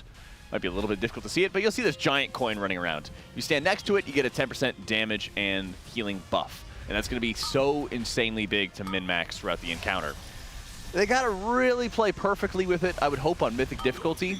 And then they got to see where that Enrage is going to go. So I'm sure there'll be a little bit of M+ time for weekly boxes, but oh, no. I kind of hope we don't have too much of that. Yeah, and if they do, it's when we're not on the desk, so we have to yap about it. That is true. You know, yeah. I mean, they want to save a little bit of M+ if they can. It's like maybe you get to this boss or Gallywix or Muggsy, whatever, and it's just overtuned or bugged where you can't really progress it. But at the same time, like, yeah, getting into week 2, definitely some diminishing returns on farming M+ for certain items, whether you get it through a split run, you know, in the raid or it's your vault. And if this race does go to week 3, I don't know what you're really going to be looking at, because this is not a 4 reset race, and those vaults won't matter at that point. So maybe some split Gallywixes or something like that, and then you go right into Mythic, and then you just game, you know. But that'll also be where you can get another Spark. Yeah, very true, actually. Yeah. So our next craft would be 7 days from now. Oh, that might help a little bit more. What are you crafting, Jack? Are you going to hold your Spark, or what are you thinking about doing yourself here? So we have 1 Spark right now, and I opened my vault, so I'm probably going to craft a main hand. Okay. I think I'm probably gonna just do heroic splits for my guilds, see what drops, see what I could possibly yoink, and then before we go into mythic, I'd imagine I would craft my main hand and be ready to go. Okay. Yeah. An offhand? You. I think it'd be nice long term to craft the offhand, but the biggest power gain I could get right now would be the main hand. But you have an offhand ready to go right now, or you don't? No, and that's what's holding me up right now. Is because I have a Voltaic Stormcaller that I have. Right. Okay. You know, and I don't really want to dump crests into it if I'm going to craft a weapon. So I've been upgrading my trinket, which I got a pick me up. Okay. So that's where healer loot's bad because you're not going to be a prio for anything, and it's just kind of like you picking up the scraps of what drops. I can't stand you sometimes. It's true. Mr. Week 2 Spy Master's Web. I don't have. Okay. I'm still using that Spy Masters. Yeah, well, I mean, hey. I'd love a house of cards like you got in your vault. I'm not taking it. Yeah. I'm sensing some animosity on the broadcast today. You know. Okay, DPS players get so upset when healers get loot. It's crazy. Yeah, just heal me and be quiet. Yeah. I need loot to heal you.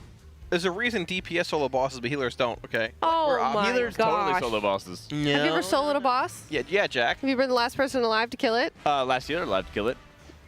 That doesn't count. Who killed the boss? That's not soloing it. I smite. I smite. What bind is your smite on? Is 1. Really? Yeah. Interesting. Okay. Disgusting. Most important button. It needs prime real estate. That's fair. Disgusting behavior. Okay. That's fair. I smite to keep people alive. I believe you. Well, you know, I'm proud of you. Yeah. Good. Thank you. I'm proud of you. If I believe it, but I'm proud of you. Oh, this is nice. This is really good. I really like this. Did we work out all our problems this morning? Is there anything else we want to get out there? I am hungry. What is this smite on 1? Cranky. Yeah. we get a little hangry. Little hangry up in here. What is this smite? Just guys being dude. Smite on 1 thing that people are spamming in chat. What is this? It's the 1 keybind. Yeah. So you bind it to 1, and then you press it. Well, yeah, but like it seems like it's an inside joke that I don't know about. No, it's Smite 1 enjoyer here. Yeah. Smite on 1. Smite is on 1. It's an important ability. You gotta have prime real estate. What am I missing? The keybind. Okay, but I feel like there's Force okay. smite. It's a comfortable keybind to a thing. Is 1. Okay. So you press it with your finger. It's high priority. Okay, I just didn't know if it was a reference to something. Okay, I'm sorry. Everybody started spamming it at once. We all just use I felt out of the loop. Yeah. I have Smite on 1. Yeah. I have Shadow of Death on 3. I have Mind Blast on 4. Yeah. Shadow of Pain on 5. Penance on 6. Yeah. What's your interrupt on? I don't have an interrupt. I'm a priest. Kalamazoo, what's your interrupt on? 8. 8. Okay. My mouse. It's a dog chomp. Mine's Shift 5. It's super cursed. Well, there's no way you're interrupting every 15 seconds with Shift 5 being your keybind. It's I promise it's fine. And with all due respect, Aya, yeah, you don't really have the largest of hands, so I have- that really makes it a lot harder for you to hit your interrupt keybind. I have an MMO mouse. It's fine. Is your that works for wait, okay, so Shift 5 is you're not using your keyboard, you have it on your I mouse. have it on my mouse. So it's just, so then really it's not fast. Shift 5. You know what? Well, I mean, it's Shift 5, but I'm not pressing Shift 5 on my keyboard. Yeah. So then it's what? Where is it on your mouse? It's like right under my thumb. Okay. It's, yeah. Then that's much better. Yeah, people be, thank you. Okay, People flame but me like- for it, but I'm like, it's right there. Yeah. Okay, but that's very different. If you said my keybind is Shift 5. Yeah. Well, I was just baiting you for a second. Okay. Yeah. Yeah, you were. Yeah, I was waiting for all the chats to be like, what? Right. Okay. And then, yeah. Okay. Yeah, if it's right next to your thumb, that's quite a bit different. Yes. What if you got a foot pedal for your kick? I have a foot pedal, and I do use it for things like push to talk and stuff, but I sit like a shrimp too often to have something that I need all the time on a foot pedal. But you could do that. Yeah. That's fair. You'd literally be kicking with your Yeah, that's funny. Yeah, it could be good. That's cute. That's cute. Yep. Queued it up to an actual like kick drum or something. That could be it's funny. immersive too, Yeah. right? You're in the game. You Yeah, are your played on a character. VR headset or I am something. Swisher Sweet. Yeah. Exactly. Yeah. Swisher Sweet. I'm kind of struggling with one of my keybinds, and I Oh? might need to change it Mhm. because Disc has been playing with this premonition ability, this hero Oh. talent ability. Okay. And you got to press it a couple different times. So I'll hit 4 for my Mind Blast, and then I'll hit Alt 3 to activate it, and then I hit 1 to smite, and then I'll hit Alt 3 again, and then I got to hit 6 to penance. Ugh. It's pretty bad. Yeah. I gotta change it up. So I might. Yeah, it's not good. I might move that to like 2 or something like that because it needs a change. Okay. Yep. Disc Priest video guide tomorrow, by the way. Ah, okay. Oh. It's coming soon. YouTube.com/automaticjack. Sheesh. Sheesh. Yep. Checking that out. Tells you how to play with Premonition. Oh. And Voidweaver. I was so curious. Whichever you prefer. What should I prefer? You tell me how to think. Honestly, Voidweaver. the math on paper says you do more healing with Voidweaver. All right, but well, I'm a Fodden player, so we're going to do that. But it's a lot safer, and you get to redirect your overhealing with Oracle. And you get a little bit more consistent value. So Right. I'm kind of an Oracle enjoyer now. Okay. Kind of an Oracle enjoyer. Shout out Benny, by the way. Yep. Shout out Benny. The GOAT. He did a new animation for the video. Yeah? And Oh. it's insane. He's so great. It's insane. We have shared custody of our editor, Yeah. Benny. He's good. Oh my god. Yeah. It's it's me just trying to keep him as busy as possible so that Aya doesn't have time. Well, it does. He gets really busy around like patch launches and stuff. 'Cause Yeah. he's, I'm assuming making guides for you and some other people that he has. So, and I don't make guides. I just make, brain rot. So, yeah. Brain rot's fun. My guides are like brain rot, basically. If you've seen them. Oh, okay. It's like, they're good, but like it's Warlock talk, so that's what I mean. Got you. Right. I'm worse. It's healer talking, Oh, that's very true. Oh, you can wind Jack up about healer stuff, and it's crazy. I feel like he actually thinks we're serious, and he gets like this angry face on when we bring it up. That's just how my face looks. I'm sorry. I get RHB or RHF. What does that mean? Resting healer face. Oh, okay. He's just always angry at people. I'm sorry. That's just how my face looks. I'm sorry. I was going out. Deprive a man of gear for so long. No. I went out with a friend a while back, and we were just chilling. We were enjoying some live music out in Austin, and we were just having dinner. And they're like, "Are you not having fun?" And I was like, this "No." a date? No. Oh, okay. And you ever just go out to dinner with your homies? Well, I don't know. I was just excited for a Okay. second. Anyway, I was like, "Hey." They're like, "Hey, you're not having fun?" And I was like, "No, I'm having a great time." And they're like, "Well, tell your face that." I'm going to start using that. Yeah. I'm going to start using that. I get really self-conscious when I think people aren't having fun. It's my bad. Smile. I'm just like into whatever's happening, or sometimes you just kind of like zone out. And you're just kind of enjoying the moment. You're locked in. Yeah, I'm just locked in. Oh, I'm enjoying it. What do you call this? It's a grip strengthener. Oh. It's his fidget toy. Yeah, it is actually my fidget toy. Interesting. It's like Home Depot. Where do you get this from? He spins it around on his finger It was too. like $5 on Amazon or something. Yeah. God. Yeah, you can make it require more strength if you want. Oh, can you? Yeah. You But twist it. it's maxed out. The further it It won't goes to twist the anymore. edge. It's maxed out. Oh yeah. Well, you just have strong hands. Try I'm it. trying to get strong hands like you. Oh, climber's grip. Look at Wait, that. can you not get it all the way in? You can loosen it. No, I'm saying can you not do that? No, I can do it. Just Yeah, but you flip it the other way. Okay, I was like, Flip it the other way. what, this way? Yeah. That's how you do it. Oh, okay. You gotta do it correctly. Yeah, I couldn't sit here and Well, do you gotta, forever, though. we have a grip strengthener. It's like one of those squeezy toys. Shaq. Yeah, okay. Yeah, well, I've been trying to do more rock climbing recently. And that helps your Oh. grip strength. Okay. Yeah, Because it's really fun. it's pretty fun. Yeah. Little fidget toy. Do those have you ever done the auto belay?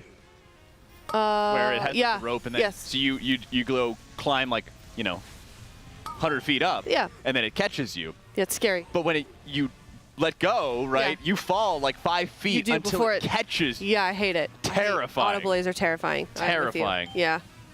Yeah. Yeah.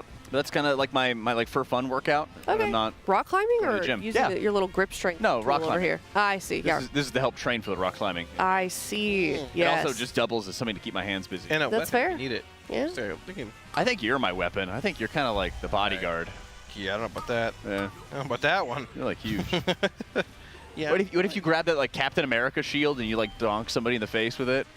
They're kind of knocked out. There's no shields here. Is there a shield here? Yeah, the shield's out front. Oh, Yeah. I didn't know that. You ever seen the beginning of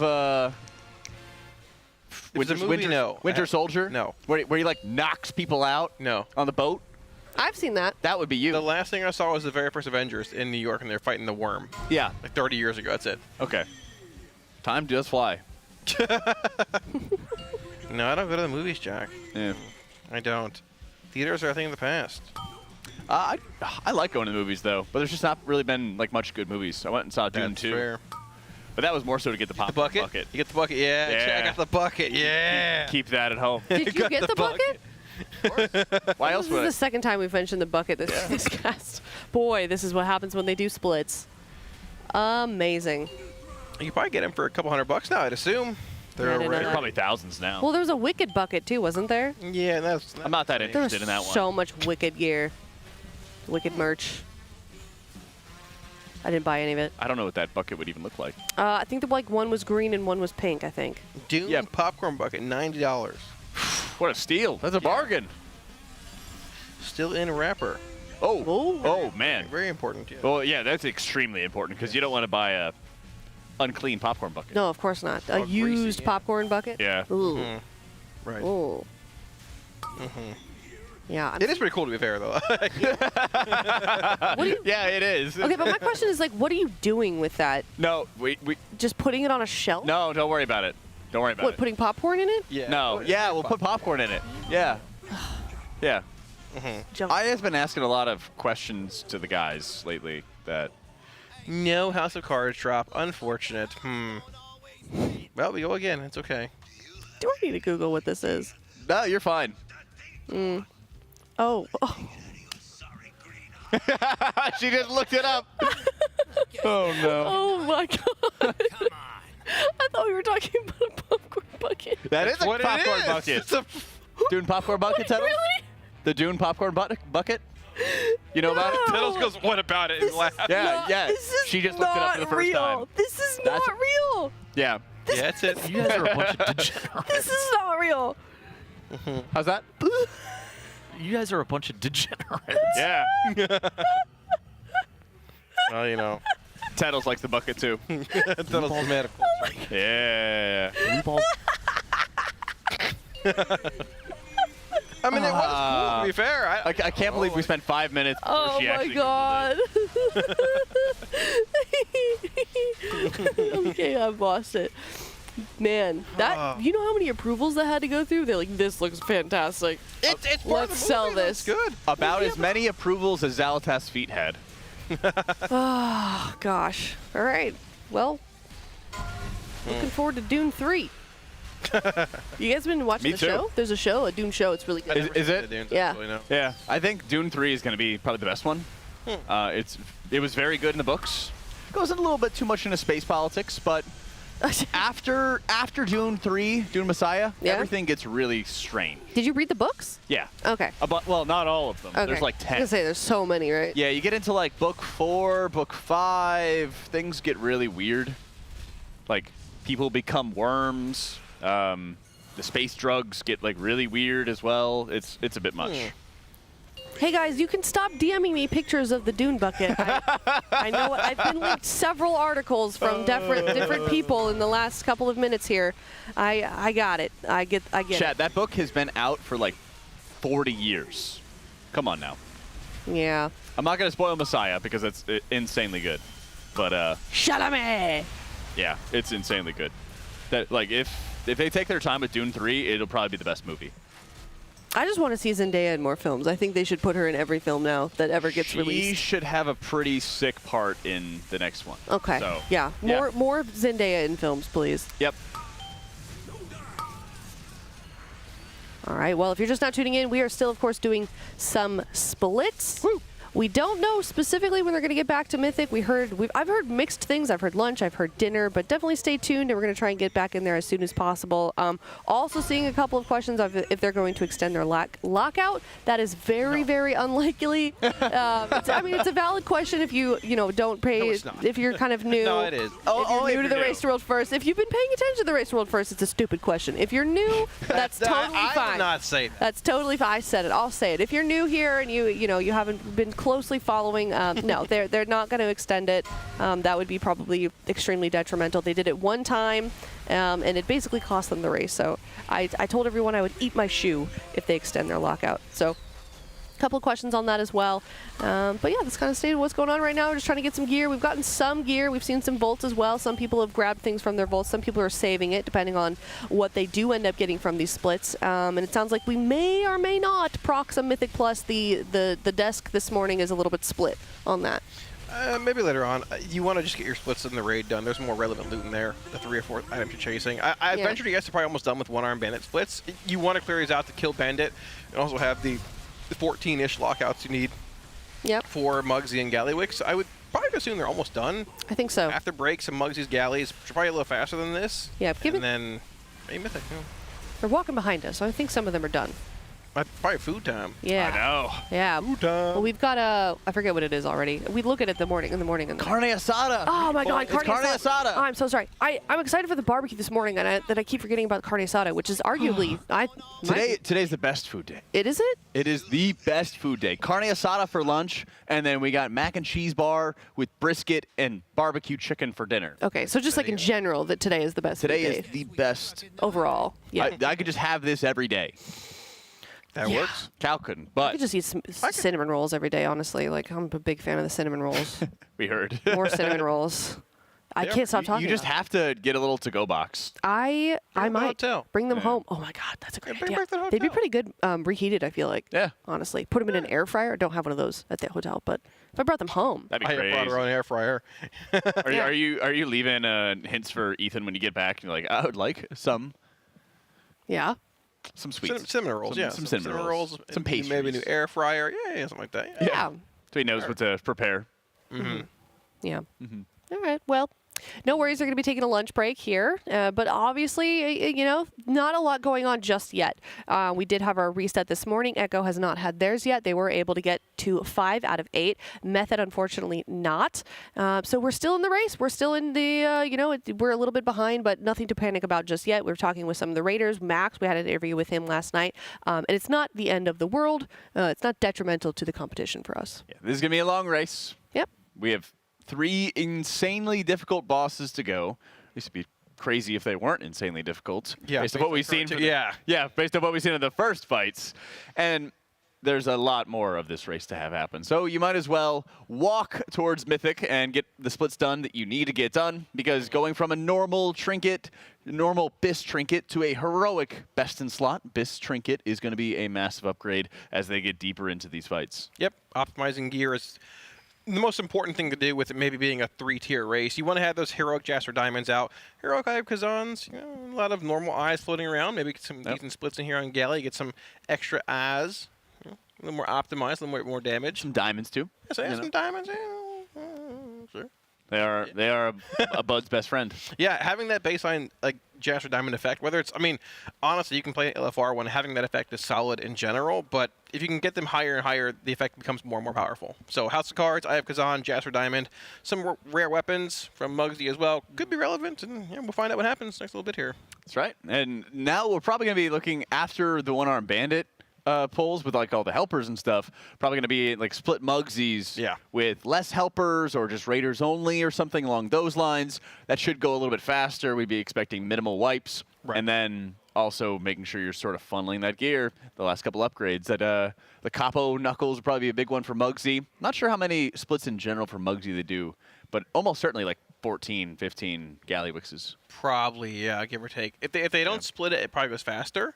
Yep. But if you can split it and get extra loot to more people and a bit more feeding, it could be worth it as well. So I'm actually curious where they're going to land with that. Maybe they do, maybe they don't.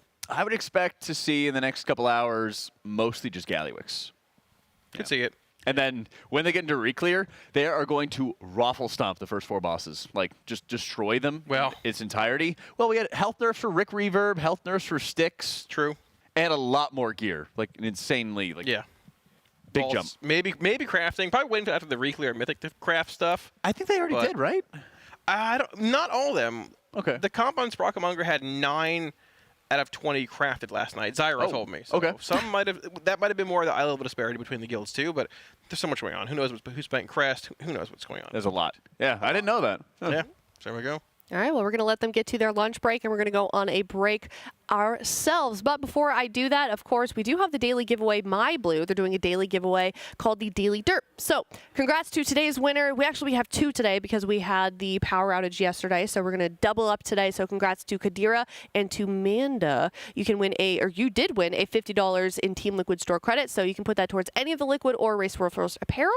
And if you want to win $50 yourself in Team store credit, all you have to do is log into MyBlue and complete a quest daily to be entered for a chance to win. So head over to tl.gg/myblue, and thank you so much for being a partner with the Race World First, as well as the rest of our amazing sponsors.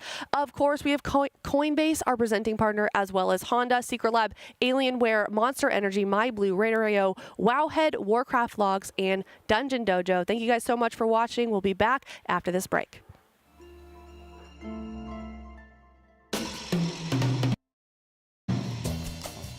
Listen, we need to have a conversation about apparel.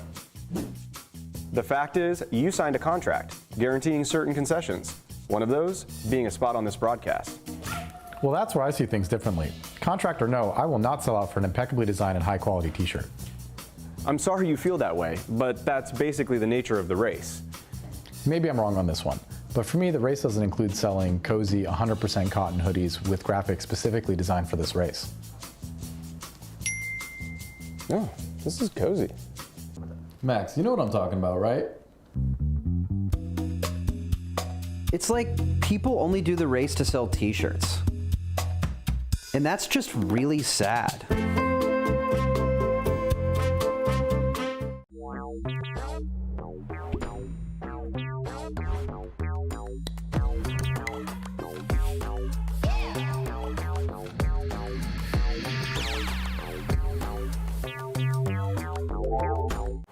How about this to celebrate our spring championship?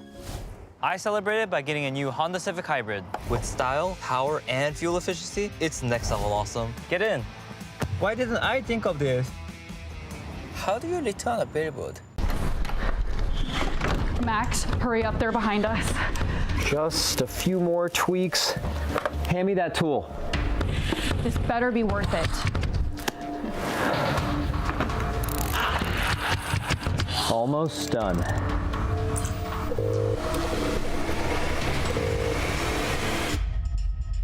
It's beautiful. We gotta get out of here.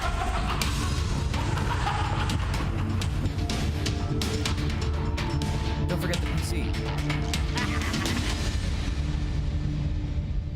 This is Max, and here is the exact moment he saw a custom plush toy we made of him from scratch. Wow, it's got, okay, so there's a lot going on here. We here at Team Liquid have spent months turning all of our friends, family, and any famous people we can find a public address for into their own custom plushes based off our mascot, Blue.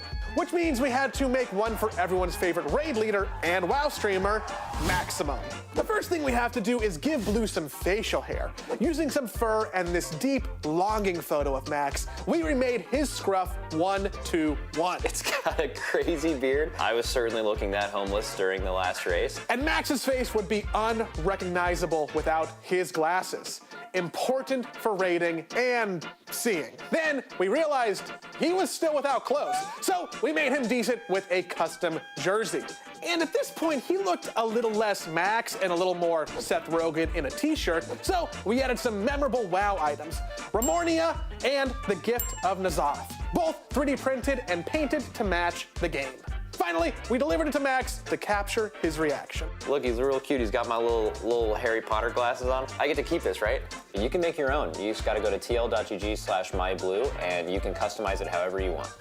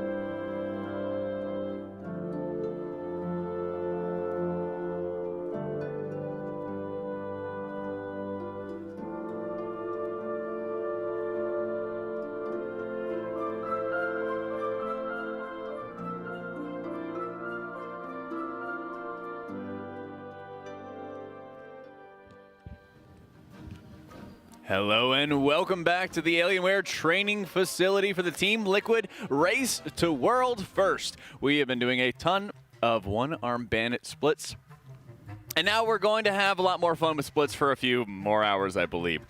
I'm Jack, joined on our couches here with Tettles and Dratnos. We've been enjoying a lot of one-arm bandit with like 15 raiders, 15 helpers. Yeah, I mean, it kind of makes sense. Fortunately enough, this is probably the only day this reset that we're actually going to have to see heroic splits. They're very likely to have all of the... They're going to basically just front load all of the gearing. In theory, they could maybe be looking to panic gear some of the other characters that they might want, but even other characters that they think that there is potential for comps for, like Lip War, Atlas Chi, Goop Swoop, those were characters that started getting geared last reset. And so I think it's pretty unlikely that they're going to have to panic gear something. So this should, in theory, be all the heroic splits for this week. Yeah, Max was saying yesterday that they were going to save some Gallywixes for... Because they didn't... You know, you've got like 10 extra characters that could use Gallywixes. You're not going to use all of them. So once you realize you're going to use one of them, you can do its heroic Gallywix and stuff. But otherwise, they're just going to leave a bunch of those for those characters that might see play for... If they will see play and get back into Mythic sooner. Now, at this point, that sounds like maybe... Best case, a little bit before dinner. You could do the reclear, but probably after dinner for most of Mythic, and at least when we got back to progression. I was talking to Siori, and he said that Bubba was like hoping that they could get all of this done and then get the reclear done right before dinner. But then Siori said, with all the extra, he says that Bubba kept going, "Yep, this is going to be an extra run. This is going to be an extra run." And then Siori goes, "With all the extra runs, I feel like we're starting probably after dinner." Yeah, it does kind of seem that way, and unfortunately, part of that is just how Race to World First goes, and it's nice always being able to see sort of behind the scenes as to all the planning and the effort that goes into it, because Tuesday is like really the day for the analysts. But you know, you at home could have your own day here at the Race to World First with our Coinbase giveaways we've been doing lately. It's at tl.gg/Coinbase. We have an ultimate grand prize where you could get flown out to the Race to World First. All you have to do is sign up for a Coinbase account at tl.gg/Coinbase. We got a form right there at RWF BTS, and you can be flown out if you're NA or EU. See the Race to World First, that whole VIP experience. Get to meet the raiders, casters, be behind the scenes. You even take place in some special events like we had just recently for Nick's birthday as well. That's right. Ice cream cake. That's right. That was good. Enjoyable. And great lunch as well with Chef Heidi. Oh, been waiting a long time for that carne asada. Absolutely phenomenal. And now, it also is going to be bringing us to our next round. Since Raiders are doing splits, you're not really missing any of the action. We have an entire box of customizations. What would you call this? Designs we're going to have for sock puppets. We are going to be doing a sock puppet casting. And so first we have to make the puppets ourselves, and then we're going to be doing some very, very fun casting. I got a great crew for this, too. This is going to be good. We already start our cast, and it's kind of cooked. Yeah. It's about to get strap in. This is going to be, once they get back to Mythic, you guys are going to be free from the worst of the fried casting. But for the next couple of hours, they're in Splits prison. You guys are going to be in Caster sock puppet prison. So should we make the puppets as if they are ourselves, or should we make them as if they're each other? I'm down to make mine as Dratnos. Okay, yeah. I think we can do, I guess then I will make you, Jack, yeah. You want to do that? Okay, sure. All right. Okay. We got to dip into this whole entire... Yeah, I haven't actually seen what's in this box yet. So we've got, I think these are just mustaches and beards. Okay. I am going to keep... All right, can I get that black beard? Yeah. So you got Dratnos, I got you. I don't know if I'm going to be able to fit my I'm going to get... Is there a tall base for this puppet? Like one of the ones that's like 2 times as long as any of the other puppets? Yeah, you might. I don't know. Can you like stretch it out? Can I, tape There's 2 some, together or something? You know, plus signs, some eyebrows. Oh, a nice little heart. Probably find some I'll take one of those there for me. Yeah. Let's see. We got multiple different body types. Okay. Give me the tallest one. So I got Tettles here in orange. Oh, yeah, that's good. We have some brown stuff. We have a couple other colors. I don't know if you could stretch these out a whole bunch, like pull Okay, yeah, maybe here. Oh, what do you got? I'll take the pink one here. Okay. Love it. Close enough. Let me rest in peace, Holy Pally. Try and get this stretched out. This is pretty rigid material. I don't think I can make this much taller. Yeah. We're gonna need to do that surgery. You know they can do that surgery to make people taller, where they like the knee extension. they cut your leg. well. Yeah, I gotta do some surgery on this thing to try and make it a realistic size. I feel like I can't fit my hand in this. Yeah, Okay, yeah. might be a Where's big the? problem. Oh yeah. Okay, this is gonna be tough. Oh, we have like all the eyebrows here. Okay, maybe it's just like this part of the hand I guess type thing. Yeah. You have like 3 fingers in there. Yeah, can they? Multiple different beards. Oh, we have. It's some almost like ties. these are designed for smaller hands. What? Children, perhaps. I Children, perhaps. don't understand what's going on with that. Anybody want a bow tie? How do you actually attach these things? Is it glue? We do have glue. All right. Yeah. Oh. Give me some glue. Okay, yeah. Don't eat it. You just had lunch. Yeah, that's true. Glue out of the way. Save a nice little snack for later. Balloon glue. Yo, what's up, Kalamazoo? Hey, Cal. Looking good. Love that hair. Finally see him Okay, without a hat, too. Is this tape? What is it? This looks a little bit more like, it says glue on the thing, but then this reminds me more of tape than glue, I will admit. Oh, it's got little, okay, look at this. Yeah, it's got We've got thing on the back. adhesive, like, dabs in here things, so how do I get this? I'm just like putting it onto the piece of fabric. Here we go. And then, look, I can give Jack his heart. Aww. Right there. And how much my hand can I fit inside? There. How much? Okay. Not very That's much. nice. Ooh, you know Okay. what? I need a different. I don't need a different sock. Let's see. Can you pass me the box? Let me rummage through the box of materials here Yeah, and you find bet. some pieces. Here we go. Okay, what are we going to use for Jack? What's going to look good on orange, you think? Should I make Tettles have a blue body with an orange beard? Yeah, that sounds good. Yeah. I just lost my tape. Is it in the box? What are we thinking, Chad? Oh, yeah. Can you pass me the tape? Oh, yeah, you want some tape? Yeah. Is this, that looks kind of... That's something? Kind of Jack-esque. Is that his... I think this is the best hair Just like me for real? I can get for you. Yeah, all right. And then we'll get some glue. Oh, this glue is tough. Yeah, it's like, it's weird. It like leaves your fingers all sticky. Yeah. Can I can you put it in the spot you want to? Yeah. Yeah, you can do it so on you have the... to like... Yeah. You can do it on the puppet. Yep. You just put it on the puppet. Oh, you guys are using it on the puppet? I'm using it on the... Well, you got to like... push it Amateur down, mistake. And then it'll like come out. I see. Yeah. Okay. Dude, my fingies are all... It feels so weird. Okay. All right. Let's There's see. Jack's Get a little tie for Tettles. beautiful hair. Thank you. All coming together. Okay. I think the I tie... think Tettles would probably rock a bow tie. Yeah, I think you would too, maybe. What other stuff we got? I've worn a bow tie before. I wore it at BlizzCon that one year. Oh, yeah. Oh, yeah. Oh. We lost some hair. Okay. Shout out to BlizzCon coming out. Oh, look at this. Okay, we've got... So this looks like it's good for eyebrows and stuff if you need. We've got black and brown I got hair another little colored package ones. as well here. Oh, I nice. was being innovative over here. Okay, so I'll take a bow tie and then...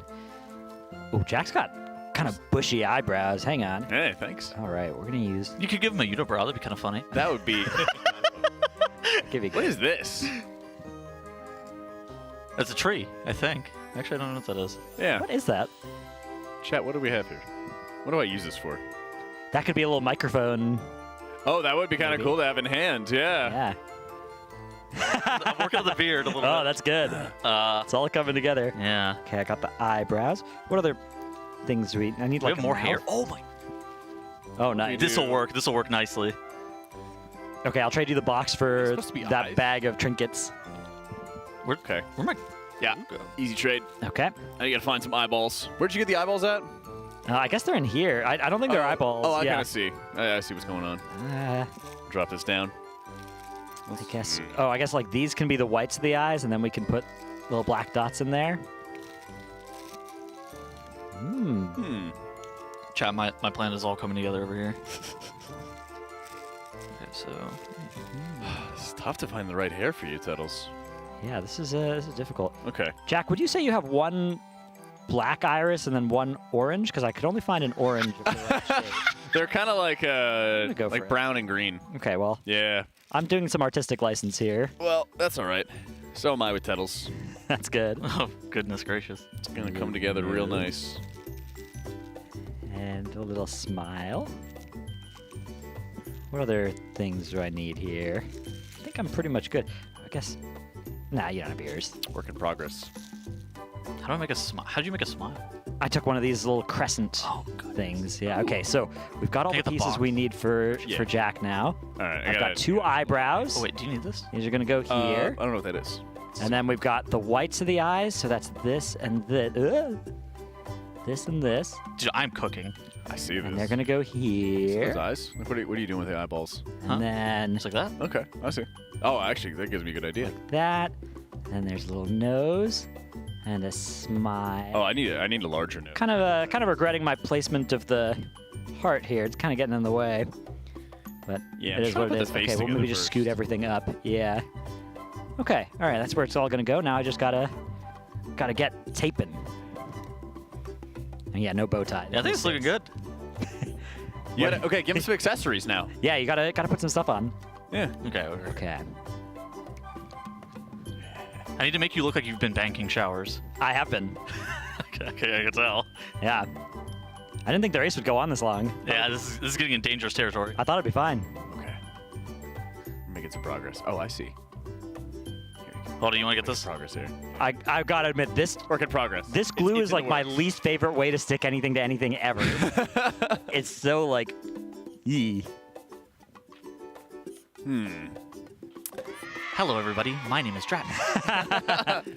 And today we are having a vault opening. Ooh, love that. I have a very, very geared Death Knight. I do, dude. I got the rune achievement today. There's not very many upgrades that I could possibly. You're crazy. You have the rune achievement? That's right. Gosh, I wish I was. Do you really? Oh, and I got a Jasper Diamond from my time walking. Dude, Do your time walking. There's everybody. no justice. There's some justice. Oh. Sorry. I found something cool. What'd you find? Don't worry about it. You gonna hide it for later? Yeah. Don't worry Okay. about it. All right. Well, go back to your box. Yeah. I found a rare piece. Rare. Dude, this is like, you know that feeling, that visceral feeling of like nails down a chalkboard? That's like the equivalent of what it feels like when this glue like sticks to your finger. Oh, yeah. Yeah. Oh, man. Dude, I already know what to do. Accessories. Trash just wears blue jeans every day. That's right. Same pair as well. You don't have to wash those. I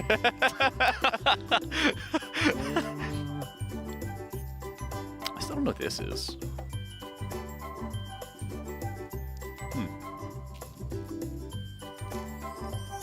What would we have Dratnos hold, or Tettles hold? An L? Yeah. Shut up.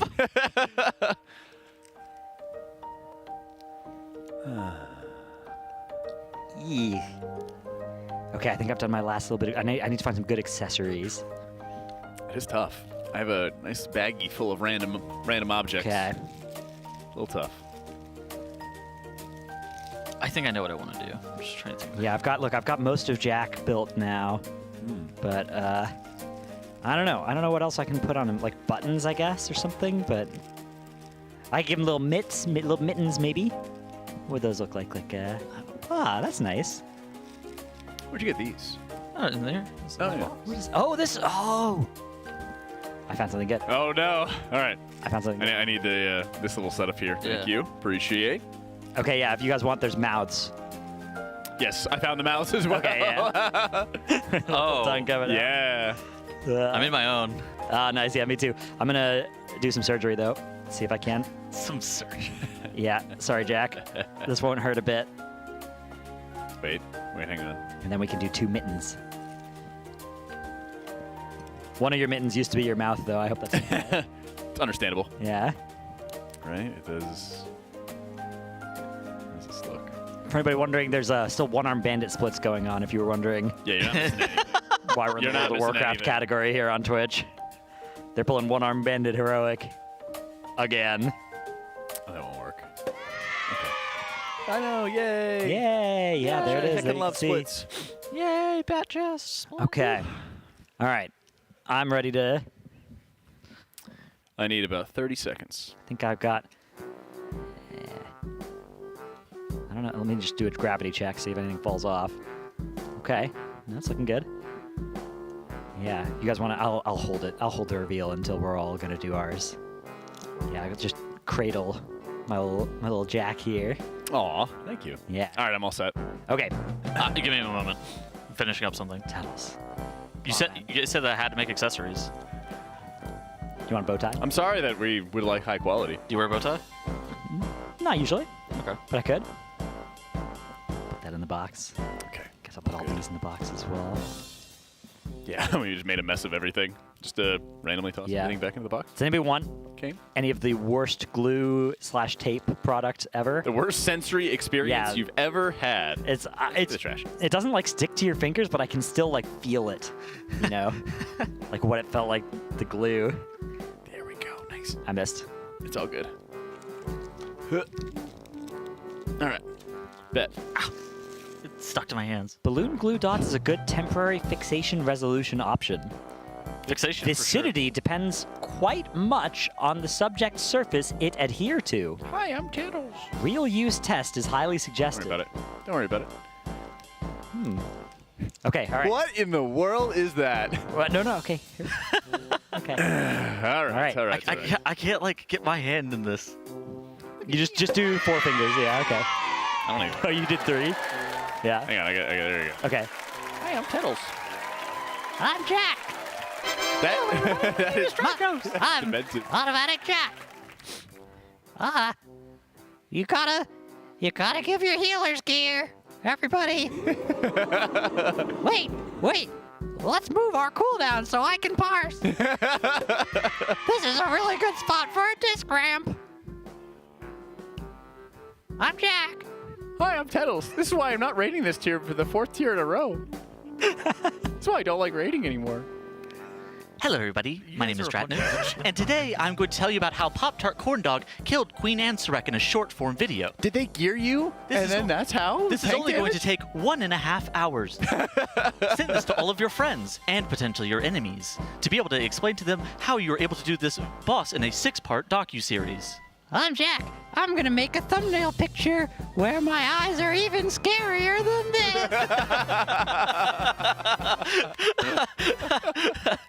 Hey guys, it's Jack here. And today we're going to be talking about healing in the War Within for the 17th time. I have to milk some tier lists, so here's a 4th one for this month. What's your tier list coming out? I don't need to make that many tier lists. I like what you've done with the is that a pocket on the? It's a little pocket L. That's nice. Oh, that's really nice. You gave a good idea for the L. I tried to put a shield on here, but I couldn't figure out how to make a shield. I like it. Yeah, I can see what you're going for there. I had to get the tongue out for when Teddle starts stuttering. we found the mouth. What do you mean, bro? What do you mean? Hey, what are you talking about? Curse the garlic dog. Do you guys want to try your hand at a little bit of casting? Yeah, I think we can. Yeah, there's about to be a split coming up, although they're summoning right now. Oh, okay. We can put it in action. Oh no! Okay, here's the end of a one-arm bandit. Perfect.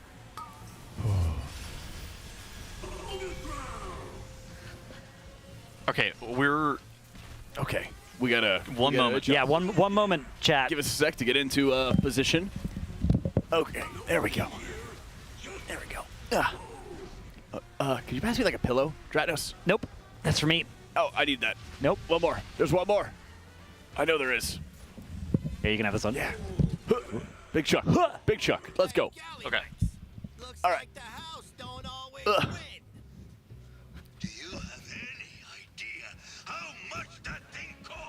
All right, I think we're in position. Get ready. Okay, let's go. I guess we struck a knife.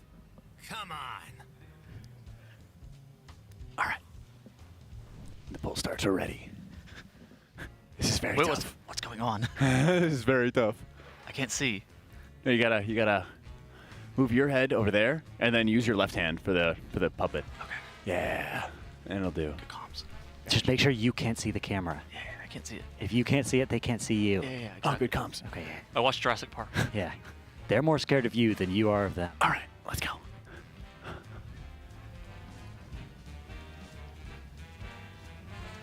Wow. No, he's supposed to open up. He's the host. Wait. Oh yeah. Are we going? Are we live? Yeah. We're live right now? Oh god, we're live right now. Okay. Okay. Okay. Welcome back to the Coinbase Race to World First. The Team Liquid Race to World First, brought to you by Coinbase.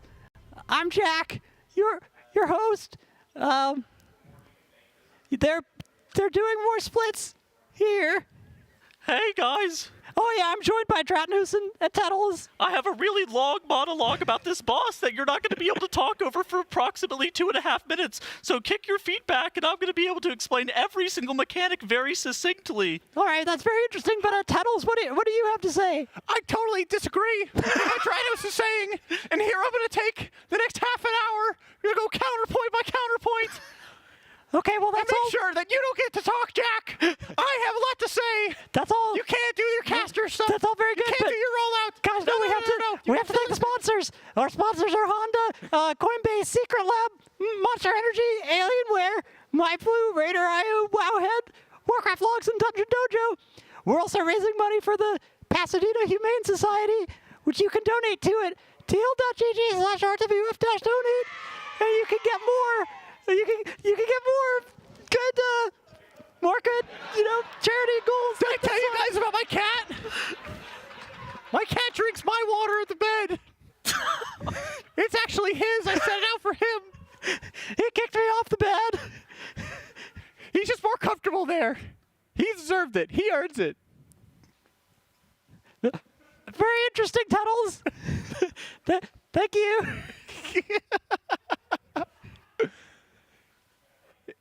Is Rhino's going to talk? I'm just waiting for you guys to finish. We never finish. That's the point. Yeah, I could tell.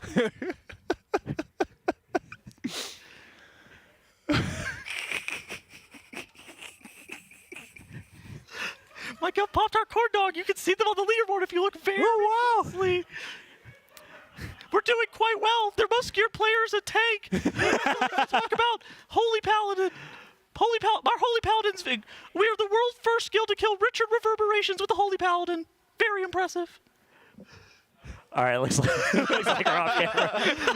We've done it. We milked this for all it's worth. But do we want to go to our own puppets? Oh my God! And then just use our voice? Do trades? I don't know. I'll level with you guys. I vote for anything that gets us back on the couch. All right, let's go. I'm done to get off the floor.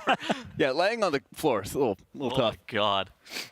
All right, so that was what, $7,500? Yeah, that was one of our charity goals here. quality. Thank you so much, everybody who's been donating. If you donate $35 or more, we will look at your transmog or pet or UI, anything like that. That was my Tettle stereotype I forgot to have. He's going to rate your transmogs terribly. Thanks for donating, guys, but I hate your mog. And we are approaching now the live Weak Aura sounds spot, which I think that's going to be, is that going to be us like doing the Weak Auras? Like, bam! Like those ones? Oh, yeah. Apparently it's music and voiceovers. Okay, and we'll like release them so people can make Weak Auras with them, or yeah. I don't know. So. I guess people can just hit record if they, I don't know. We'll figure it out. I don't know exactly what live Weak Aura sounds are, but Weak Aura sounds are an iconic part of the Race to World First. I didn't know. One of the big things when people like get into watching WoW, right, that they're shocked by is like all the bam, air horns, the gunshots, yeah. Run away, little girl. Then the WoW TCG unboxing if we get to $20,000. Hoping for a Spectral Tiger. Yeah, what happens if we unbox it? Do we get to keep it? Like, yeah. that's the bit. Yeah, I hear we get to keep it. Yeah. Oh! If there's a Spectral Tiger, I'll get to keep it, yeah. Yeah. That's optimal. They can't legally take it from your hands. That's right. Oh. Okay. Oh gosh! Apparently we missed a donation obligation. Apparently we have to actually cast as opposed to beam with our puppets. Okay. Apparently we missed the part. Apparently we missed the part where we had to cast. Yeah, let's trade. Okay, trade for our own puppets. Yeah. Okay. Wait. Yeah. Here you go. Hold on. This is an abomination. What do you mean? It's high fidelity. Just have L on it. I'm taking it off. I can't take it off. You can't take that L It's in off, here. Tettles. Gosh, we'd love to see it. We are currently still doing lots of one-arm bandit heroic with helpers. And this is basically just the never-ending grind for House of Cards. Yeah, House of Cards, best in slots in a few cases as well. There are a few people who could still use one of those. There's a lot of people as well who have good, very rare items or trinkets from normal, and so they're just fishing for the heroic upgrades on them, which in some cases it doesn't matter if you're not going to spend Gilded Crest on it, but at this point this week we've got 180 total Gilded Crests to use. So some of them might well go onto those good hero track weapons and trinkets and stuff. Yeah, guys, the Moonkins really need the best in slots and the House of Cards. And they're still going to do worse single target than a tank. That's true, yeah. I'm ramping. You should try it if you're out of work as a boomkin. Please buff Moonkin. Yeah, what happened? What's the deal? There's no class buffs really. I actually don't even understand why there wasn't any class tuning.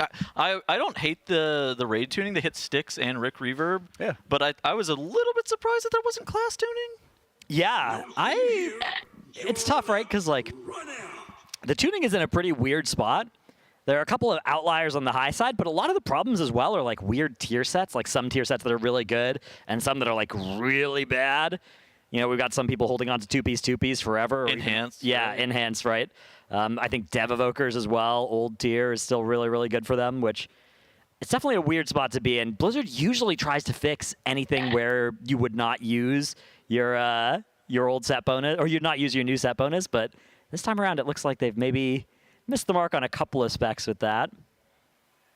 Big money, big prizes. Yeah, I'm really surprised. Even with some like underperforming specs, I mean, Holy Pally is kind of the top of the list. I know they are able to actually bring it into Mythic, as you've well seen, Dratnos. But that's right, buff Holy Pally. Rising.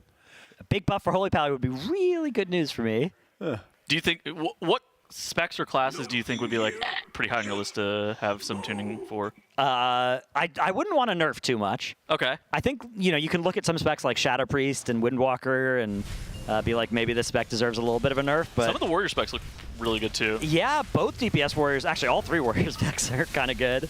But I wouldn't want to nerf something so that it wasn't good anymore. So you could maybe do a really small nerf to like maybe exactly Shadow Priest and it would still be fine. But I think all the other specs that are good, I would let them stay good. But I think I'd want to buff some specs like marksmanship, survival, maybe preservation, holy paladin, outlaw, assassination again. Oh, you want to hit Assass again? Yeah, I mean assassination I think still could use another one. It's interesting because Assass is actually quite good in Mythic Plus. It's like decent. It's not even like the best. But if you start buffing them again, oh man. Yeah, you could maybe buff single target without buffing AOE. Although it's tough for Assassination Rogue because a lot of their single target buttons get like multi-dot. You could like nerf Indiscriminate Carnage and then buff the rest of the kit somehow. Yeah. Something like that. I don't know. I'm sure there's a couple others. I think Warlock could use maybe a small up buff across like all three specs. Could use a little bit. Yeah. But yeah, I don't think they need to do a big tuning pass or anything. I think the main ones that like really should happen are Marks, Holy Paladin. Yeah, I don't think they need to do a lot with Prez. It kind of seems like they just sort of trade off with Disc, in that like there's some tiers that's really good for like the Disc ramp versus the Prez ramp, and they kind of operate in a very similar niche. Whereas on Holy Pally side, they just have like no niche. Shaman is kind of weird because their niche is, ironically enough, like they're really good at spread healing, when they used to be like the god of like stacked healing all the time. And now they just kind of don't really have a niche, because all these fights you can just stay stacked on pretty much the entire time. Maybe it was like Styx being the only one, but that was like the damage side.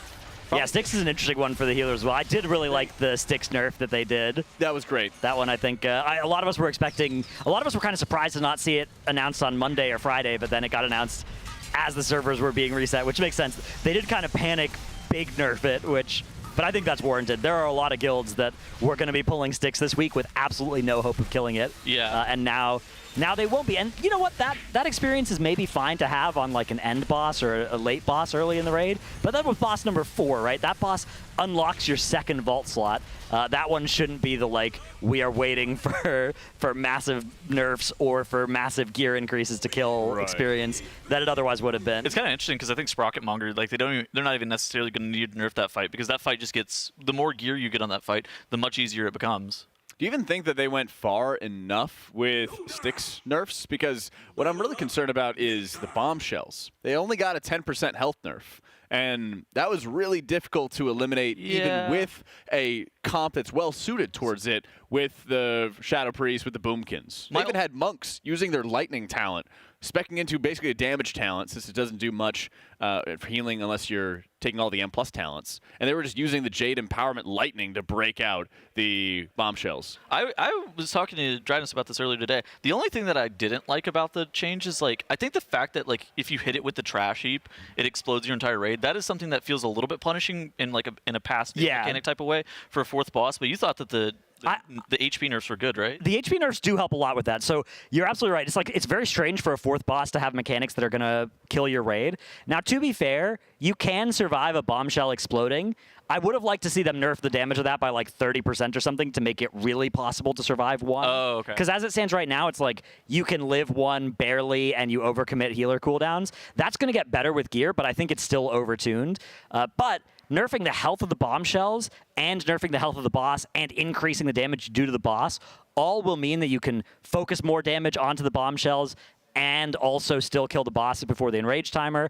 And if the bombshells are coming off of their garbage faster, they're getting under the boss faster, they're getting killed faster, that is making the avoiding hitting them with your rolling garbage easier as well.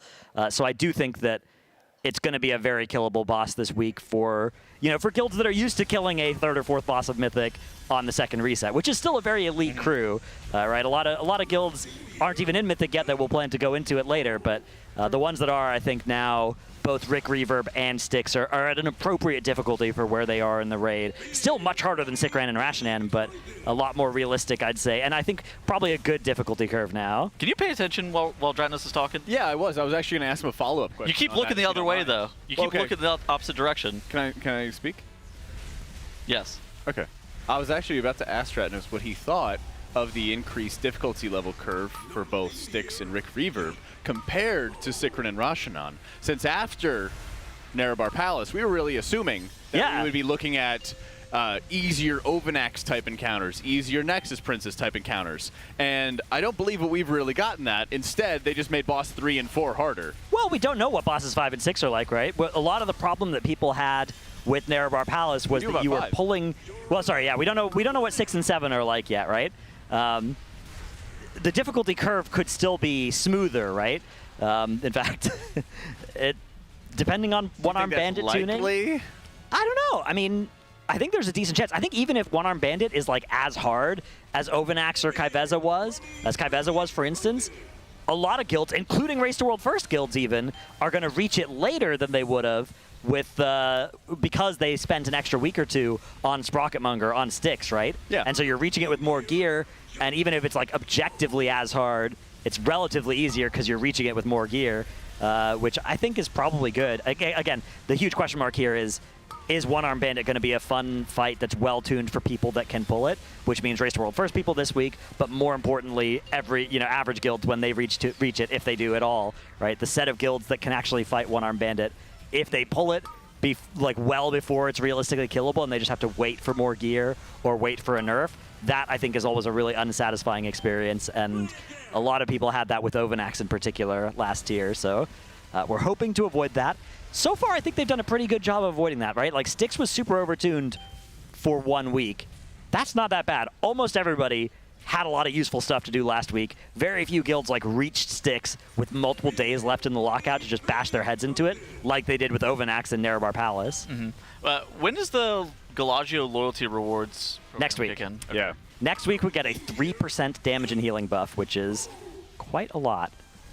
That is large. That's going to mean that whatever you're struggling with this week, next week you will probably have a massive spike in power that will let you overcome it.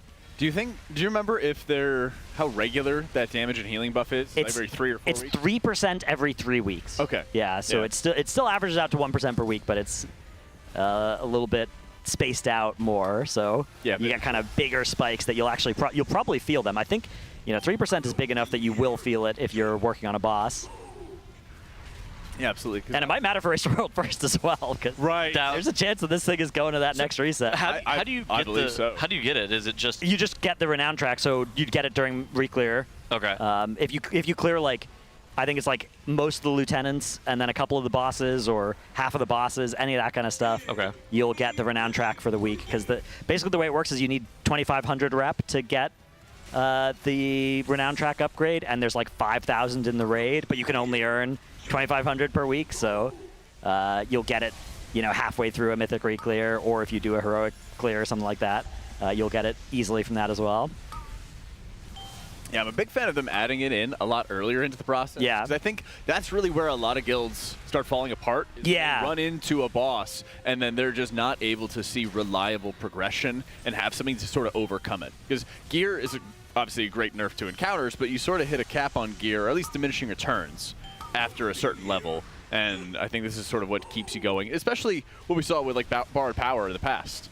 Neck levels would increase, artifact weapons would increase over time. So you would always have something to help you get towards that next boss or get towards that like higher level key.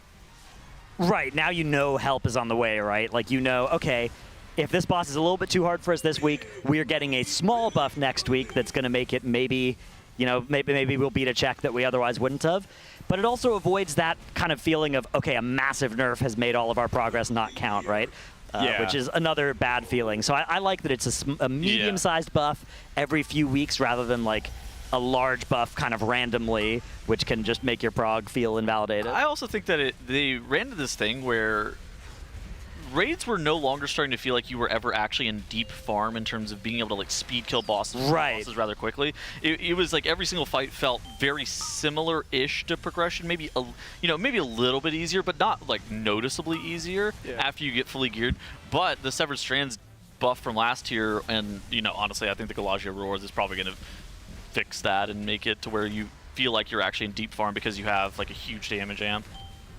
Yeah, if you're a guild that can kill, say, Gallywix with a 6% buff or something like that, by the time that thing's up to like 18%, you are going to be just breezing through it. In the same way that Ansarek also had that feeling. Now, of course, a lot of guilds could kill Ansarek without the help of a lot of that buff, but even that was also good for them, right? It made the boss killable, so it's kind of good for everybody. Yeah, it is. And I think, to your point as well, Titles, about the lack of like sort of deep farm, that's just kind of how like raiding has evolved. Mm-hmm. You know, it used to be that there'd be a couple players who would just sort of handle all the mechanics, and then everybody else could just DPS, have fun. Right. Now everybody has to kind of play a role in it. I mean, we all had Rick Reverb last night, and it was kind of like, hey, everybody's got to do the mechanics. Everybody's got to take part in draining the lightning. You're going to see that as well as Styx, of like everybody has to participate when it comes into making sure they're clearing up the garbage piles, and it makes a huge difference. But I do think that it's... I think the boss just enraged. Ooh. Is he the 300% damage? Oh, on yeah. the left side of his screen? You're right, he is enraged. That looks not good. Yeah, in that case, it's going to kill everybody on the next cast here. Yeah. Not the heal absorb necessarily, but here you can see everybody just taking such huge damage. This one's going to be a wipe. Unfortunate split going a little bit wrong here. I think that some of my favorite tiers, though, were like Antorus and Hellfire Citadel, whenever you were just like super powerful and you could just like completely zap farm. Yeah, Nihilotha, when you got all the corruption at the end of that tier. The corruption was crazy. Yeah, you could just... I like that as well, especially if it's a tier that goes a little longer. And this year we're also going to get those dinars, right? So we're going to be able to purchase like whatever very rare items don't drop for us. That's going to be very nice. Yeah. We're going to put down our little puppets in it. Ooh, that's good. My arm's getting... I had to hold mine. Yeah, exactly. That's hard work. We're willing to do it for charity, guys. Yeah. We're willing to do it for charity. So thank you. Thank you so much, everybody who donated. Yeah. And if you come here next year, maybe you'll get to see the sock puppets if we keep them around. That's true. If you got flown out by Coinbase, you win that grand prize. TL.gg/Coinbase RWF. Check it out. TL.gg/RWF-donate as well if you'd like to help contribute to our charity and see more of these wacky, zany caster goals. Where we just throw shade at each other and make fun of each other the entire way. Yes. Gosh, I'd love to see it. How many... I wish I had actually kept track. This is my bad. I wish I had kept track of how many of the one-armed bandit kills we've been doing, because I believe we're doing 2 at a time. Yeah, they're double-barreled one-armed bandits. 3, 2. And there should be 15 characters. Yeah. I can't imagine we have more than 1 or 2 left. It shouldn't be too many, because you just need to do it for the mains, right? Unlike last week, where you had to do as many as you had characters that might be your mains, right? This time around, they just have to do it for every main that still needs a House of Cards or a Best in Slots heroic, which... So it's probably, what, like 15 runs? Yeah, probably something like that, and then, yeah, you can double-barrel them and get that done in half the time, perhaps, because everybody has, like, at most 1 character that needs this. Maybe 2, I guess, for the people that are playing 2 characters. Egyptians gotta have 3, maybe. Yeah, I guess you got the tanks, but Tanks don't need House of Cards. Only a couple tanks. Only one tank uses best in slots. They'll come back. They'll come back and get it later if they feel like there's something that's necessary for like a random tank that they would. Yeah, I think the tanks that are getting played will get their splits run for sure because that's useful gear. Same with the healers, right? It kind of used to be true in the Race to World First that you just didn't need to gear your tanks and healers, and gearing the DPS was the most important and valuable thing to do. But these days, you run the full splits for everything. Well, that was whenever you were only running like 6 splits max. Right. Yeah. Back in the day, you'd run the 6 splits and you would just have or you'd run 4 splits, something like that, and you would just have DPS mains getting the gear and all of those, and the healers and the tanks getting the scraps. I remember also some of the seasons, like, do you remember BOD? How, like, the first couple of bosses, they weren't even playing their main, like, guilds weren't even playing their main tanks. Yeah. They were instead having other people tank the first couple of bosses. Yeah, get some more gear. That way they could skirt gearing their tanks. That was before the vault as well, so it was super BM because, there's no way that you had 18 people that were all going to get loot from those bosses, but you still, that is brought them along for the ride. Yeah.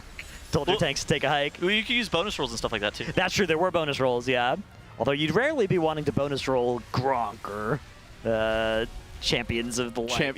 Champs of the Light, Gronk, and Jadefire Masters. Jadefire Masters, yeah. You have the Ring of Peace maze you get through. Rolls would get optimized these days. It would get ugly. It would get really weird, I think. Yeah. Listen, but they already are locking in the analysts into that back corner room already. Make it even worse on them. It would get very ugly for splits, let me tell you. Well, I mean, even in Mythic as well, like whether or not you're supposed to. Oh yeah, I guess all the mains. I guess you probably just wouldn't bonus roll and you'd save it all for Mythic. If you have this many alt characters, I think you'd have to save it. But what's the math on like bonus rolling early bosses versus later bosses? Even if it's say you get like an immediate upgrade if you bonus roll early, whereas you get like you maybe would even take that over like a long-term potential upgrade. Yeah, you'd probably be trying to save it for like One-Armed Bandit Mythic. Of course, you could only use one of your rolls. But you wouldn't really save it for like Muggsy Mythic, right? Probably not, but maybe. It would depend on what the loot table for the bosses looked like. Like if you had a good trinket from an earlier boss that you didn't have yet, you'd bonus roll it. Yeah. But also how long you might expect to stay on Gallywix too. True. Yeah, I mean the calculus would be different for every different guild. And then, of course, whatever you plan to bonus roll, you'd kill that boss, and you'd realize you hadn't picked up your bonus rolls yet for that week. It'd be a lot more... A timeless... You guys remember doing that? Yeah. Oh my god, I gotta do my bonus rolls quick. Yeah, you'd always try and Hearth and get your bonus roll, and you still wouldn't be able to click it in time.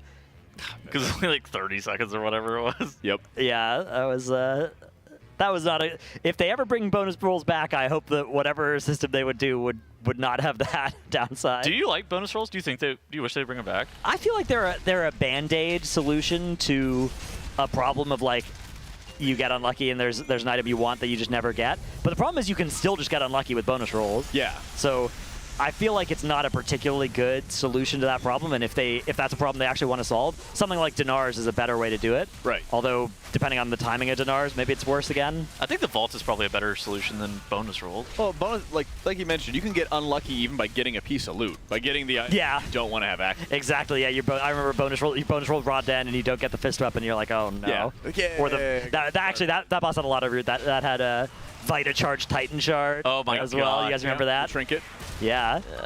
Yeah, there's a lot of like other really good pieces that you just don't want to miss out on or something. And like you mentioned, if they execute Dinars well, if it comes at a key time where it's okay, I've tried to farm for this over and over again, and I still can't get it. Here's my 1 dinar or 2 dinars, whatever it is, a season.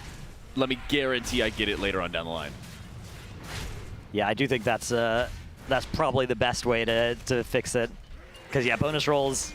It definitely had some downsides as well. Not to mention, again, it was just a kind of annoying and clunky system, which, of course, that's easier to fix than the other parts of it, if they wanted to bring it back. Yeah, I do like how they've been making such a concerted effort to make these improvements in rating in general. Yeah. Because I feel like rating has just been eroding players for kind of a while. Titles. And it's been pretty key of just realizing what is causing people to stop rating, both with like the loot side and with guilds just to stop progressing in general. Yeah. There's been a lot of nice quality of life for raiders this expansion. One big thing is just you get like more crests from it, and you get the higher tier crests from the last bosses. Yeah. That's really nice. That turns heroic into something that's like really good, and even normal last 2. If you can get your hands on those bosses, right? You get 30 runed crests, 30 carved crests. That's a pretty good deal if you still need runed and carved crests. Couldn't be me, but There are some people who still need those crafts. What a flex. I do think it's, I think the biggest thing that I see that's problematic is just how many guilds are dying every single tier, and the fact that there are not as many guilds replacing them, and it seems like it's just constantly shrinking just in terms of the amount of people that are raiding, and this is particularly aimed at Mythic. Yeah, Nerebar definitely had some, for a first raid of an expansion, not a lot of people killed Ansarek, although Ansarek was like a generationally hard boss after a couple of other really hard bosses. Even with that Nerebar Finery buff, that's a tough tier, and you only need a couple of people in a guild to decide to stop raiding for the guild to go away. Yeah, I would call it maybe the death of the casual hardcore player. I feel like that's something that's been kind of looming in World of Warcraft, particularly in raiding for a little bit, because I feel like all those people who want to play World of Warcraft casually hardcore, they'll just go to Mythic Plus, right? And they can play at whatever level they want because it's a scalable system. Yeah, and to some extent, if M Plus is better suited for players and they stop raiding as a result, and as a corollary, if Delves are better suited for a player and they stop doing M Plus as a result, neither of those things are inherently bad, right? If you move from one system to another and you're having fun with it. That's totally cool. I do think there are a lot of people that would like to raid. I think it's just difficult to raid. Raid is very logistics and intensive, right? Not just at the Race World First level, obviously, where you have these analysts, but just getting 20 players together at the same time every week is a very big challenge, and not a lot of people can actually commit to that kind of fixed schedule. I would love to see 10-man come back as the fixed amount of people, right? I'm not talking flex, I'm talking about Mythic moves from 20 player to 10 player. I think that would be really cool because that would reduce a lot of the weird challenges of getting 20 players. And a lot of guilds that aren't Hall of Fame level actually don't have a bench as well, so if somebody can't show up that day, they just don't raid. Yeah, that's a very unfortunate. If you have exactly 20 or 21 players, that can be really tough. But here's the thing with 10, it's reasonably I could get 9 people I know to raid with. I can't really get 19. It's kind of a tough ask of people. I do like that as a solution as well, since while they're making all these quality of life changes, they're adding all these awesome things for raiding. Mythic raiding is just really hard. Yeah. And then trying to find everybody who's aligned in those goals for how hardcore, how serious they want to play is incredibly challenging. So it's they add a bunch of quality of life, but then you have all these raid bosses which are still super hard and require a lot of commitment. It's so fun though. Killing a really hard boss is so fun. Oh, yeah. And there's parts of it that are just different. I remember back in the really old days during Wrath, which I did play the first time, 10 versus 25 rating just felt different as that explosive payout nearly casts, but it doesn't. There's a House of Cards here. Oh, no not bad. slots, but a House of Cards, that's always good to see. Well, I think that's definitely worth celebrating, Yeah. True. Our Wowhead sponsor as well agrees, and they've given us some awesome codes for you all. You can win a Grizzly Hills Packmaster, an Auspicious Arbor Worm, or the Winter Witch Bundle, and it's going to be open to NA and EU. So all you got to do, type #Undermine in chat to be entered for a chance to win, and keep an eye on your DMs from the moderators so they can give you the code if you've won. So go ahead, type #Undermine in chat right now. What are you waiting for, Tettles? I don't have my phone on me. I try to not keep my phone on me on the couch. Oh, I always have my phone on me. I just try to... If my phone isn't physically on my person, I get anxious. I try to not get distracted while we're casting, so I try to get distracted whenever I'm casting with you.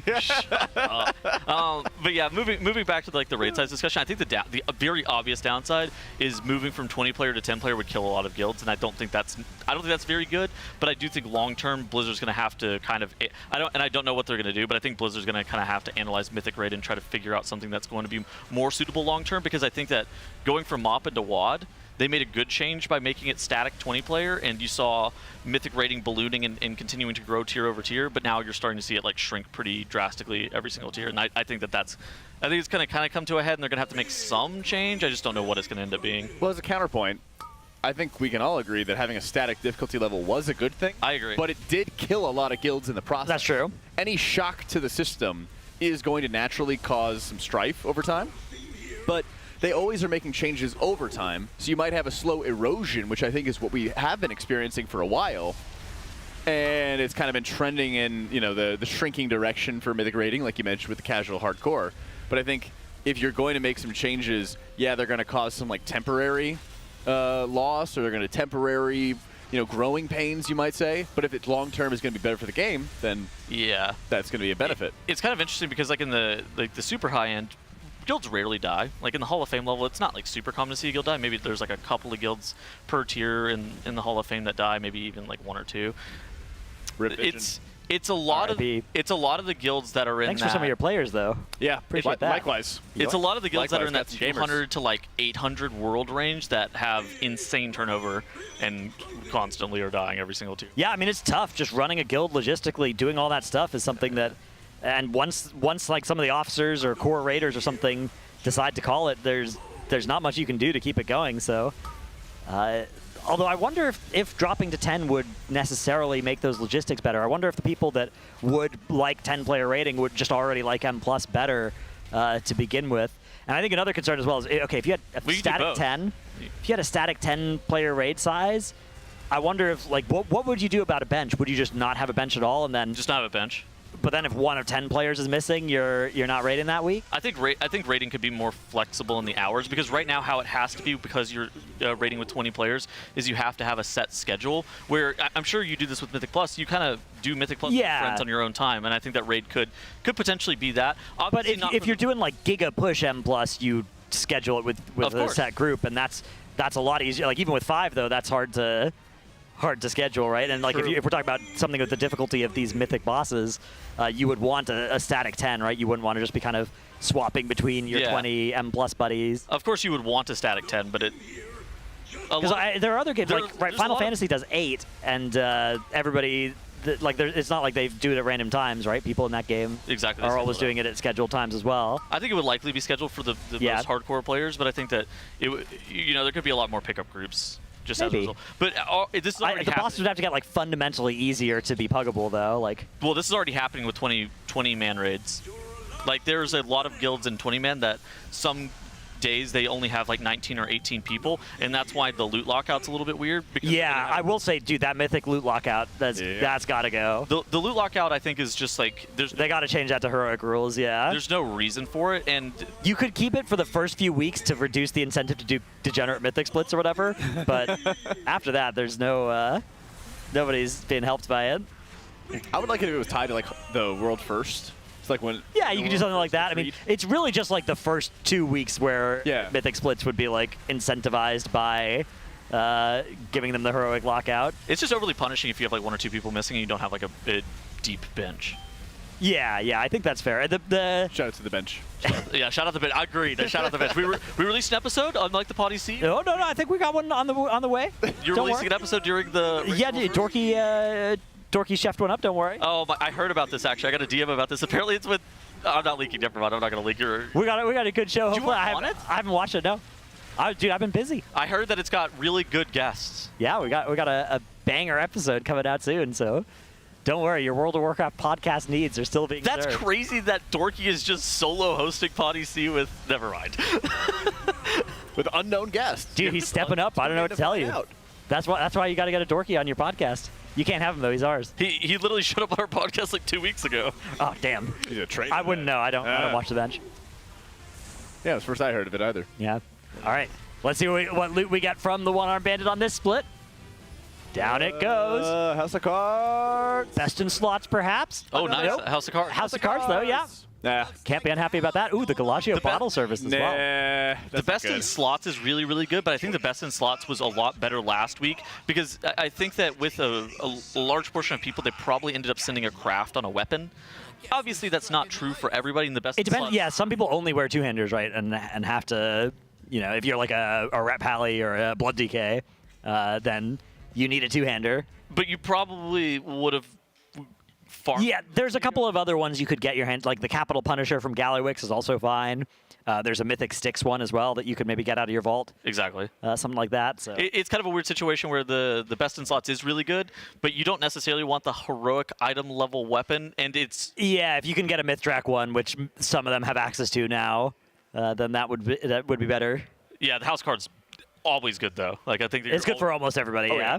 You're going to be able to find somebody that uses that every single time. It's just over budget, I think, is a big part of it. Yeah, unfortunately, the Galaccio bottle service is just kind of mediocre because it doesn't have any primary stat on it. Right. So it does like it's like a haste trinket, right? Yeah, it's haste. And it does a ton of healing. So if you wanted to, I don't know, use it for like a niche situation where you need like, a ton of healing. Like if it's the only option you have in a 5-man, you could kind of use it as its own like mini healing cooldown. But just overall, compared to a lot of other healer trinkets, it's just kind of. But healers also hate on-use trinkets generally, don't they? Unless they're using it with like ramps, like Preservation and Disc Priest. Yeah. Even then, though, those sorts of healers wasn't that bad last year. To be fair, Coagulum was quite good.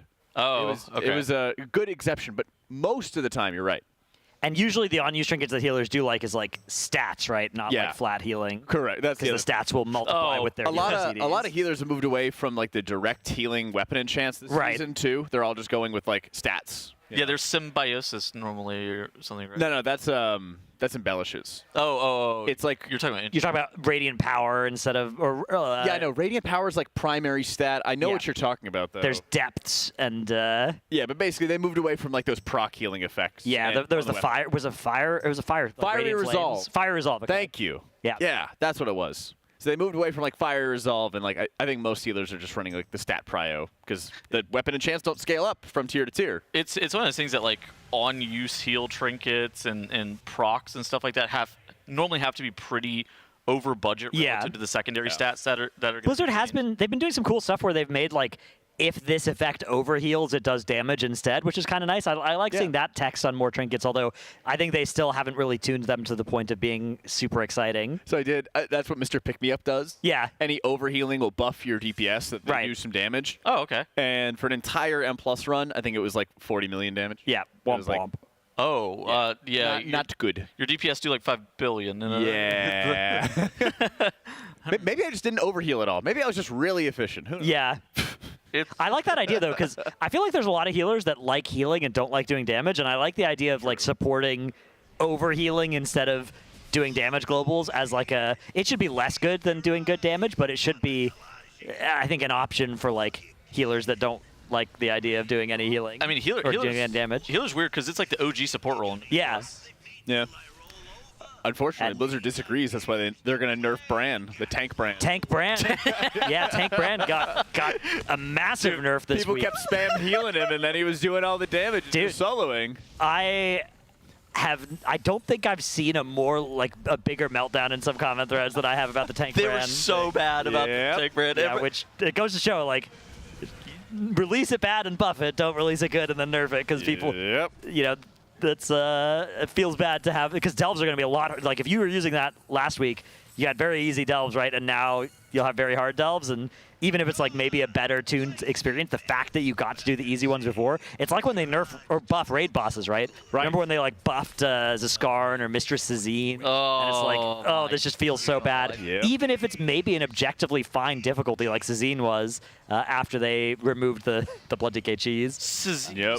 It was still like, you killed this boss last week and now you can't kill it this week, right? And the same, I'm sure there are people out there who's like, I breezed through a delve tier 8 last week and now it's quite hard this week. That does just feel bad. Absolutely. That's how people were like soloing high tier 8 delves with like a 600 eye level. Yeah. And they're like, I was just chilling. Which, like, time. okay, sure, that's objectively bad, right? Yeah. Like, you know, obviously that kind of like devalues the whole delve ecosystem, but it just goes to show that it's important to land the tuning the first week, not the second. Mm-hmm. Yeah, and interesting enough, you know, we haven't really seen the class tuning either, so it's been a weird experience this tier, I think, more than others, especially because no heroic week. It's kind of interesting because there's actually a decent amount of specs that I would try to either buff or like bring down just a hair. That's it. Some nerfs you could really do in the middle of race, like Mistweaver damage is absurd. Yeah. For example, Disc Priest even has like a passive that's kind of irrelevant these days, which just increases your damage when you don't have a lot of atonement out. And they already have a modifier to increase your atonement healing in 5-bands and in raids. I was looking at some stats. It just works. I was looking at some stats on Warcraft Logs, and it seems like the top to bottom, at least for DPS as well, is a decent amount higher than normal. On a typical tier, it's around like a 20 or like a 10%-ish top to bottom damage difference. This tier it's like a 20 right now, and they didn't tune anything. And it's one of those things that they just need to hit some of the specs with like aura buffs and nerfs to try to like bring it a little bit closer together. And it's not even that the best spec doesn't need to remain the best. It's more just like it could take a 3 to 5% aura nerf, and then some of the really bad specs could take a 3 to 5% aura buff, and you would have it a lot closer. It's tough given the set bonus situation as well, where like the data that's out right now is you got a lot of people without new tier, with two-piece, or with no tier at all, right? And like that will throw a wrench into calculations. Specs with like bad set bonuses are going to look disproportionately good on week 1 data because they just nobody has their set bonuses yet, and then the people with good set bonuses are going to start to accelerate further over the next couple of weeks. So the stats can sometimes be, and also not to mention, of course, the fact that if you're taking stats from these raid bosses, some of the fights just really favor certain specs over others. Oh yeah, well. That's another thing too. First boss fight being a full vulnerability phase. Right, exactly. If you're like a bursty 2-minute spec that gets PI or something on average, you're gonna look so good on Vexy, and that you don't want to tune based off that. Well, it's also gonna feel bad for like Styx, for example. Right. You run into all the casters. Styx is if we're looking at mythic stats, right? Cauldron of Carnage, and even like warlocks that can wither both of them or whatever are gonna look insane. Styx. Huge damage profile weirdness with all the ads and getting on the ball roller and all that stuff. So, and even Rick Reverb, right? You have the big burst on the pyrotechnics. So they don't really have like the great patchwork bosses to look at this tier to get stats from. And even on Heroic, right? Like there's not a lot to use for that. Maybe even like One-Armed Bandit, Gallywix, but both of those there's ads on all these fights. Dude, I thought there was a dolphin in our ear at first. I was like, what was that sound? That's right. Just random dolphin sounds. Yeah. But yeah, it's pretty clear to me, and I don't know if you guys necessarily agree, but it seems pretty clear to me that Blizzard normally is tuning based off of the stats that they are seeing in like the actual results inside of something like a Warcraft Logs page, more so than looking at, potential or like these very specific instances where a spec can be an outlier. Like they very rarely are tuning something based off of like one fight, but they're only tuning based off of like collective on all of the bosses. Yeah, it's tough because like if a spec is good for 3 of the last 4 boss fights, but it's not good against a training dummy, should you nerf or buff that spec, right? You'd probably nerf it, right? If it's good on the actual important bosses of the tier, that's kind of what matters, right? That's true. That was sort of the discussion around Fury Warrior last year, where it's like, man, this spec is not especially insane, except it happens to be insane against 3 of the last 5 bosses in Nerevar Palace, and so they nerfed it over and over again. Eventually, they got it in a healthier place as well, where it's like, okay, their sustained damage is higher, their burst damage is lower, but they made it bad in Mythic Plus. Yeah, that is sort of an unfortunate side effect, and to some extent, Mythic Plus is a bigger part of the game.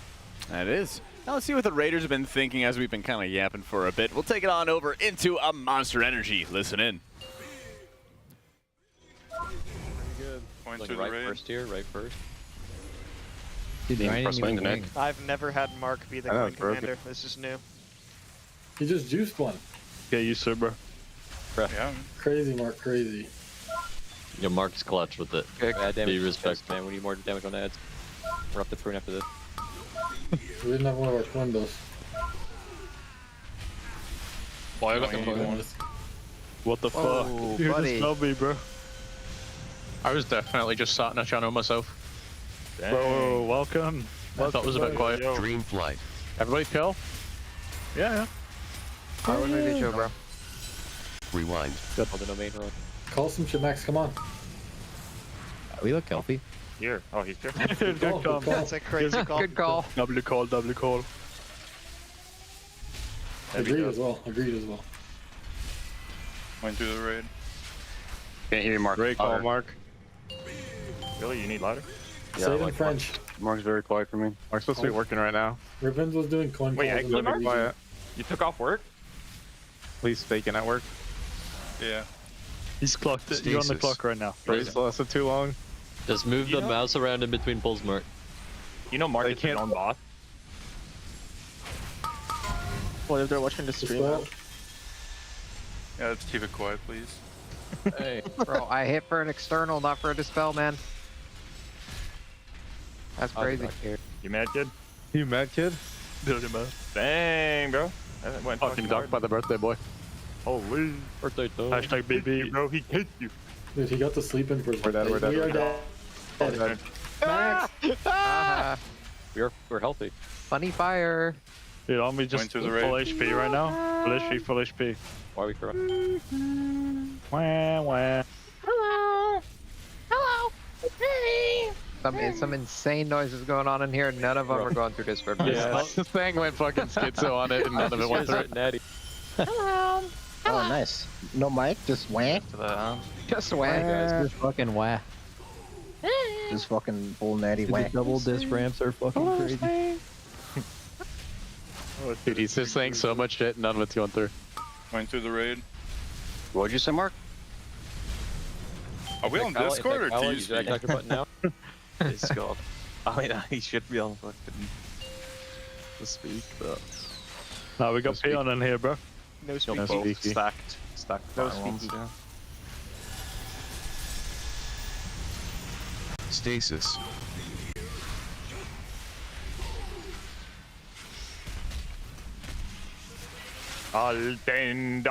Altendalte.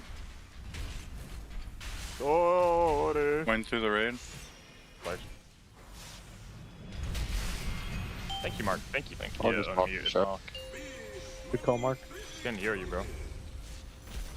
Killing the left out first. Really? you got a spell to show him the purple. Actually. Piss off. Herm, piss off.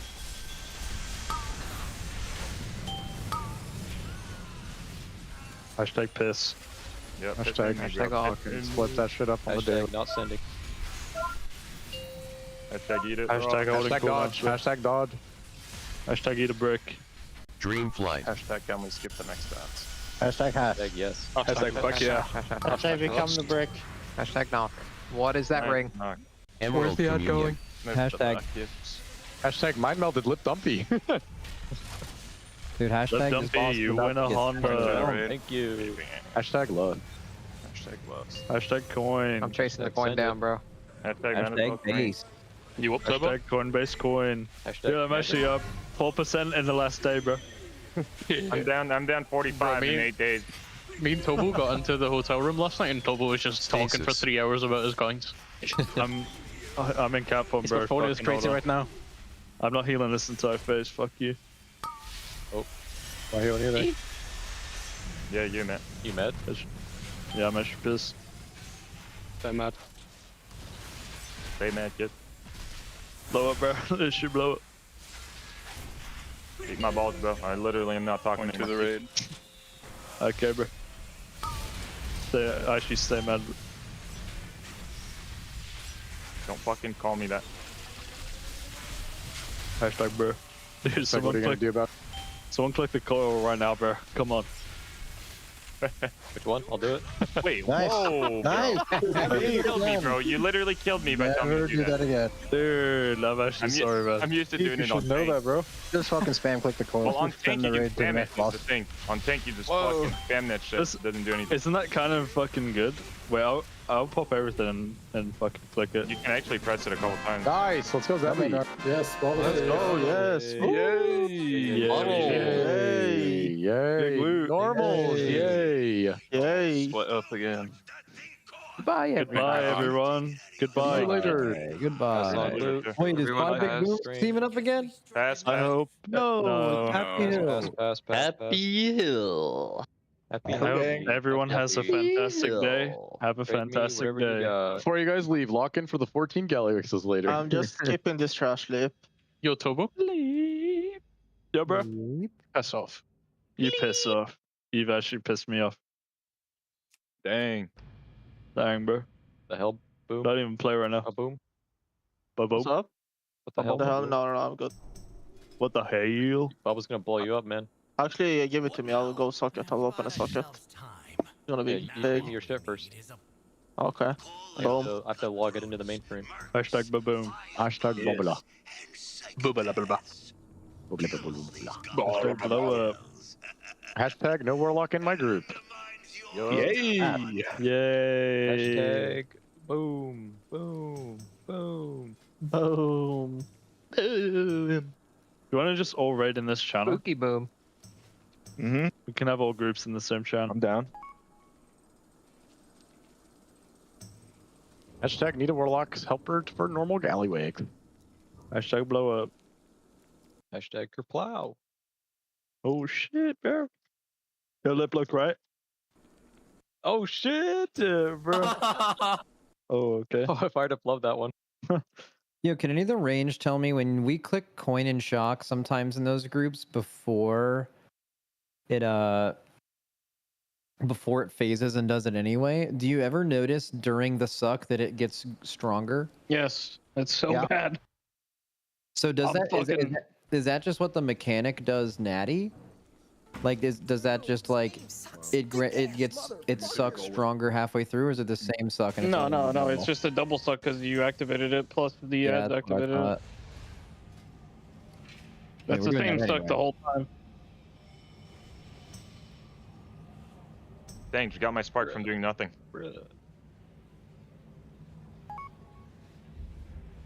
Yo, Tope. No shit, they gave me lead, bro. Look left. Oh, shit. Oh, no way, bro. Oh, I don't know. Hit the fucking. He hit the monster, bro. He hit the monster.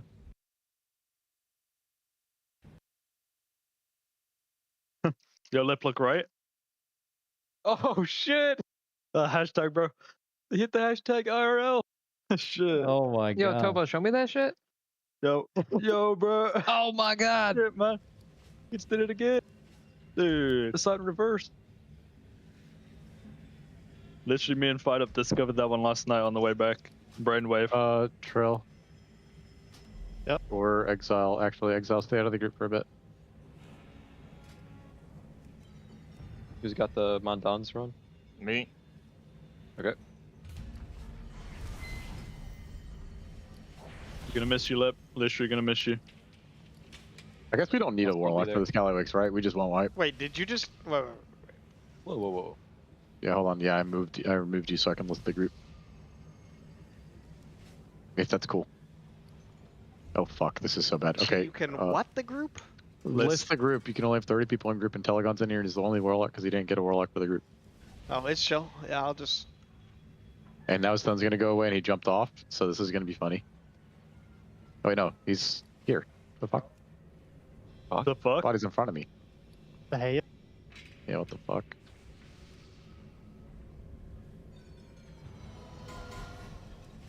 What do you mean? There we go.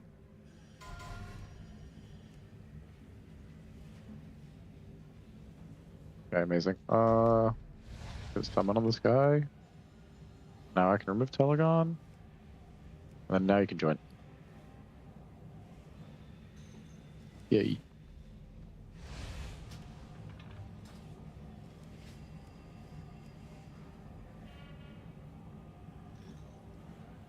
Yay. Wasn't it a bit sketchy to remove Telegon before the Warlock took the summon? Yeah. Hashtag sketchy. Hashtag, yep. Hashtag waiting for them to get the weak corner now. Yep.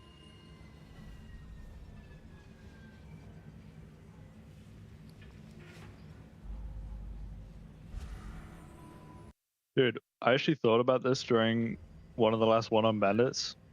Shouldn't we have had a helper weak aura that tells them to dunk the coin if they pick it up? Yeah, probably. I mean, it's Just it's covers probably a their good entire time to bring screen that up. With Yeah, we Aura. just finished all of them. Next week. Wait, could you do that so that like if they press any button, it uses the extraction button or something? I don't know how that works. Sneak dot extraction button. For the helpers that are in here and that can one. hear me, can you guys link the weak aura in raid chat if you have it yourself, so these guys can get it when you get going?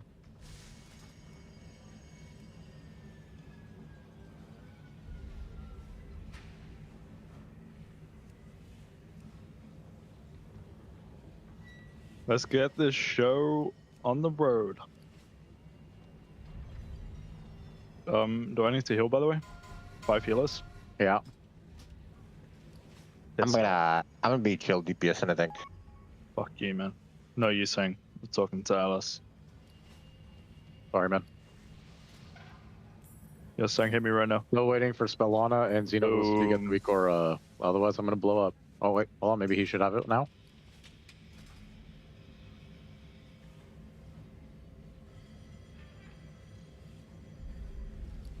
Anybody see him as checks pass?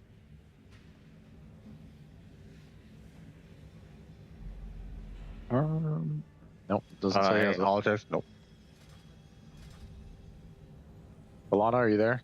Hello? Hello.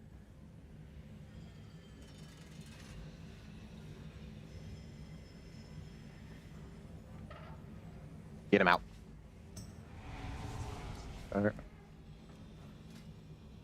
No response at all from that guy. It works if you kick him and then they'll whisper you back. Need to sign up for Jug Juicers. Oy, oy, oy. Let's get a sign up. Scott Prex in my group. Do we need Guy says he can't see the Discord channel, so that's funny. Aha. Also just says he doesn't have the weak aura, right? Do you know? Yeah. Yeah. Good. Maybe. Yeah, I mean, there's a thing at the top that's like channels and roles. Maybe they need to do that. Boy.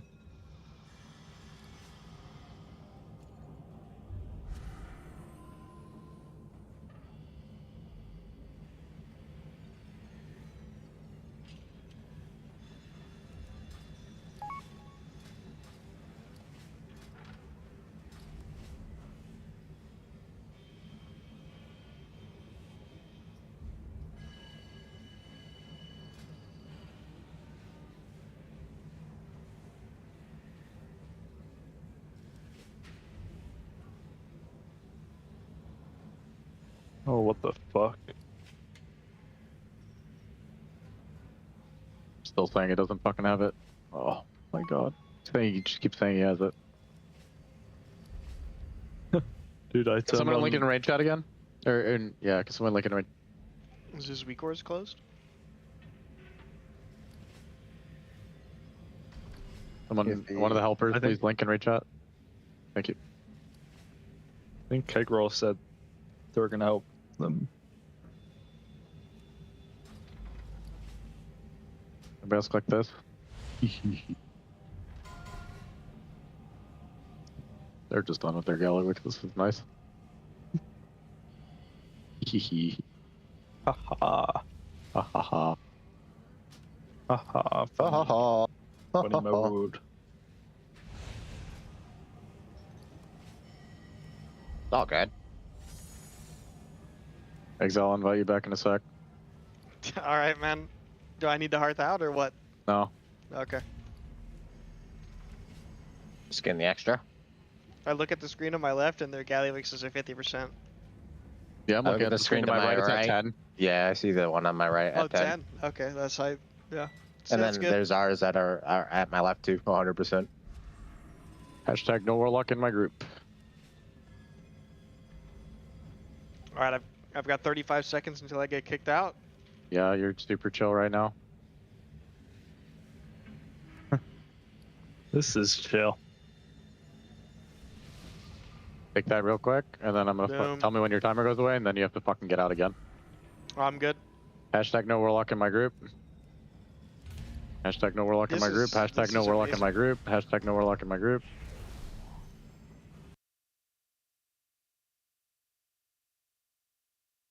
Wait, is Telegon like still in the group or something? No, it's just we need to get an extra guy in case this deck is taking too long for this guy to get it. Oh, yeah, W.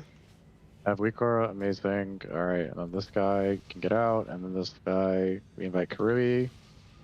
And then somebody hits the summon real quick, amazing.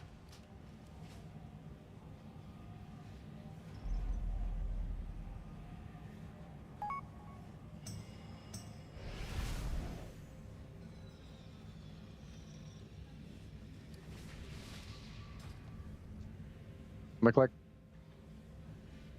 Make sure this guy gets summoned.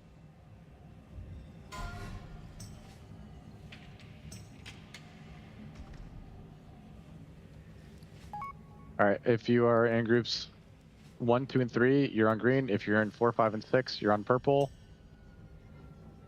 Control your tank, right? Yeah. Amazing. We're gonna need a frontal on these. Make sure you're on your correct sides. 1, 2, 3, you're on green. 4, 5, 6, you're on purple. Here we go. There's gonna be a frontal. You guys are gonna make sure to get hit by the frontal on your side. 5. And then healers is a healing absorb on the people who got hit. 2, 1. Oh my god, he's mechanical. Fucking Cujo's Vents Biz. 1, 2, 3, eating the frontal. Heal off the healing absorbs. We're getting giant circles, and then we're going to run to new green and new purple. Run. Make it to your new color. And then purple, you're getting a frontal on your group. 1, 2, 3, don't get hit by it. But green side, we're getting ready to dodge underneath our feet. I'll remember to call lost this time. Dodge, and then we're eating a frontal on green. Everybody on green use 1 small defensive right now.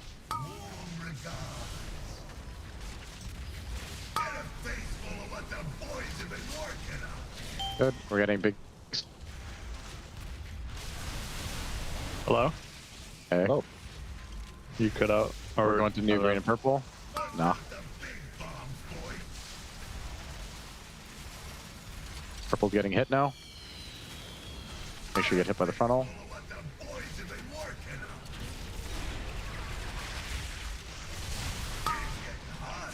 Green, we're dodging underneath our feet. Dodge, and then we're getting a frontal on green. Come back, eat the frontal, make sure you use 1 defensive.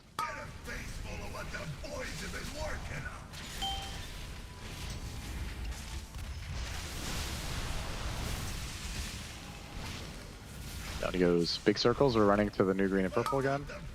Welcome back to the Alienware training facility for the Team Liquid Race to World First. I'm Jack, joined here with Tettles and Dratnos as we're finally done with One Arm Bandit, for now at least, and doing some heroic Gallywicks.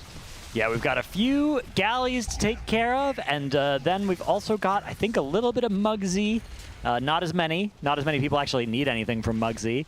And then we will be out of here, but it looks like these might be normal Gallywickses, and then we'll do probably heroic Mugsies and then heroic Gallywickses, I think is going to be our sequence today. So I was listening to Max over our Monster Energy. Listen, I had his stream open, and it sounded like we have about 25 more total bosses to do, maybe 30, somewhere in that range. So it shouldn't take too much longer, but I think it'll probably take us to around dinner time. Okay. And if they're closed, they may well go until dinner and then call the dinner, whenever they're actually done with all of them.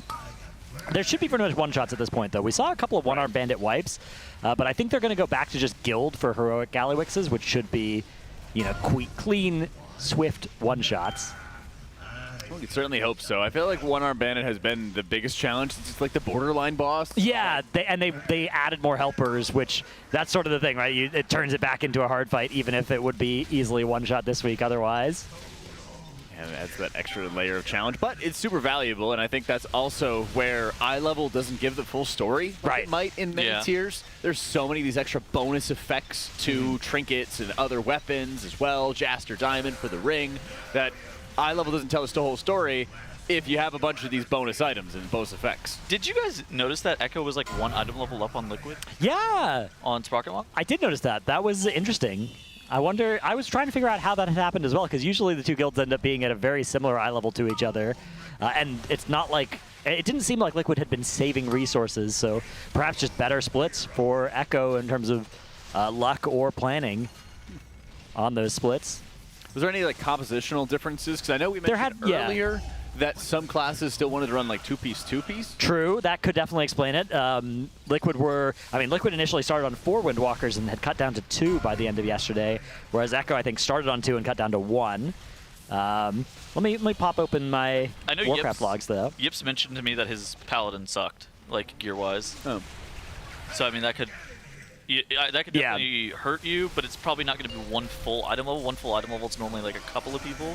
Yeah, I guess that would be the other thing is, who are the classes that are less geared? Because that would be very different if some healers and maybe tanks were under geared, but the DPS were just glorious. Like Dratnos. Yeah. We've got, the average item level of all these guilds is still lower than me, of course, but... Of course. There are pretty different comps, right? Like, Liquid is playing 1 Havoc, 1 Dev, whereas Echo was playing 2 of each of those. Dude, Echo's devs were, like, topping their DPS meter on Sprocketmonger, and it was... Sprocketmonger Lock and Stock looked like... that's pure single target, and the Dev Evokers looked really good for that. And I think they're going to be even more really good for One-Armed Bandit, because One-Armed Bandit has that tight DPS check, that single target benefit, but then you also just get to do huge cleave to those attendants. Dude. You're mass disintegrating onto 3 of those 4 attendant or targets at that time. Your Eternity Surge is hitting all of them.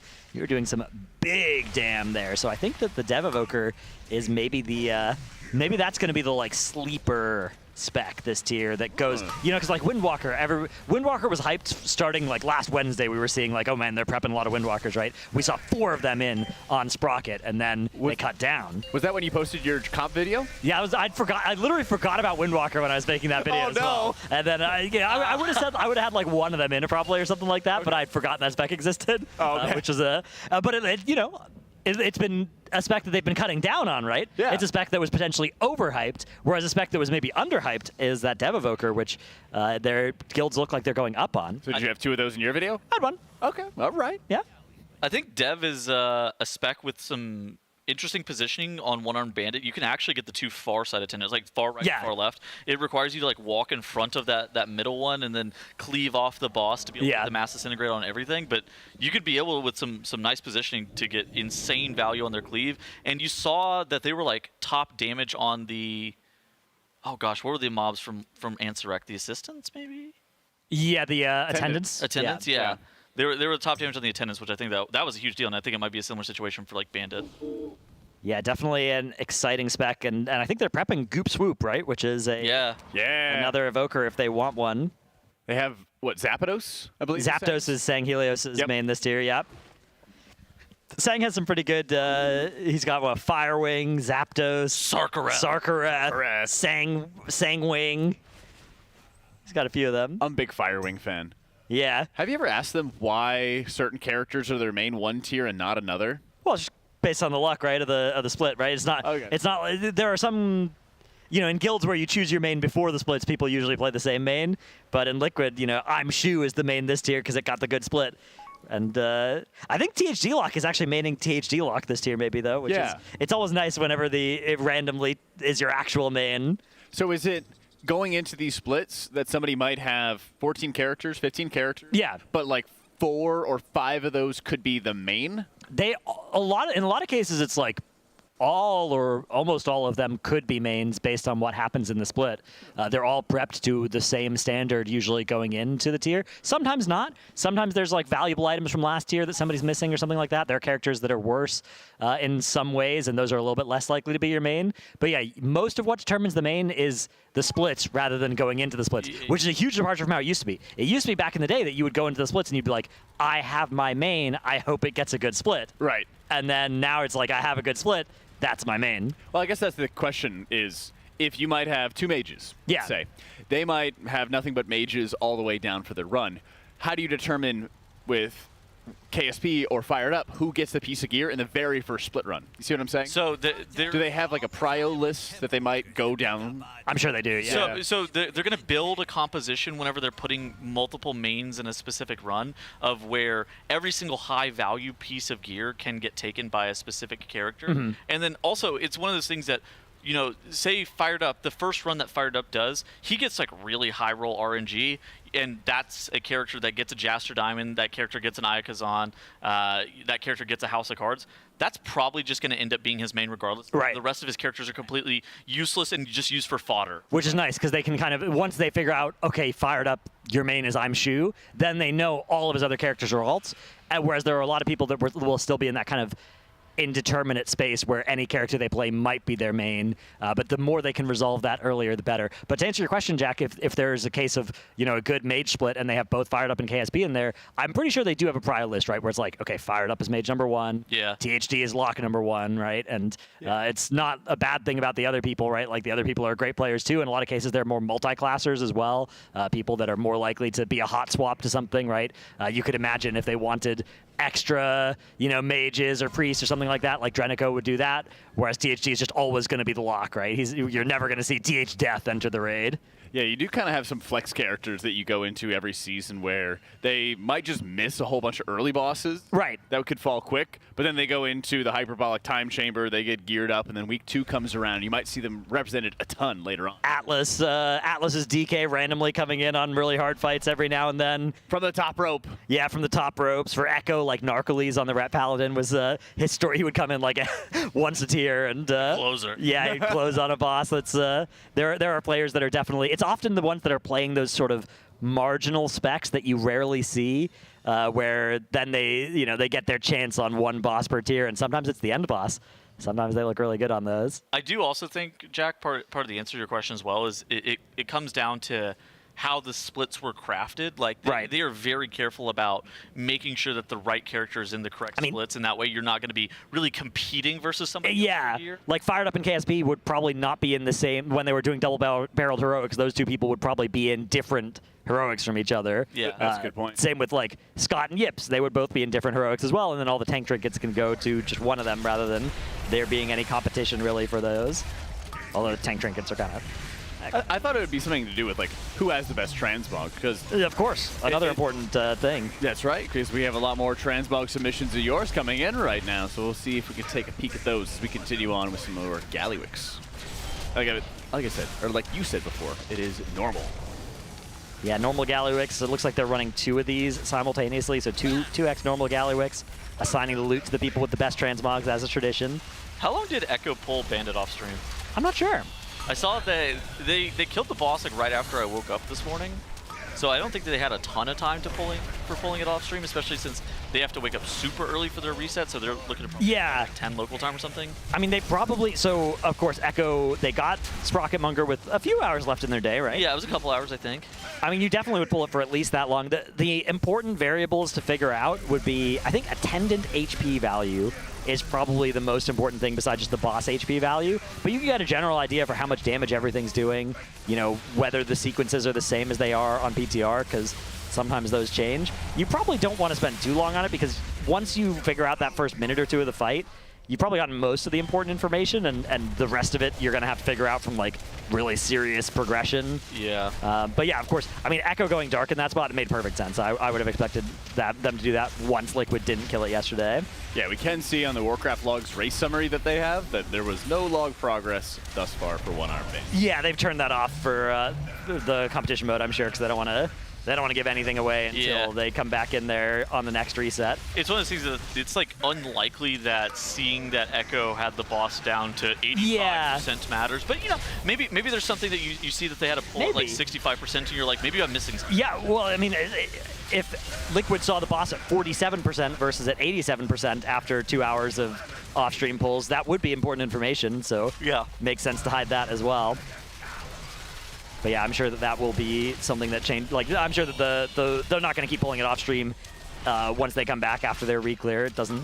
At that point, the main benefit is if they had streamed those pulls, Liquid would be able to learn from them while doing re-clear and splits and stuff, and that's just such a huge advantage that it made a lot of sense to turn off the stream for that. I saw an interesting stat that was, this is the first boss since Sepulchre that Echo has killed prior to Liquid. Yeah, it's not an end boss, right? Yeah, which Lords of Dread and Rygalon being those ones in Sepulchre, which they did get those world firsts on, and Echo have never lost a tier where they got a world first before the end boss. So Liquid are hoping to turn that around this tier. Definitely, I think, into some headwinds here, but again, still a lot of bosses left to go. If there is a tier for that to happen, it's this one. If you lose like a penultimate boss and you're into the final boss behind, that is a way bigger problem than, you know, the 5th boss that we're talking about, because I think that there's a world where Liquid comes back and gets world first Bandit, world first Muggsy, and then is going into Gallywix ahead. I think that could potentially happen. Yeah, and I think that not only that, but also the gap could be so small between both of them on Muggsy that like one kills it and then an hour later the other one kills it, or like we saw in Diurna, right, where it's like, yeah, okay, you know, it's basically just an even start. It's basically an even start to the last boss, yeah. Jack, how big do you think the difference is with Echo killing Sprocketmonger and Liquid, like, basically failing to kill that? I think it's irrelevant, to tell you the truth. We have one-arm Bandit into Muggsy and then into Gallywix, and I think if they continue with the progression, it's pretty rare that we have a these later fights be pushovers. Sure. And steadily easier. And as a result, I think there's just so much window of opportunity for, honestly, all three of these guilds. Guilds could have bad days, they could have amazing days in terms of their execution, and we are very, very far from like any sort of decision point or tipping point. I mean, does guild not matter for Sprocket Monk? Well, so there's 3 big benefits that Echo got by killing that boss yesterday. One is just eye level, right? They're picking up 4 more pieces of gear, maybe 5 if they got very rare. I don't know if they did. And then also the boxes are getting better for them as well, so they're more likely to get more eye level out of the box. Now Echo are already an eye level ahead, so expanding that lead further is definitely something. And they get the benefit then of just pulling Bandit off stream at the end of their first reset, so maybe getting some more information about what classes or specs to gear. Maybe that doesn't matter. Maybe it does. Maybe they learned something useful. And then, of course, the last one just kind of morale, right? It just feels good to get in the lead, right? That's always a really, really good feeling. So, and then, of course, Liquid, on the other hand, got to mitigate the kind of disappointment of not getting the kill when you knew you could yesterday. That's the sort of thing where maybe it doesn't actually matter that much, but if it affects how you're feeling and that affects how you're playing, then it could matter more. But I agree with you, Jack, that there's a lot of this race left ahead of us. Definitely, it wasn't. I don't think it was irrelevant, though. That's fair. I think with how long these teams have been competing against each other, it further helps you insulate yourself from the negative sort of morale aspect. And I think your point is like probably the one I most agree with is definitely the item level gains that you get from killing off that extra boss fight. But I would say the counterpoint to that is if these bosses ahead, or at least my expectation, because all we have at this point is our assumption of how difficult bosses are going to be going forward. My expectation is that the bosses going forward are going to be so difficult that they're eventually going to get to a point when they reach the final boss that they're going to be close enough on item level that it shouldn't be as relevant. But hey, we'll see. Looks like nothing especially good from this galley. I don't see any Eyes of Kazan or Jaster Diamonds, unfortunately. Yeah, the other thing I would say is just based off my own predictions for how long these bosses are going to take, that's definitely a very big fuel for it, is if we've had 8 days into the race already, and we still haven't fought the last 3 bosses, which usually take an enormous amount of time. I think that I've seen crazy stuff happen in the Race to World First historically, that it's really too difficult to count any of the guilds out. I mean, Echo was able to come back by like 24 hours of killing Tendril Sage Swift behind Liquid, and they were able to win that tier.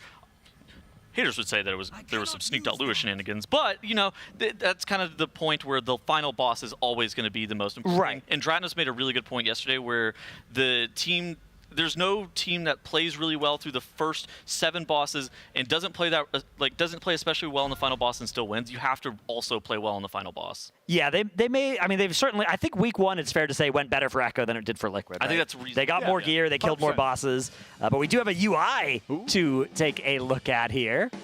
We got Siege Roots. Thank you so much for contributing to the Pasadena Humane Society. You can check it out at tl.gg/rwf-donate to submit your UIs, or, of course, your lovely, lovely transmogs. And what do we think, guys? This is like standard LVY type He's using Elf, yeah. Yeah, we've got Elf. We've got the default party frames near the middle there. I think this might be Elf party frames even. Maybe. And then we've got the classic wago.io/M+ timer over on the right. That was Relo's M+ timer, yeah. Love very clean M+ timer. Yep. I would say this is definitely a very clean, but also kind of basic UI, right? Like these are a lot of the sort of out of the tin common add-ons that you can get. All right. Where is our kick tracker? Because I think we're going to lose some points if we don't have one of those from it. Oh, it's a Shadow Priest. Well, you should have one. You can kick, what, twice per key? Yeah, that's why you got to track it so you know that you don't overlap with somebody else. That's true. All right, I think where you don't have a kick timer, you're right. Yeah. I would just say install OmniCD, get a kick tracker. Or wait till patch 11.1.5. Looks like there's going to be cooldown tracking functionality coming with the base edit mode in that patch, so that's going to be pretty hype. How was that? Paid Blizzard advertising by Dranos here. That's right. How is that going to work? Do you know? I've seen a couple of screenshots. It looks pretty powerful. It looks like it's kind of going to be able to do OmniCD replacement stuff. Can it add like cooldowns attached to party frames as well, similar to OmniCD? I don't know. Maybe. Interesting. Okay, so have to find out. Keep on the lookout for that. Anything's possible in the edit mode. Yeah.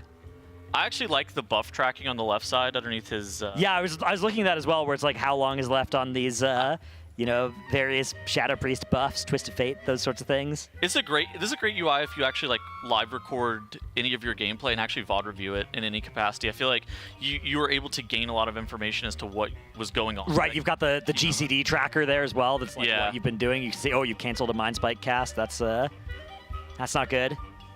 I will give this a 6. I think this is like pretty good. 7.5. I'd probably move a couple things out of the way a little bit, get some better, like get Omni CD basically to help out. Definitely want a kick tracker. Yep. One of those will help in keys, for sure. There's also, not a lot of information is being displayed on nameplate, which you only have one nameplate here. But for instance, like, do we have Shadow Word Pain on this target? Do we have Empiric Touch on this target? I guess we just don't. Okay. I guess that's the other challenge too. Is like, where's your eyes moving? Are you looking at your weak aura? Are you looking at your nameplates to show dots? Yeah, I guess we just don't have our dot active, but it probably would show on nameplate if we did. But looking at the middle of the screen, I think we just haven't cast them yet. So yeah. Maybe it's fine. We haven't VT'd the mob, so. Yeah. VT the mob, though. That's good. That's one of the first things to do. I guess it's near the start of that mob. Shadow Crash also. Yeah, a little crash could go in there. Yeah, I'm going to give it a 7. Definitely a pretty, clean starter UI that you could get one of these UI set up like this in a few minutes. But I do also like having all the GCDs tracked in the bottom left, like you said, Tettles. Be able to see what you were doing. I think UIs in general are like really easy to make good, but they're also at the same point really easy to lose like a lot of points with like huge mistakes. Yeah, and there's no. This one doesn't have like a lot of annoying extra superfluous info. Right. Exactly. Nice. Also, look at the damage meter. Pumping. Shadow Priest doing double the damage of everybody else. That's really good. Yeah, it's good. VT's in the bottom left. Yeah. Shadow Fiend is. Well, so there's a VT just above the Insanity bar. That is grayed out, which means I think it's not on the target. I'm looking just right of their chat box. There's one, I think that's it. That's like the button on the action bar. So this is one of the many UIs that has an action bar and a weak aura pack in the middle of the screen. Ah, okay. I actually keep my action bar shown as well, but not even that I look. Yeah, it doesn't really matter. You usually don't look down there. I just like it for additional. I don't even know, just to have it on the screen. It's kind of weird. I removed mine, and it's honestly helped me a lot. I feel like I could easily remove mine and have like no difference, but I actually just like it. Yeah, it's a preference thing. A lot of Liquid Raiders will have theirs shown as well. Yeah. It's nice to be able to just quickly swap in, swap out. I will say, if you ever find yourself looking down at the bottom of your screen for something that you should be looking at the middle of your screen for, you should try hiding your action bars to kind of force yourself to stop doing that. Unless you're, of course, THD, which in that case. Yeah, I think he just looks down there automatically. Which is crazy. It's fair enough if that's especially if you play on a nice small monitor. It's usually not that big a deal. But if you got a big monitor, then you're going to want to not look at the bottom of your screen too much. That's always the fun thing, is there's a lot of best practices that work for most people. But then when we get to see the most exceptional of Raiders, a lot of them are doing bad stuff, because it's not that, it doesn't matter that much. Gameplay matters more than UI, realistically. As long as you get the job done. But yeah, this definitely is a UI that does get the job done. Yeah. Person was doing a lot of damage, so Good thanks UI. for sending that in. Hey. We have a pet as well. Here's Pascal. What is that name that's been submitted? Horse Girl Esports 69. Thank you so much for submitting your pet. Look at the kitty's eyes. That is a stunning shade of green. Yes. Member production too. Shout out to Horse Girl 69. You guys are a bunch Horse Girl of Esports. Oh, Tattles. Not cool, man. Not cool. That's a member of production. Gosh. 10 out of 10 cat. I was saying that to chat, whatever it was called. I don't remember what they were spamming. Oh, they were spamming blue balls equals bad on Sprocket Monger. I was like, you guys are a bunch of degenerates. 10 out of 10 cat. Yeah. Yeah. Big, perfect kitty. Balls, big cat. Oh my gosh. Blue balls. Stop. Tettles. Oh, wow. Is this a pet pigeon? Yeah. Plinko the pet pigeon. I mean, I thought pigeons used to be like super domesticated. Yeah, well, doves are just pigeons with different, fur coloration, right? Or whatever, down. Is that true? Yeah. Oh, that's news to me. Yeah. I'm learning. People keep you said it like I just knew that. I was like, that's true lore. Okay. Yeah. I believe it. So, is this a dove or is this a pigeon? Well, it's a pigeon, yeah. Yeah. The dove is just if it's like all white down. That's a huge pigeon too. Yeah, that is. That's a well-fed pigeon. That's a street bird. That's like they look down at you and they're like pathetic. Yeah, pathetic. Exactly. It's cosplaying as a penguin. Oh, true. That'd be cool. A little tuxedo pigeon. Yeah. Kind of shaped like a bowling pin. That is an intimidating pigeon. It is. Shout out to Plink. Thank you so much for the submission. If you wanna oh, that's right. It's a big government The bowling pin caught me off guard. It's the government drone he invited into his home. That's right. Birds aren't real. Gotta love it. We are right now doing lots of Galliwix normal splits, guys.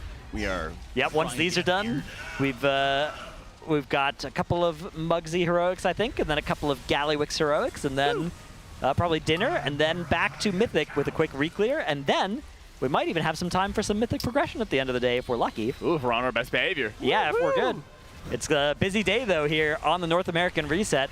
A lot of items to gain, a lot of item level to actually catch up to both Method and Echo with, hopefully. Do you think that Method and Echo are going to have to do this many splits as well, or do you think it's going to be standard? I think they'll probably do a similar amount. Yeah, you never want to give up on gearing as much, right? Like you'll always spend the extra 3 or 4 hours on Tuesday to get your mains as much gear as possible to save time. It's always a time save unless you're really close to an end boss kill, which spoiler alert, nobody is.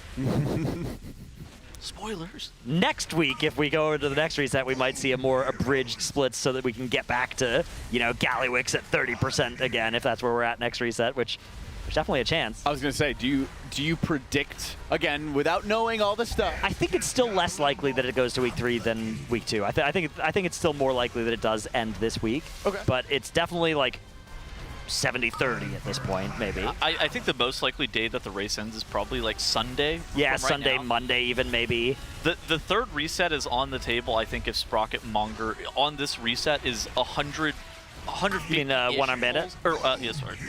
One-Armed Bandit's like 150-ish pulls.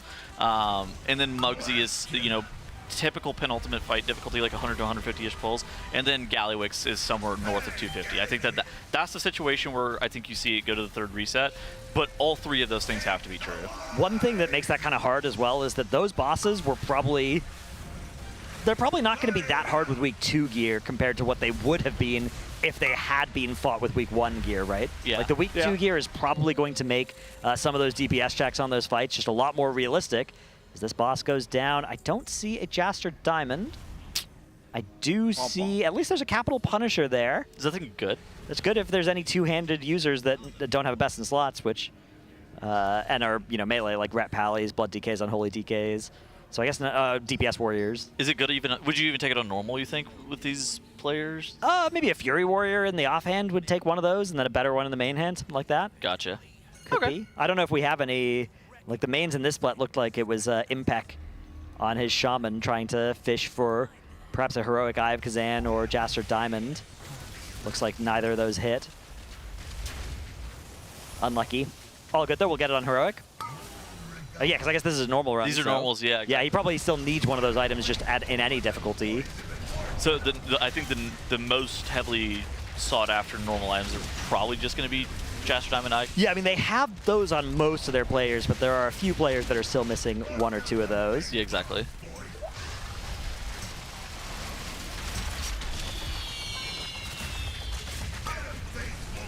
I saw they finished one of their other split runs, and they're also having to open some of their vaults on some of their alt characters. Yeah. It's been pretty interesting.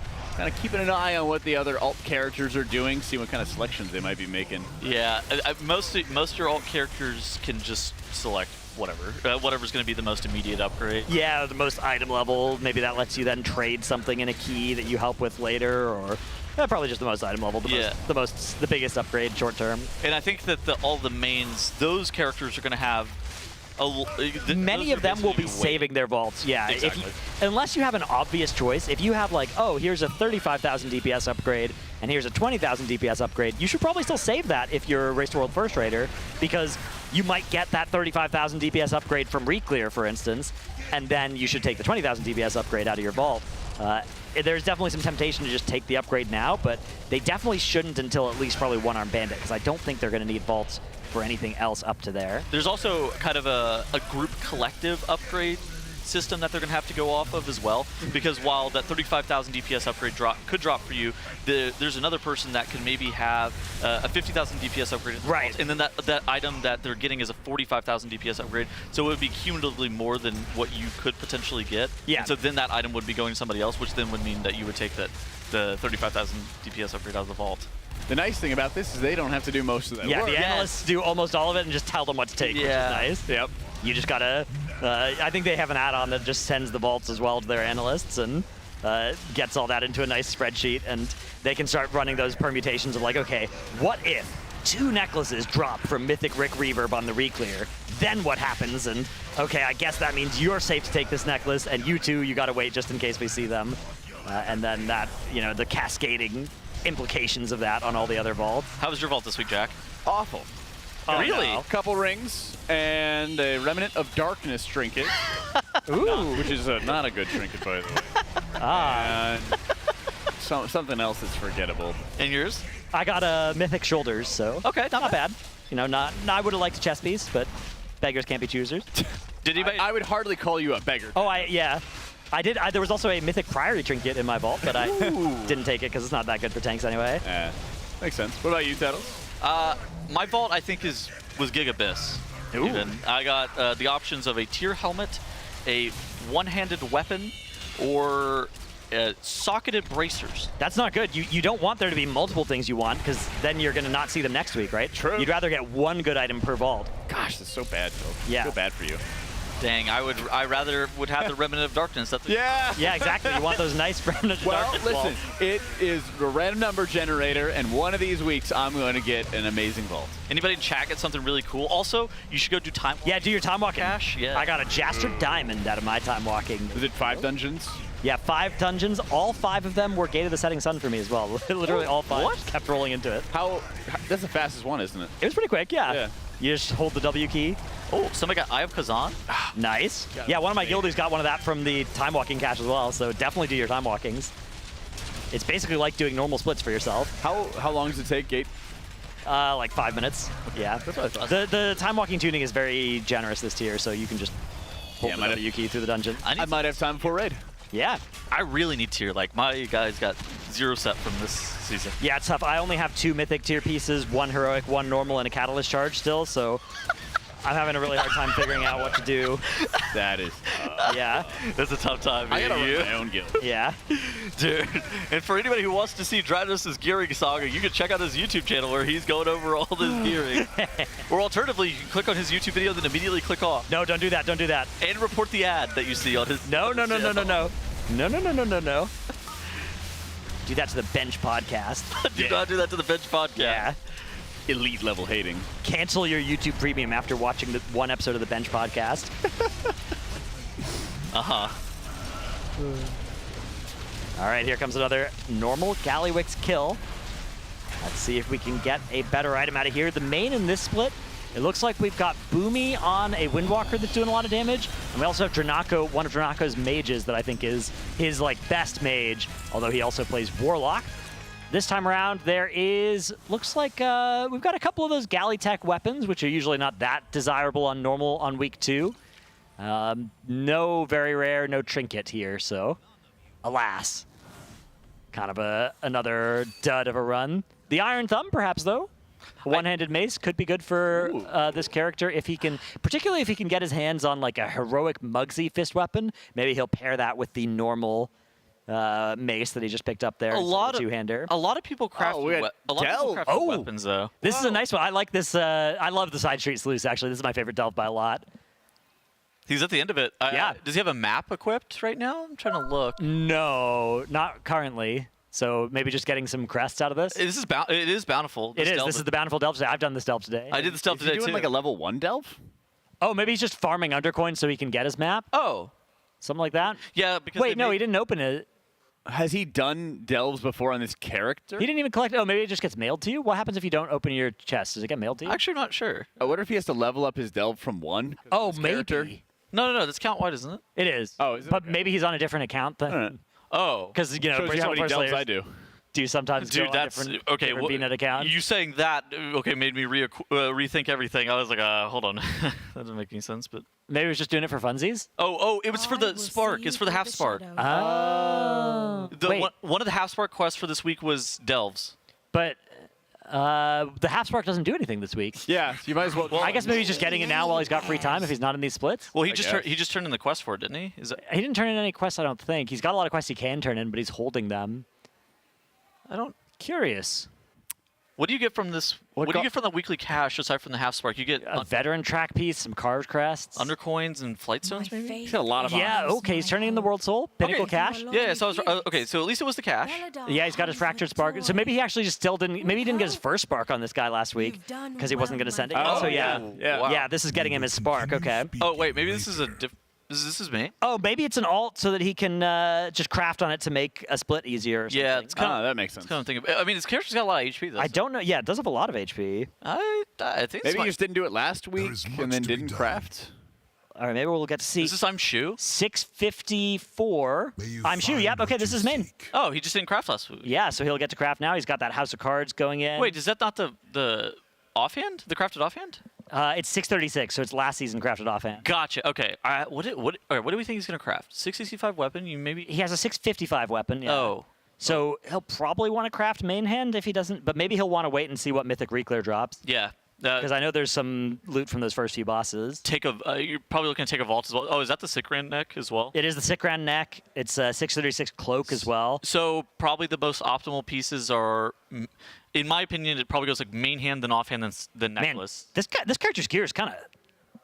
He aside from the very rares, right? Like aside from the good trinkets and the Jasper Diamond, not a lot else going on for I'm Shu. Every other slot is kind of just a generic piece. I think we can rally the character though. Yeah. I think Reclear could be big for this. Like once if he picks something up, crafts another good thing, this character can jump up to 660. We just need a main hand or an offhand on this guy. Yeah, we're kind of cooking. Yeah, because right now he still has 2 crafted items from last tier, those 636s. So he could upgrade one of those to really high eye level. He'll probably want to keep the low eye level cloak just for that embellishment. And then have either a main hand or offhand. Yeah, I think he's close to having pretty good gear on this guy. It's just a couple of pieces, and then everything will kind of slot into place.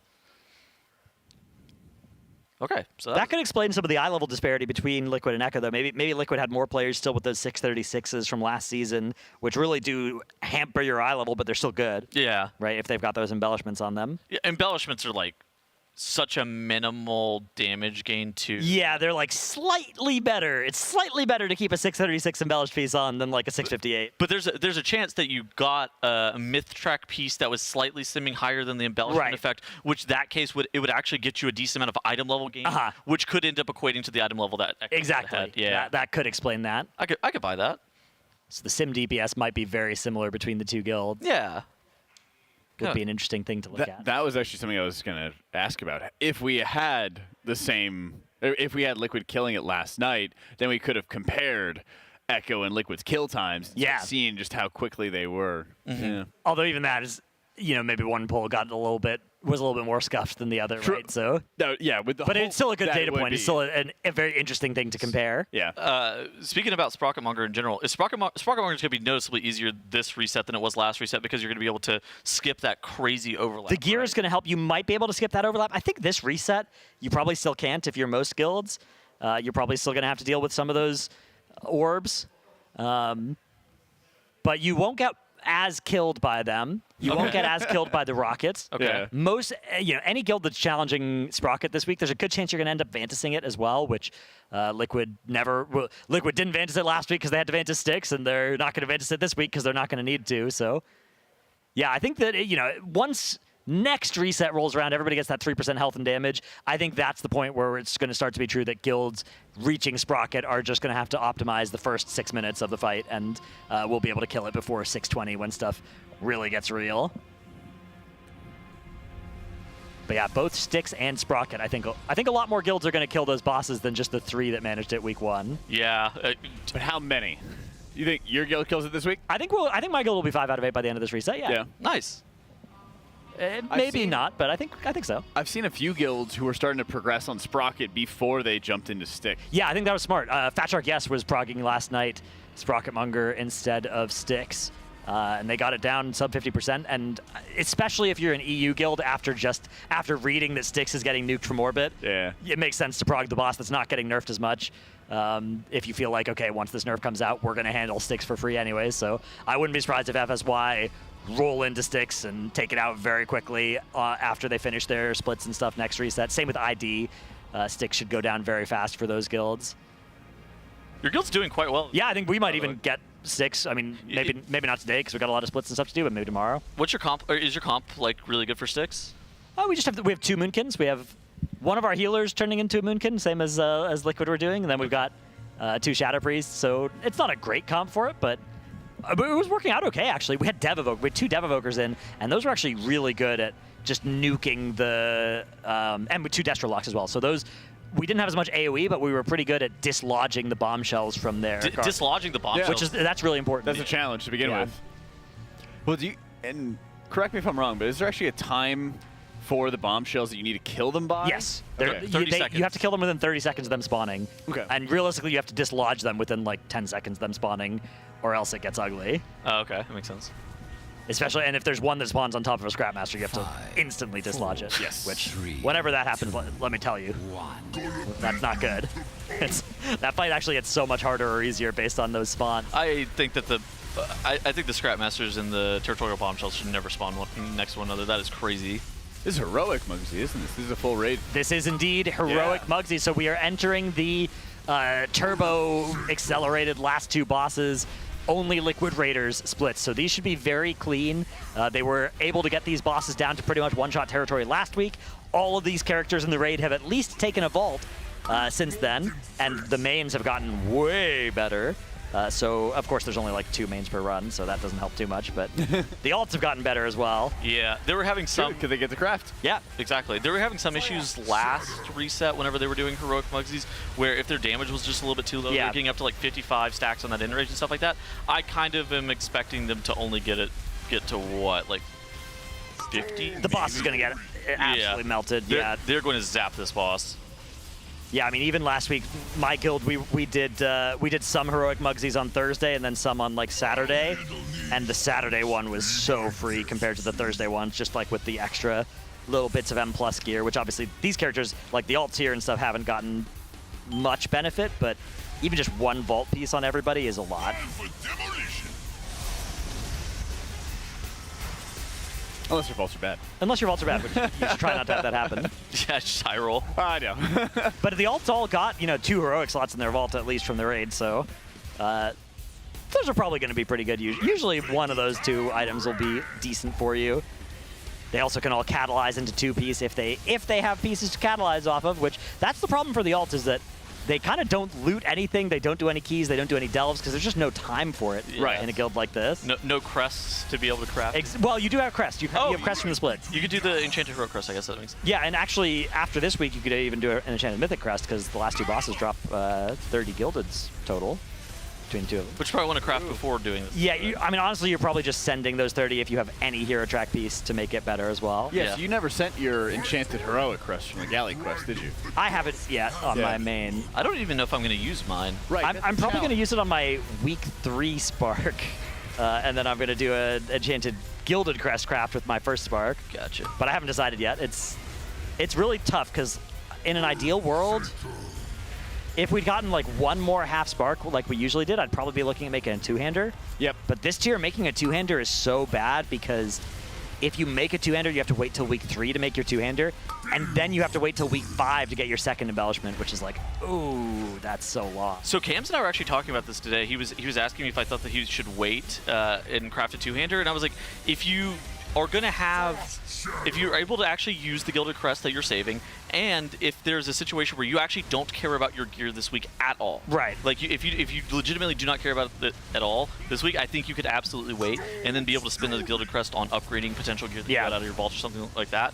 But it's one of those things that you have to also have those myth track pieces. It doesn't have to be myth track, but ideally it's the myth track pieces that you're going to be slamming upgrades on.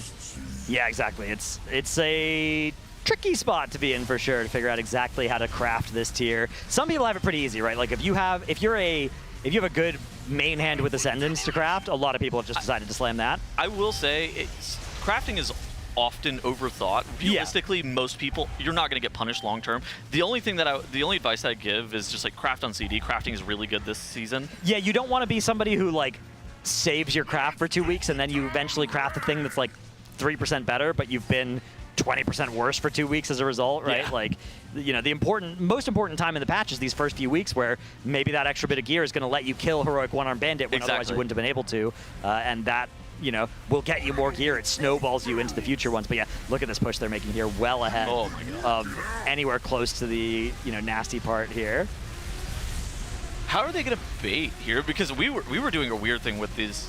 They're gonna bait towards middle here, and then they'll bait it back towards square probably. Yeah. after. Okay. Okay. No. It's Let's see where everybody baits it. A couple different people. They're kind of all around. I the like boss. it there. I think they just marked it. Okay. And here comes the last. Where they're gonna go. The last bait now is gonna go towards mid. The middle I of the room. think it should go towards that lock port, right? It'll probably just go to dead center of the room. Dead center? Okay. Is where you want to take this. Yeah. Yep. Oh, yep. You're right. Dead center of the room. That's the most important one, that third charge, because this is where the boss is now going to start doing more stuff. You need it to also be kind of close to the center of the room as well, so you can just get better space management. So they're going to spawn mines here, and then they're going to travel to the bottom left area of our screen right now towards that ad that's spawning. Also, but it's nice to spawn the mines a little bit away from the ad so that they're not right in the midst of things. And now you're going to break 3 of these mines in fairly quick succession. But hopefully not all of them. Ooh. Looks like one connecting with the floor, but 2 mines have been left alive. One of them has been hit here, so there's just 1 mine left, and they're going to try and send both of these Frost Shatter Boots into the mine, which does, you know, prevent the people from getting frozen and does freeze that last mine. Can we talk about for a second why it's so silly that 29 players is noticeably easier than 30 Yeah, this boss? You get 1 less mine, which is a pretty big deal. I mean, that's one of the issues when people talk about like flex mythic sizing. Right. Part of why it wouldn't be super feasible is that those sorts of breakpoints, they just have to exist. I guess you could give it an RNG thing where it's like, oh, at 29 you have an 80% chance to get 5 mine. No.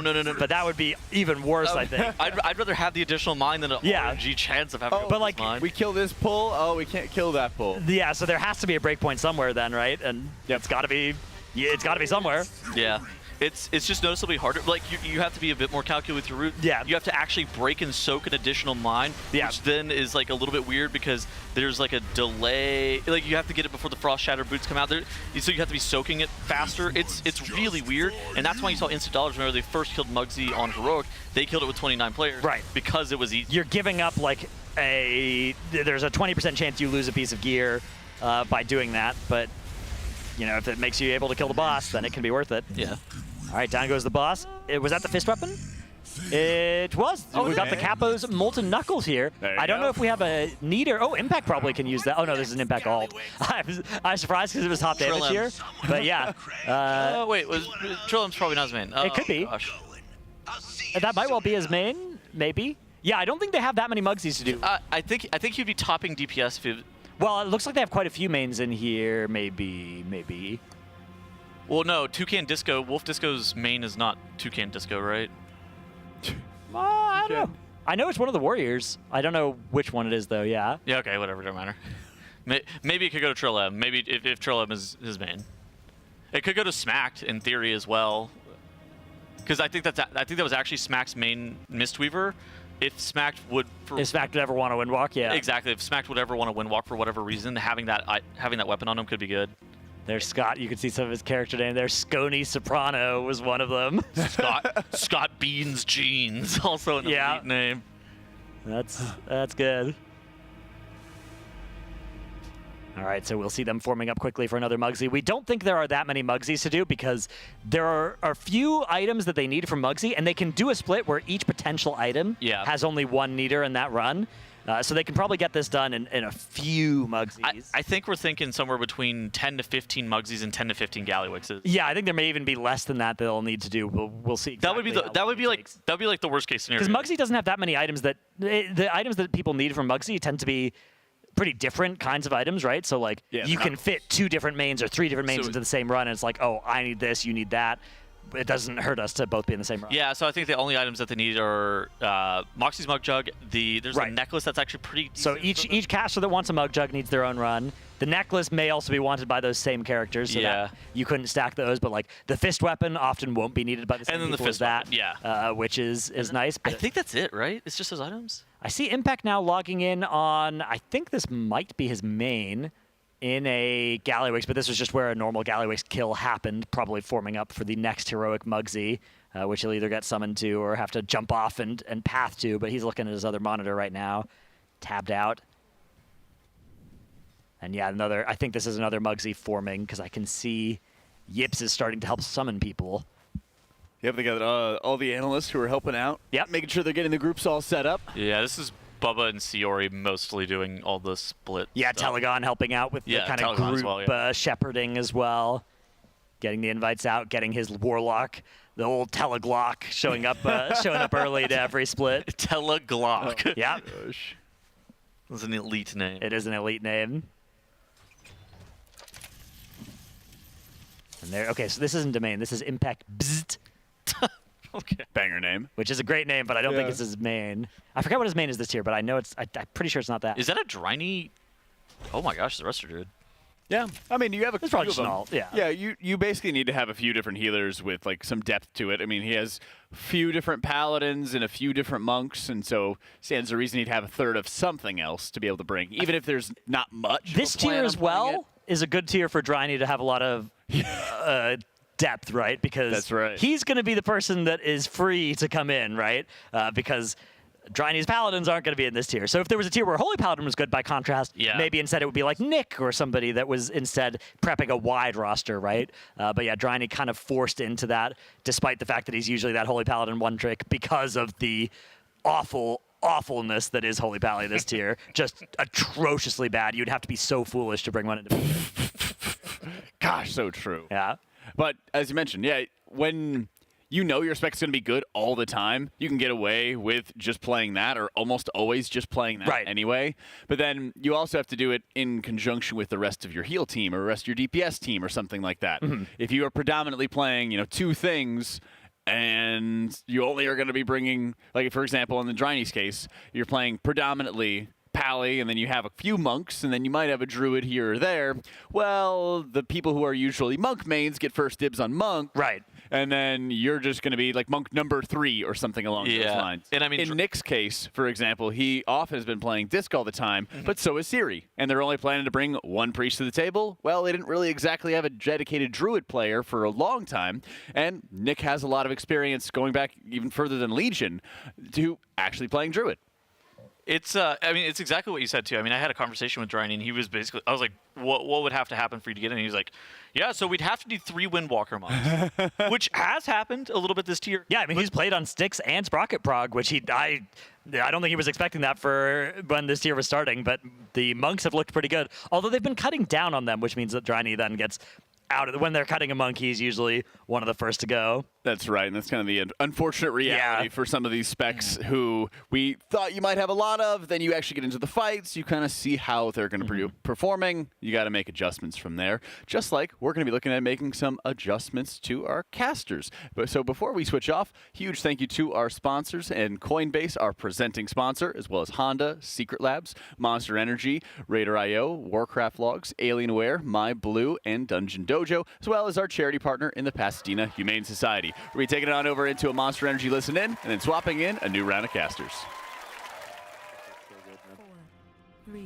Let's just time spiral pre-pull. Nice. Let's just cry all pull. Actually so ass. You see another one? Boom. Oh my god, thank you.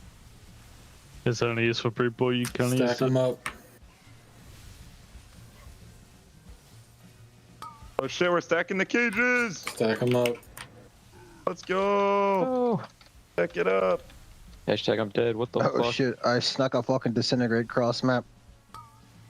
No Devour in this split, by the Oh, way. Reaper's up, pump! The left one, pump! No paladin Game's split. playable, have you noticed? No paladin, no lag. Yeah, surely someone's changing No something. paladin, no lag. Someone's doing something different every time. I know. Well, I went from the left one to the right one though. I thought we agreed So it's that not. So there's it's no not. consistency. Well, there is no consistency for one reason, right? People are even if people were doing the same thing, people would be logging on randomly way stronger characters that would like swing it, right? Jeffrey was in the right, so I kind of blasted the shit out of that one. My bad. I usually like- blast the left. It'll be you, Jeffrey. Definitely missing people on the left one there. Just do the same thing I every didn't time. miss. Wasn't me. I usually blast the left, but I got assigned the right one. That shit because took of us the- down the to, like, thing low on me, half. so.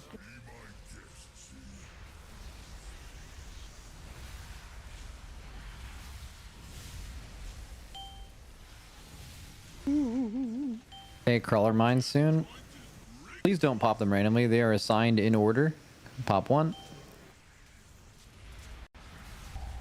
2. We popped 3 on accident. Okay, 3. Real 3. That's fired up. And last one. Or we can do it later. It's fine. It's fine. I think might be missing a few people, but it's fine as long as it's only 1, 2, 3, and 4 people minus the person who got picked. Jeffrey is under fucking attack right now. You getting everything, Jeff? Yeah, Jeffrey has fucking everything. Jeff. Let's go. Jeff. It would be crazy if that went on Jeff too. Nick's dead. The spray and pray on Jeff as well. I'm dead. Nick literally didn't move from full cross.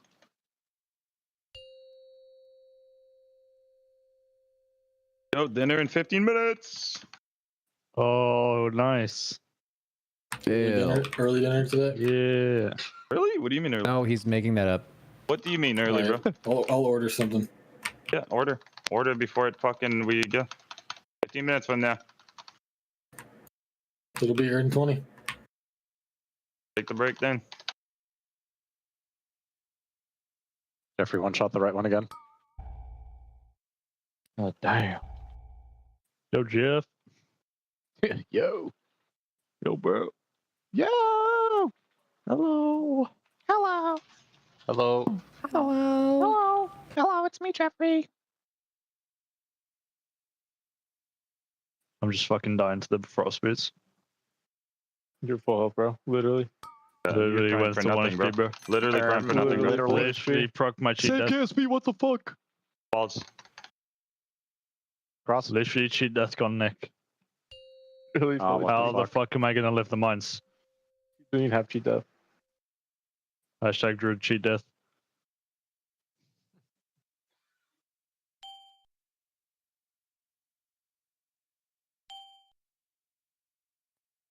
Hashtag don't pop early. Are Pop we 2 slowing down instantly. again? Pop 3. One next button, bro. Boom. Oh. Bike with the Pop 4. Dude, insane bike. And Please. wait Stop for on the group boss. soak. Wait for the group soak. Stop on boss. Yeah, stop on boss. Let me pop this mine. Yeah. Boom. Oh. Jeffrey's got it. Let's go, GF. All right, let's get huge. Lusting in 3, 2, 1, go.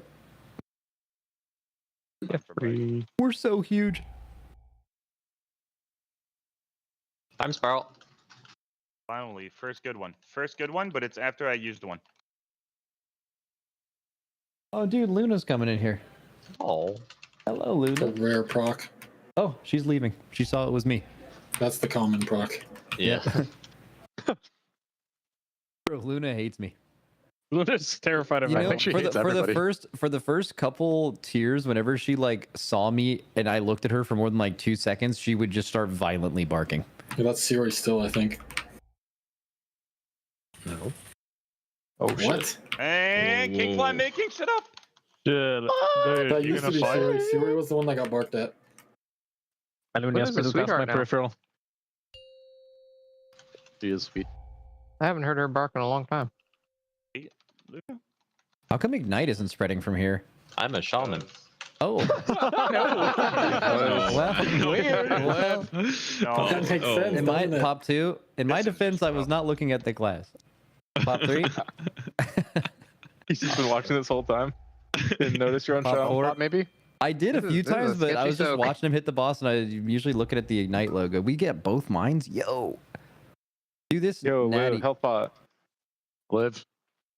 No. Past live. We have a res for Cine. We don't want these to die until after the hot mask goes off, by the way. Wait, the damage split is perf. Perfectly Yeah, wrong. that one is perfectly full health. Oh. Good. Now kill both. And get the fuck out of here. Molten gold knuckles. Dude, so true. We could res Cine and Dranaka, by the way. That would be hype. They might be kind of far. Or is it line of sight? Yeah, it's probably a line because I was in. You have to res that. You have to go in the jail to res them. Is that how it works? We don't need to. No, not how it works. It's you can't rest them if they die in the jail ever until the jail wall gets broken. Hashtag made up. Oh, Did you just fucking make that up? No, it's not, bro. Hashtag blow the fuck. Like I was in the jail with him and I couldn't res him. But don't touch Well, no, He's a good no, you player. have to step outside out. of the jail. So. Yeah, you have to step out and Yeah, I in, know, Dodo. bro. I literally resed you outside the jail after it broke. Oh. Literally, no one's listening, bro. Jog. Mug drug. Okay. Muggy. That's an MMJ. Go next. Hey, who needed this? No mine run. I need to go. Oh, it's actually a known main run. On Okay. to Zevi. It's a Zevi jug. If it's Zevi or Chug. Chug. Oh, it's Teleglocka apparently. Glocka. On to the next. Do I need to trade it to you on trade? Yes, not right. What I need? Yeah, probably not at this point. Should be fine. Bubba Villager. What does that mean? If you know, you know. The fuck? You play Minecraft, Bub? Muggsies are we doing? Check I like your Raiders. Glocka or Minion 15, Lover. 15 Mugsies. Are we doing 15? Yeah, Somehow 20. we procced an extra one from last week. Yeah, we were doing more than we did last week. Nice. We procced that 15th character last week, so it makes sense. Yeah, we're actually upping the splits this week. Just needs to happen. Teleglocka or Minion 22 Lover. Mugsies and 37 Gallywixes. Yeah. We're waiting for the week 3 power spike to do mythic. And then we need the 3% buff next week. So we're just, this week is all splits.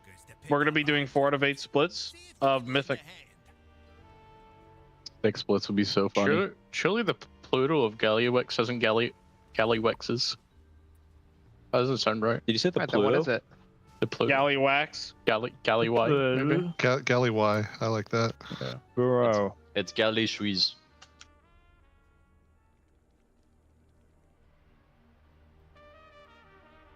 I said nah. You are. Well. Kerplow. It's a natty walk angle, by the way. No. Yep. No, I see the summon icon, bro. I see the summon icon. Sad hole. Oh. Happy hole. No, we can't do the fucking whole shit right now. Guten Mandan. Let me take the summon. I'm upgrading my gear. Oh. No. No, bro, it's not worth No. you fucking wasting our time. You didn't do that before the bandits? No. Oh, there's trash here. Okay. No. I don't think I've opened a single vault because Bubba made me put my Hearthstone in the middle of nowhere. Yeah, I've been to door. Fucking do we got- desert. Yo, get me in, Tobes. Well, they got a global timer yeah. for Yeah, bro. wrong statted best and slots used. I'm getting you guys. Like a global counter for that. Take a summon, So give I a just summon. plus one to it. I can't do that yet. I thought you had none of that. Nah, I got it on the Sangwing. It just Tobes, from you're locked in with me in the Black back. Dog. Yeah, Just bro. fucking stole it from I me. need a summon though. Wait, don't It's all coming. your specs use intellect. How can you even change it? Oh, shit, lips with me. Never mind. Did it just give you strength or something? It just gives us That was on, agi. it was on Agi. It dropped. Everybody help summon. It dropped for an Agi guy, and then never swapped it. Yo, don't AFK, help summon. Where the hell are you at, KSP? I'm logging over. Yo, Shay, you slamming that many transactions? That was Topes. Oh, That's yeah. all Topes. On Heroic Muggsy last week, I know Fired Up was 3. Who was 1 and 2? 1. Mark was 2. Okay. So if you guys are not those people, stop popping mines. Yeah. Where else? Or die. Sang blows you up. Help summon. Help summon, help summon, help summon. Okay. We'll cast the bomb of the bomb. Everybody click, everybody help. Taser? Couldn't take my res or thing. I was in combat. Oh. All good, you got a new one. Thank you. Dazor. Help summon. Mark is intel. What could possibly be going on? People are just on a run. Lucy's feeling lonely, Max. You should join him in the channel. I'm chilling. Okay. What the fuck? You just take What Lucy. the fuck? What the fuck? Jesus. The fuck? I'm bored, man. He joined and just muted. He just full mute. Oh, Fired Up, go in there and be nice to him. Ronnie's here. We're all here. Let's go. Fired Up, you're the second nicest guy here. Yo, what's up, Lucy? Who's the first nicest? Kingfly, of course. Oh yeah, true. That's right. I'll take that level. Thank you. We're all here, right? Yeah. Everyone's joining. Riven Time is Shaman. out. Let's go. Riven Shaman buff. Why is everyone muted? I know, man. Do we double talk? 4, 3, 2, 1.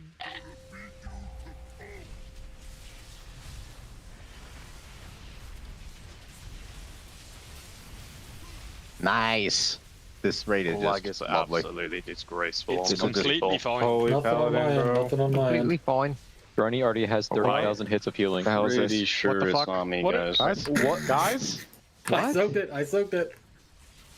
How'd you get in that Where quick is though? the apes? I just That get was knocked pretty into it. positioned over there. We're gonna have to enrage that ad and why bring the it fuck out, is right? Apple? No, we get knocked into it. No, the other team's coming. One Everybody bandit, kill bro. it. One Everyone kill it. Everyone kill it. Everyone Keep kill it. dancing.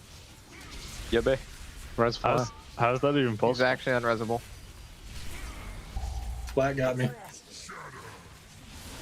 I swear I Splat's the tried. man. Splat's the If I man. watch Melee greet one more global, you're fucking my done God. for. Buddy!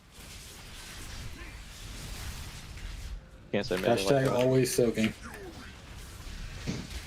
The guy just fucking full sprinted the last second, and what do you want? I mean, I was on the marker, no? Yeah. I was on the marker. Let's go, man. Or? That's correct. KSP did not mess up. Uh-huh.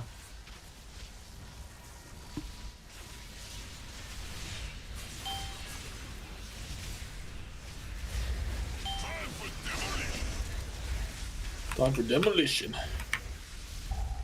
Someone soaked mine. 2, 3, 4. Do 5 after. 4. I don't want to root it that early. It's too far away. Can you break a root? Can you break your own root? No. Only if you have something else to root. Root this, the boss. this little guy.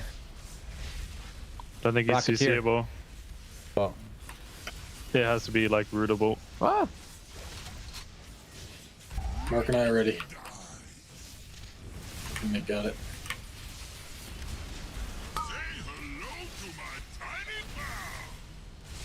Do you think Lucy's feeling welcomed in this channel right now? I bet Dranaka's throwing in some insane Cross. He's made you muted? Huh? I'm gonna unmute. Why would you mute? That's Yo, fucked man. up. Dude, the instance lag is so funny, man. It's gonna be a funny You're doing intermission. great. Keep it up. Just say Trill is Brewmaster for you too. Actually, so much damage, very much loss. I was until 5 seconds before he pulled. I got knocked up for 0. The fuck? okay. The I fuck? feel like there's 4 of us in left again. I think I count 6 or 7 right now. Just chill them out. I didn't see Thud for some reason. I'm just jamming out to the in-game music right now. It's just fucking playing a little fucking trumpet right now. That's good. Cool. Cheers. Cheers.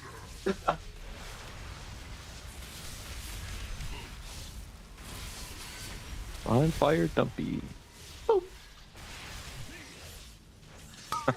That is fucking. That is so BM. He blinked it and fucking. It's fine. I mean, I'm the good target I to blinked it use it behind the on. wall. Yeah, but then Yeah. you changed the arrow and hit him. Oh, you should've should be moved. expecting that. There's Mate, a wall it's there. actually perfect because I'm the good spec to soak that for you right now. Mate, if you're expecting an apology, don't Oh, expect I'm not. one, I'm 'cause as that chilling is as on it gets in you here. completely. Or Tobo. Tobo could have been. You changed, bro. Are we chilling on boss again? 3, Yep. Stop. Oh wait, I'm 3. Hashtag that's 4, me.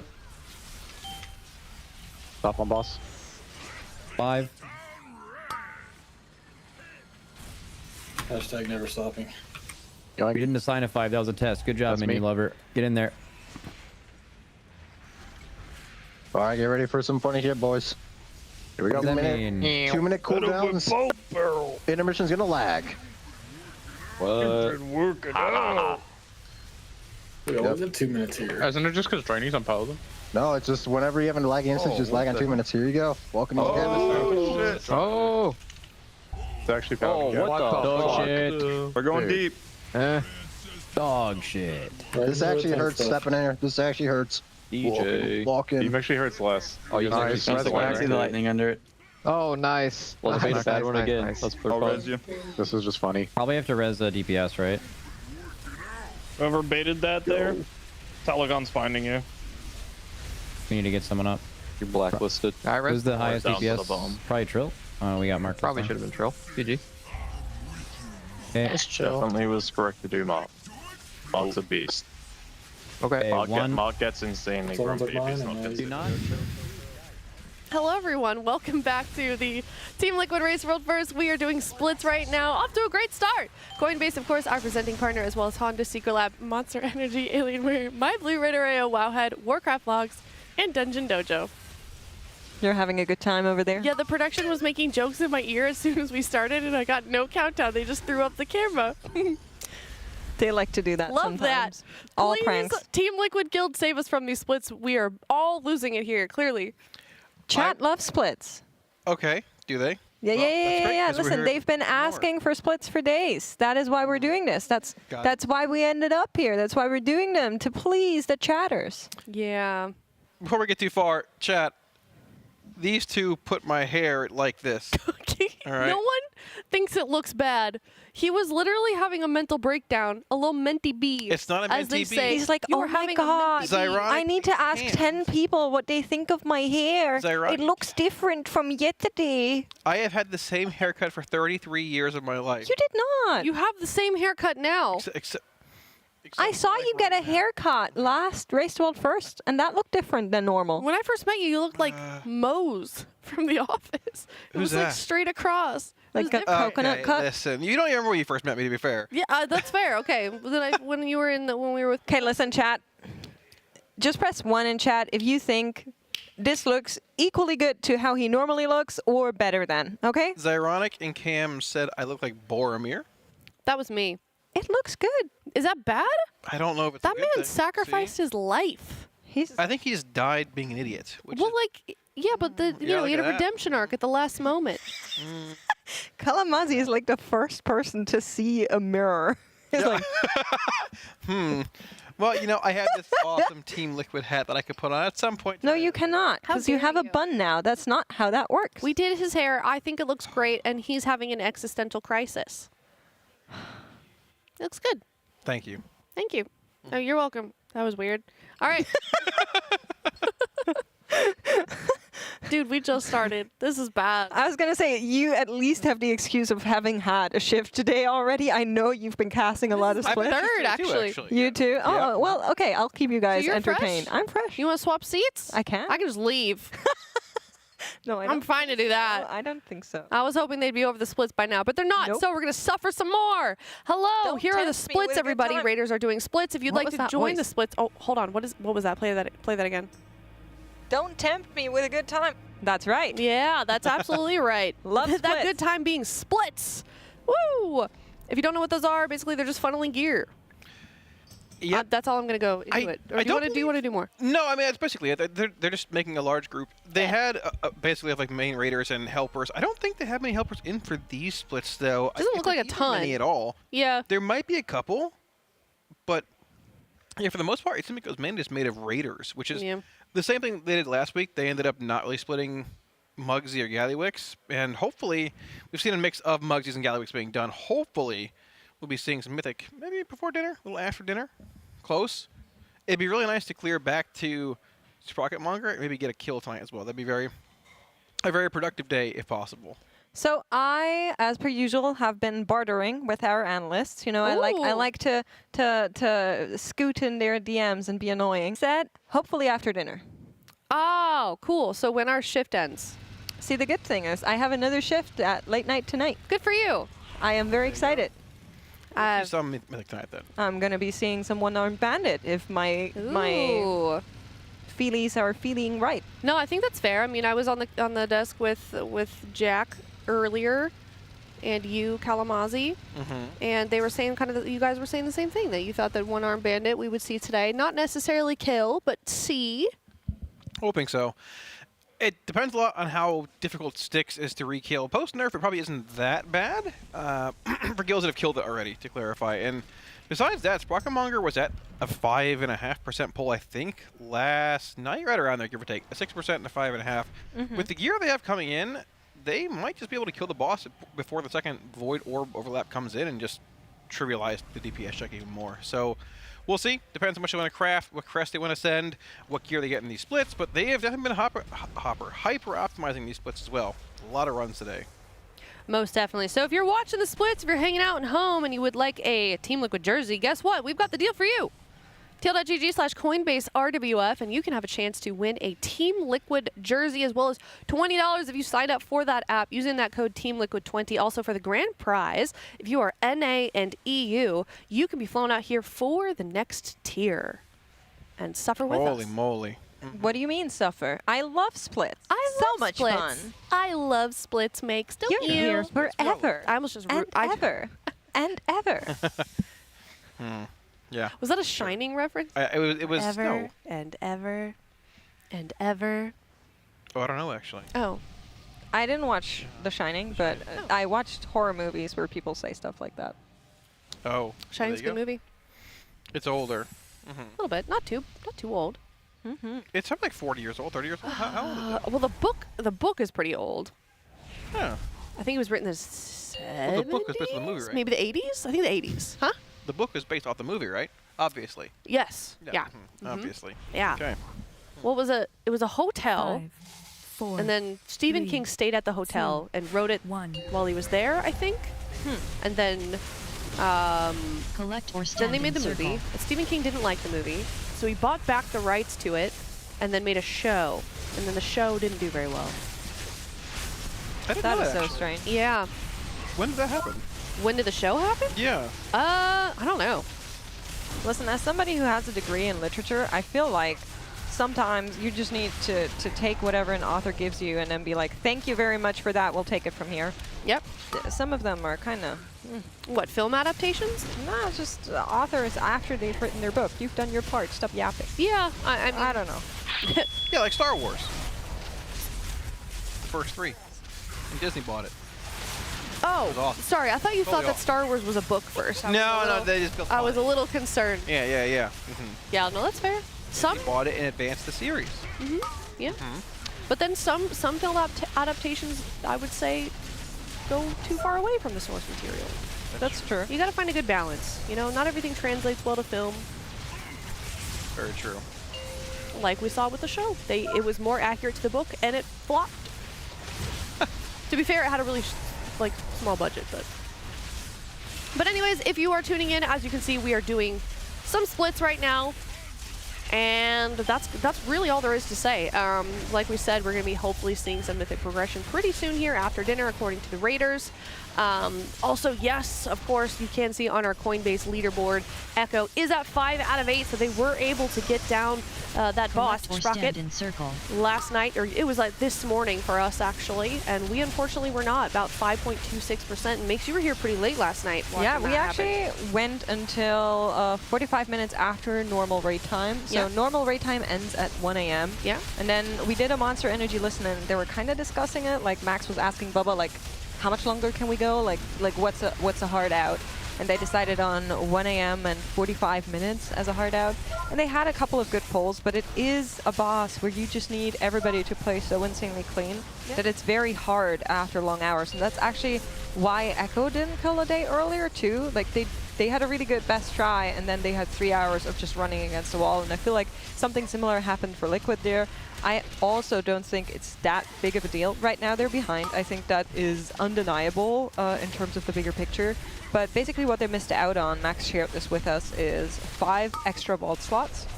Okay. And then, of course, the 4 mythic pieces that the boss would have dropped. So 1 mythic tier, and then whatever else would have dropped that they don't have access to now.